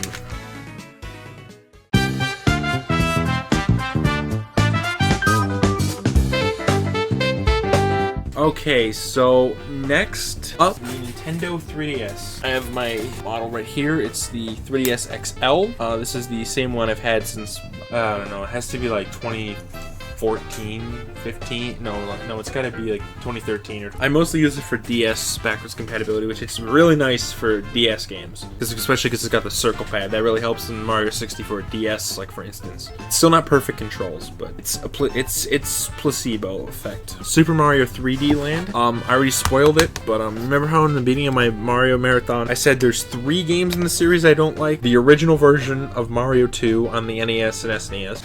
Lost Levels, again, both SNES, Famicom Disk System and SNES. And then here's the third one. Yeah, I don't like this game. In my review, it's not gonna be too nice. It's not gonna be the most negative review in the retrospective, but it'll be one of the most negative ones. Just because I found this game really boring, really tedious, just a lot of irritating aspects to it. I just did not have an enjoyable time with this one. But maybe I'll replay it and my mind will just completely change. You know what happened with Sonic Heroes like early last year, like last October, right? Like turned around on that one. Maybe the same will happen with 3D Land. Who knows? But I honestly doubt it, because I just remember having the fuckest time with this thing. Not as bad as like Crash Bandicoot 1, 2, and 3, but I still really didn't like this one. We'll see when I get to it. We don't get to it for a while in the retrospective. Probably not till like late last year at the earliest, if I had to guess. Because there's so many other reviews and other videos I want to do between then.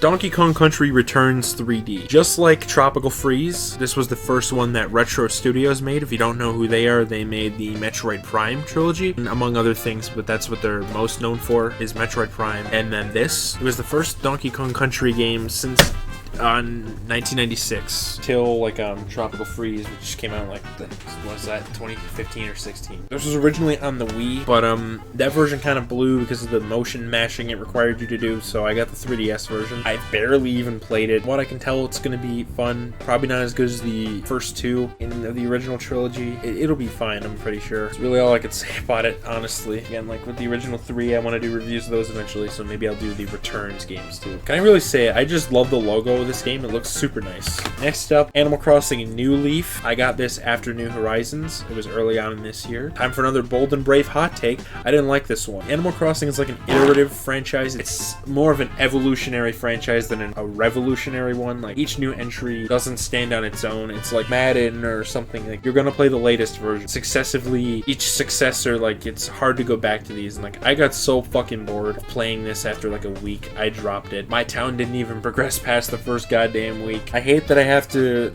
say that, but that's what I thought of this game. I just found it really boring. People like to dunk on New Horizons. Like, they like to say that it has bad quality of life. Yeah, well, guess what? Your fucking items doesn't automatically stack, or like items you pick up. You have to manually stack them in your inventory, which is just damn tedious. It's just such a tedious game to play. It's not relaxing. It's just boring. I think you've had enough of my hot takes today, but there's still a few more to come. Speaking of hot takes, I don't know if this is Pokemon X and Y. These games blew. Okay, these are the games that soured me on Pokemon and by extension RPGs. Or really, it's the other way around. Like, it soured me on RPGs and by extension Pokemon. They're just so boring, uninteresting. I just didn't enjoy them at all. I think it might have just been because I was growing out of the series. Who knows? But I just did not enjoy these. My version was X, and my brother's was Y. Both of us just agreed these games blew. I just did not like them. He didn't either. Again, like, to all the games I've been criticizing that people love, like Crash Bandicoot or Mario 3D Land or Animal Crossing New Leaf, I don't mean to insult you if you like these games. There's absolutely nothing wrong with liking them more than I do. I'm not gonna think less of you for it. It's just I didn't particularly like these. I played them like years ago, and I just haven't looked back since. That's really it for the 3DS. I also have like a WWE game, but I don't know where it is. I think I lost it, and I didn't even play it anyways. So 3DS's own library, more of a mixed bag. Honestly, I realized most of the 3DS games, exclusives that I played, I don't like them. But don't take it as me like hating the 3DS or something, because there's still more games I want to play in there, like Kid Icarus Uprising. I think there's like some Zelda stuff on there that I wanted to, like maybe the Ocarina and Majora remakes. Which, by the way, Majora's Mask, I'm gonna get that in 64 eventually too. But 3DS, I don't own many games for it, and I barely play any of its games on there, and I just use it for its backwards compatibility feature. That's all the actual console systems, but we're still not done yet. There's still one more gigantic elephant in the room, my PC, which I have a fair few games on there I want to show off. So that's what's up next.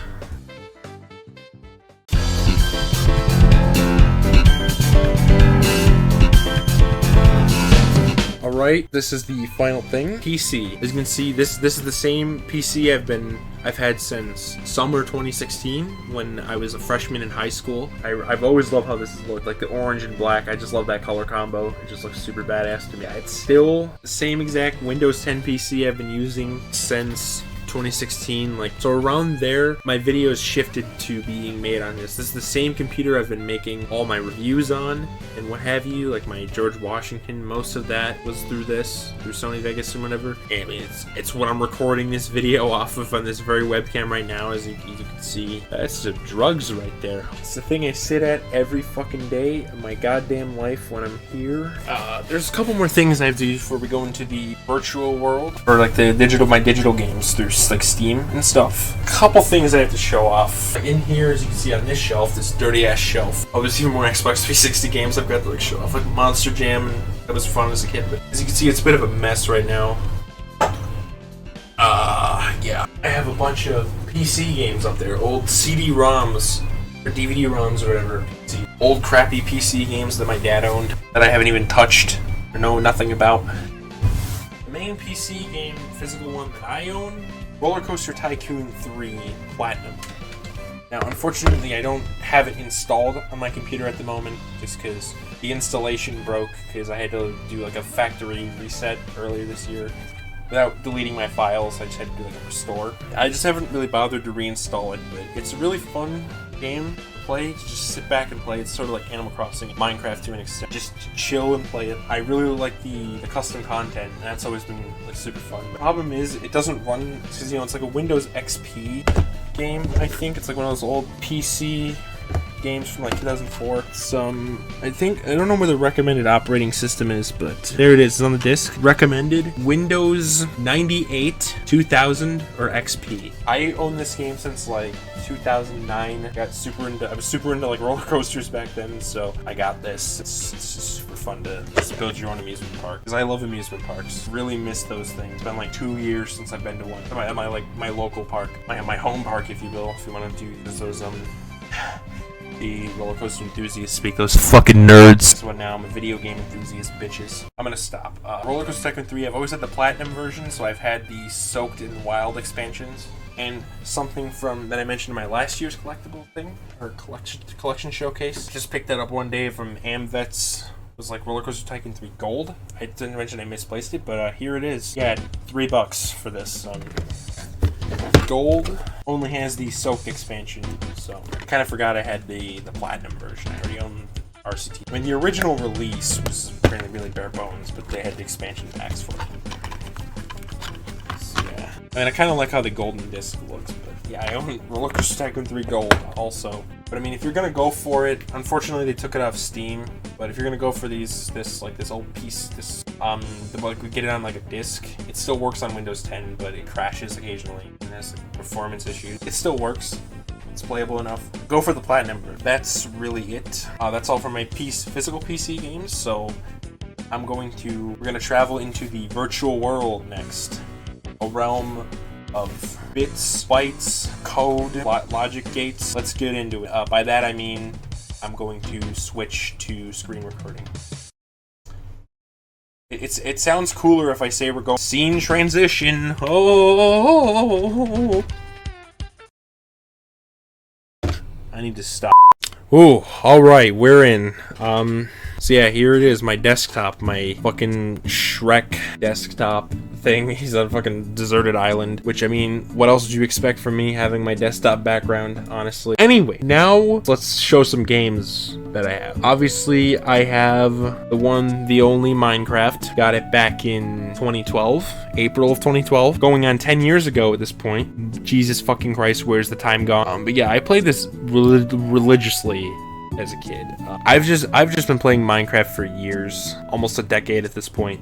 You all know it. It's become the best-selling game ever. I think last year, like a couple years ago, it overtook Tetris for once. Oh boy, this is what I was doing some crappy this like parody YouTube video, but yeah. So yeah, obviously spent hours upon. I got to say, if I had to estimate of how long I've played, the hour count is probably in the thousands at this point.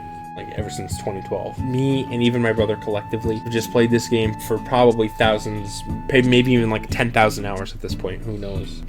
I have way too much to count. If I had to guess, this is probably my most played game ever, right up there with like Super Mario 64. Just a game I can kick back any day and just play. I mean, I don't play it as much as I used to, but I have gotten back into it recently. So there's another thing that's unfortunate though that I can't really show is that I used to have the Mario 64 PC port downloaded, but I accidentally deleted it from my hard drive and I can't find a download for it, so can't really show that off, but I just want to say I had that before. So next best thing, actually before that, there's one more thing I gotta show. I do have the original like Doom 1 and 2 WADs here. I'm not gonna launch it because it just means I have to set up Crispy Doom, which is the source port I play it through, for authenticity's sake. And I've finished Doom 1, haven't played Doom 2 yet. Oh, there's an autumn sale on Steam. That's cool. They're selling dog shit, that's all. But yeah, I'm gonna play Doom 2 someday,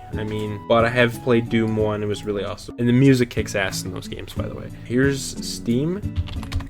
So I'll show my Steam library. Yeah, it's like whenever there's a sale, the Sonic games in particular just get marked down to like the single digits of dollars. Like SA2, for example, is like $2.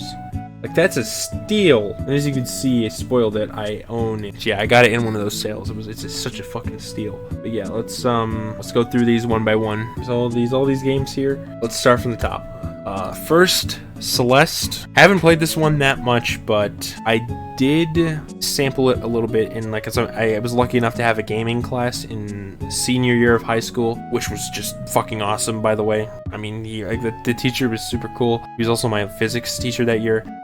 He brought in his N64 at one point, and I played like Mario 64. I was like dominating over everyone else. They all sucked at it, and I was just that one nerd who just like played it well, even with input lag on that TV we had. And that's how I first played Star Fox 64 also. But yeah, Celeste. So as you can see, November 2nd, 2019, that's the last time I played it. I got this again in a sale after playing it a bit in that class. I want to get to it because it was enticed me a bit, but really not enough to make me play it. I mean, I'll get around to it. Just like all the other games have been dooming to my backlog. There's just there's so many other games I want to play at the moment. Just all this at once. Like I'm mostly doing Thousand Year Door, but I'll get around to Celeste one time. All right, next, Gary's Mod. Oh boy. I've played this game a lot too. As you can see, 922 hours on record. This is another one of my most played games ever. I remember watching Gary's Mod videos, Gmod videos on YouTube, like both animations, like Team Fabulous 2, like Kitty0706, rest in peace by the way. But yeah, those videos were funny, and I remember watching Venturian Tale when I was younger, and actually playing it is really funny to mess around every now and then. I don't play it really often just because you could basically do anything in it, but that also, paradoxically, there's not much to do in it. So yeah, last played April 30th of this year. Planet Coaster, basically it's like what I consider to be the true sequel to Roller Coaster Tycoon 3, because Atari sure as hell isn't. It was made by the same company that made RCT3, Frontier Developments. My playtime here is kind of a lie. It says like almost 2,000 hours, but that's only because I would leave the game on like overnight back in like 2017, which is when I got it. I would just leave it running all night, and so there's way more hours than it would suggest, but I have played it a lot. I've last played it in December of last year, by the way, so I haven't played it for a year. But yeah, it's really fun. It's unfortunately there's not like as much custom content. Or like making custom, like for instance, like custom coaster supports is really annoying in comparison to RCT3. It's just way more tedious. Especially like what I like building most is those like old 80s models, like Viper at Magic Mountain, that kind of thing. That's the kind of thing I like building. And of course, I had to pick the one that supports that have like all the scaffolding, and it's like all those like parts you have to individually place, and it's just really goddamn tedious to do that. But really, it's really fun to just kick back and play it every now and then, in the same way Roller Coaster Tycoon 3 is. But anyways, next, Portal 2. This game's really, really good. I mean, simple as that, honestly. I haven't played it in like 2 years. I last played it over 3 years, going on 3 years at this point now. I last just played it over Christmas break. I've beaten it a couple times. It's really like the story and writing are really well done. I especially love the section where you go down to like the 1950s part of Aperture Laboratories. I just find like that kind of made me fascinated with like historical. I mean, I was already into history, but like old technology and stuff, like that could be like one of the foundations of me getting interested in that kind of stuff. Who knows? I'm gonna probably play this again. I don't know when, but anyways, next, Sonic Adventure 2, baby. Yeah, so I own all 3 versions of both Sonic Adventure games. I played it for 20 hours. I played it a few times then through this version, but honestly, this version has widescreen and stuff. It's still a pretty solid version of the game, and it has that widescreen. I mean, I went into the review like it's obviously, you could say it's the best looking one just because of that, just because of the widescreen, even though I do prefer like how the lighting and textures and stuff on the Dreamcast version. I really wish there was a Dreamcast conversion mod. That would be awesome. That would make this literally probably the definitive version, but probably not, because I swear this version is a lot less technically polished than I remembered. Like, I was dying in ways that felt really clunky. That just straight up doesn't happen on the other 2 versions. And like, I ran into some issues that those other versions don't have. Still a fine version of the game. I still had fun with it, because I mean, it's Sonic Adventure 2, so of course I'm gonna have fun with it. But I swear, getting A ranks, it's really only if you're like me and you care about like the A ranks that it gets irritating to run into this version's comparative like instability, I guess. I don't know. It's again not a bad version, but it's my least favorite of the three. So yeah, it hasn't really changed that much from the review. But anyway, next up, Sonic Adventure DX, or Sonic Adventure DX Director's Cut it's called here, but it's just called Sonic Adventure DX in the Steam library. But on its own, without any other additions, this port is really bare bones and mediocre. Like, it's originally in 4x3. Again, I went into this in the Sonic Adventure review, but I feel like I've been saying like, oh, I went into this in the review or whatever, but it's true. I want to make it clear that I am repeating myself, or yeah, going over things I've said already in the past, but it's like only in 4x3, and it has this ugly ass blue border on top of it without mods installed. But thankfully, that's what mods are for, which are honestly just the bread and butter of the Sonic community these days. It's called Better SADX. It adds widescreen, and best of all, there's the Dreamcast conversion mods, which this is actually originally a port of like a 2004 PC release of Sonic Adventure DX Director's Cut, and you can actually convert the textures and lighting that version had without having to deal with the unskippable cutscenes and the shitty frame rate, a whole host of other issues that version has exclusive to it. And then best of all, you can even have the better models from the GameCube version in this, just with Dreamcast textures, which is just the definitive way to play the game. This is Better SADX with the Dreamcast conversion mod is easily the definitive version. I'm still probably more likely to play the GameCube version because I just like playing on consoles more, just because playing with the GameCube controller is a lot better than the crappy PC controller I have. If you're gonna play Sonic Adventure 1, which I recommend you do, pick this version with Better SADX. Next is Sonic Generations, which is how I originally played it. I got it for $1 last summer during the summer sale. And as you can see, I haven't played it in a year, November 29th. But yeah, basically what I said when I was talking about the Xbox 360. Awesome game. PC version is probably better because the original version only ran at 30 FPS and this is at 60. So go for this version if you can. It's right now, it's the next Steam sale, they should have it for really cheap. Like, the Sonic games are always super duper cheap when there's a Steam sale, so yeah. Anyways, Team Fortress 2. That game, I played a lot. I played 455 hours of it total, and I played it a bunch when I was younger too. Like, I would just spend hours upon hours just playing, like, custom maps and stuff. It was super fun. The typical Valve like personality and charm is in here, like with all the offbeat humor and stuff. Like, the characters are super funny, and obviously, as I keep saying over and over, I love great characters and with awesome interactions, and this is no exception. Like, the mercenaries are exceptional characters, and just the gameplay was fun. I mean, I'm not super into multiplayer games these days, but shit was just fun. Next is Suka Blue. Oh my god, no. Oh god, no. Next game, Moonbase Alpha. Okay, here's something I care about. I really only got this because of the funny text-to-speech. Also, yeah, those text-to-speech videos on YouTube are something I watched like a lot back in the day. What else? Someone made a parody of Sora Mimi Cake, the voices from this game, so I get that. That's pretty cool. Yeah, that's all I've got. Like, NASA originally made this to be like a simulation, like a realistic simulation on the moon, but when they added the text-to-speech chat feature, I mean, did they think that would not lead to people, messing with it? Especially since you can make it sing. I still remember this game because I accidentally left OBS on overnight recording it, and I had like a 20-hour, like 17-hour video or something like that. So that's something. Yeah, but Portal 1. I haven't really played this one as much as Portal 2. Portal 2 was a huge improvement over it. I last played it in 2014. Yeah, I just beat it, and I haven't played it since, like in, God, fuck, how long is that ago? 7 years ago? Jesus Christ. But yeah, as you can see, I do, in fact, I have beaten it. I have the Heartbreaker achievement, so that means I've beaten it. Yeah, maybe I'll revisit this again, but I just prefer the sequel. So, Sega Mega Drive Genesis Classics. I own this because I wanted the PC version of Sonic 3 and Knuckles, which I need to get a ROM for, so I can't really show this off. That's unfortunate, but yeah, for Sonic 3, Angel Island Revisited, which I haven't actually played, but if I do a review of Sonic 3 Knuckles, I might use that for footage, just so it can be higher quality. Because this year, like the end of this year and like next year, I'm really gonna start pushing for like better quality footage and stuff. Or at least I want to, but I don't know. That's really why I own this. I also own Sonic. I think I own Sonic 2 also. Not really sure, but But, oh boy, next one. Ready for another spicy hot take? Okay.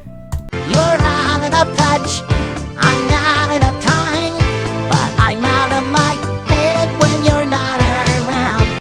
Sorry, I had to throw that in there at some point. Like, I made that meme, and I just wanted to use it. What was I talking about again? Oh, yeah! Sonic Mania. Didn't really like this one. Gonna have to explain myself. Please don't click off the video. I know just by saying that I don't like Sonic Mania very much, people probably just gonna hate me for it, but too bad, it's my opinion. Okay, just kidding. If you like Sonic Mania, I totally get it. It's fine, alright? No problem with that at all. But, God, where do I even begin? It's just so boring. Stage design, it's like developers, like they wanted to throw back to the Genesis games, which I already have somewhat of an issue with, because why not just try to make something new and interesting? Why do you have to constantly keep going back to older games? And just not, I don't mean like just inspired by older games, I mean literally ripping them off. Something like Seaside Hill from Sonic Heroes, that's inspired by them. It's taking something from them, you know, the checkerboard patterns of Green Hill, and making something new out of it. Sonic Mania, I mean, I know I praise Sonic Generations, but that game, I don't know, it's hard to explain myself for this one, but it's like Generations felt like it was celebrating the whole series for one, and it actually didn't bore me to death to play. This one is literally just exactly what I don't want a Sonic game to be, that's just wanking off to one specific era just because the fans and critics on the internet were, you know what happened. On top of that, in my opinion, I don't think they personally executed it very well anyway. If you go back to the Genesis Sonic games, like the level designs, like, yeah, they had multiple paths, but they were still relatively straightforward. And look at Sonic 2, for example. There's multiple paths, yes, but they all more or less continue left and right. It's relatively straightforward and not overcomplicated just for the sake of it. Basically, Sonic Mania, it's just like if Stardust Speedway was every single stage in the game. It's like super boring and barely even know where the hell I'm going. I know it may make me sound like an idiot, but I don't care. I don't enjoy playing it. And the bosses just blow fucking ass. Okay, they blow balls, especially the fucking flying battery spider boss or whatever. That was terrible. And then the Sand Hill or whatever the hell it was. God, I got to like Oil Ocean and I just quit. I just get so bored, and I haven't progressed past that. I'm sorry, but again, feel free to like Sonic Mania. I can totally see why somebody would like it, but yeah, I just didn't. It was such a disappointment for me. Turbo Dismount. I barely even played this. It's just because I only got it because I thought the Markiplier videos were funny, and when I actually played the game, I found it boring just because there's like literally nothing to do in the game. I swear, YouTubers, like Let's Players like that, they made games look so much more fun than they actually were. I've only played this for like 6 hours, and I haven't touched it since September of 2014. So take that for what you will. But hey, it looks like they got the family sedan from The Simpsons Hit and Run in there, or just The Simpsons in general. I say from Hit and Run because it's, you know, it's topless. Which, oddly enough, the sedan is always depicted as a convertible in the Simpsons games for some reason, even though in the original show I don't think it was a convertible. I don't know, it's weird. But yeah, I don't really care about Turbo Dismount. But yeah, that's pretty much all for my PC games. I also own Sonic CD through an emulator, but I don't really technically count that as owning it because it is emulated. But then again, like Sonic Mega Collection and like Classic Collection, those are emulations. So I don't know, it's complicated. But it's like I'm running it through like free emulator stuff. I've played Sonic CD, it was okay. It's like it has a few of the issues Mania had, but yeah, it was mostly okay. But I'm probably not gonna play it again for a long time. But yeah, that does it for the my PC games. So our scene transition sound effect.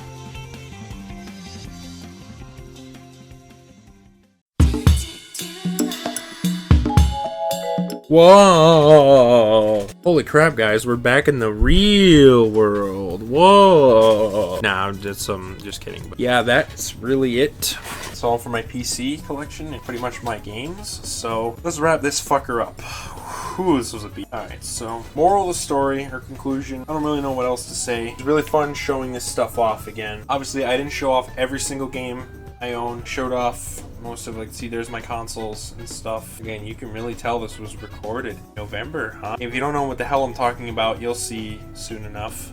Yeah, there's all my consoles, my TV and stuff. Like, let's check them all out. I went over all the games I thought were worth checking over. That was a lot of fun, but it sure took a fucking lot of time to do. And I might as well show this off real quick as like a little bonus. Got a Jack-specific plug-and-play, of course, for Pac-Man. It's also got like Dig Dug and Rally X, which by the way, new Rally X, it's new Rally X, so it has a really banger soundtrack. Galaga, Mosconian. But yeah, I've had that since I was a kid, and it's really decent plug and play like unit. That's really it. That's all my games. My collection, it took a while to go over all this stuff, but my collection isn't even 1,000. I don't even have 500 games in this fucking collection. There's only like 400, so I don't even have half of 1,000. And it still took like a couple hours to go through all this stuff. Like I looked over my footage, it's like fucking like 5-6 hours of footage I had to edit. So this is gonna be a lot of fun, but I cut it all down for you guys, so it's probably. Oh my god. And the last year's was like 2 hours. So just so much crap I had to go over. I got so many games this year, insane. I especially was excited to show like certain games like 1,000 Year Door and stuff off. But yeah, that does it for this video here. Might as well do a couple announcements to make.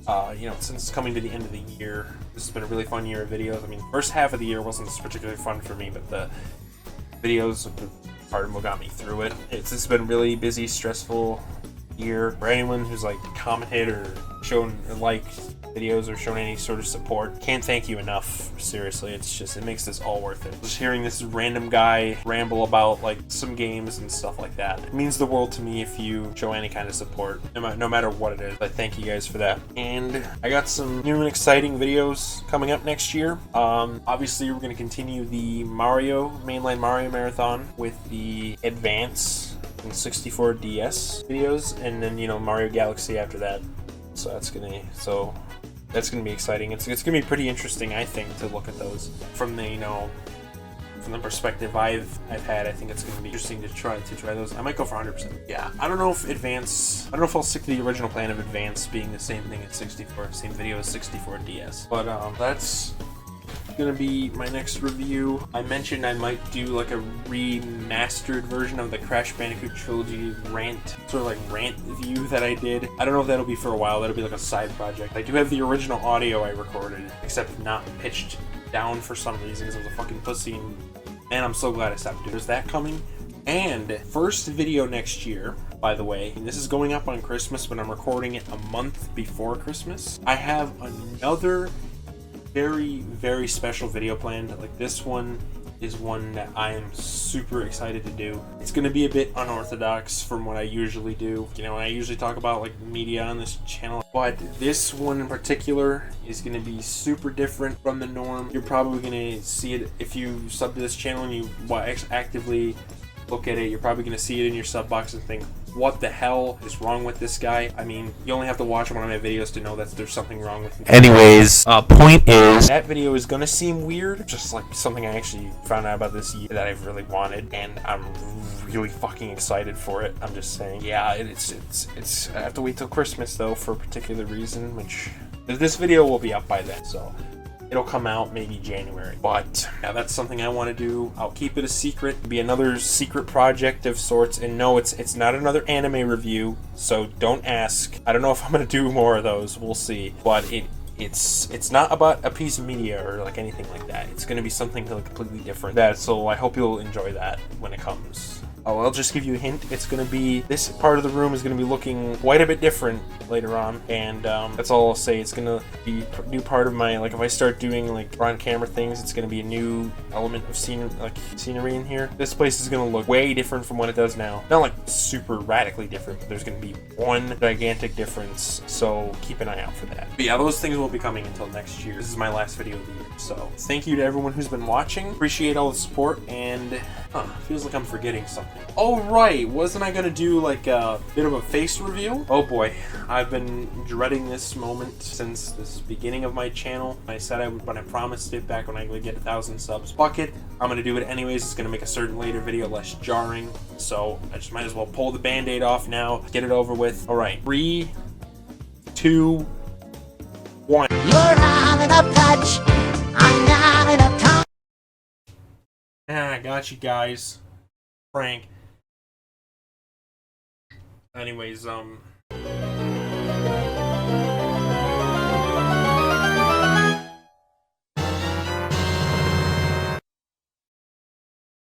Hi there. Yes, this guy right here. This man, ex-convict, true American. This is the guy that's been making these stupid videos since the beginning of this channel back in 2016. Give or take. I don't know really what else to say. Thanks for watching.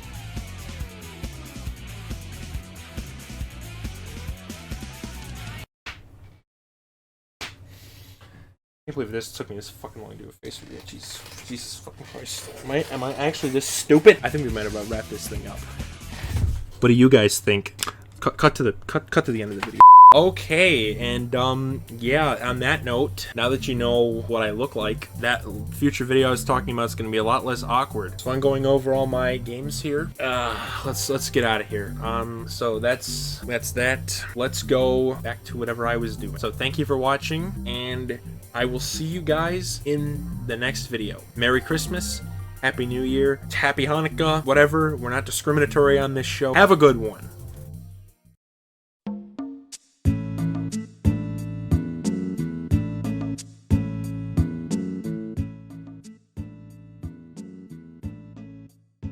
So yeah, that's it.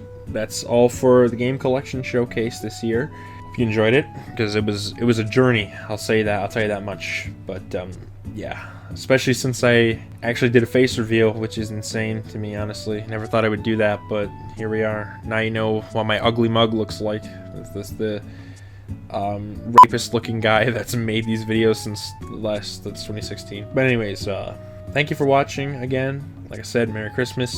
Happy New Year, and I'll see you in the next video for very, very, very special thing. Like I said, like I teased. So yeah, see you then. This has been Diamond Studios. Thank you for watching. Peace out.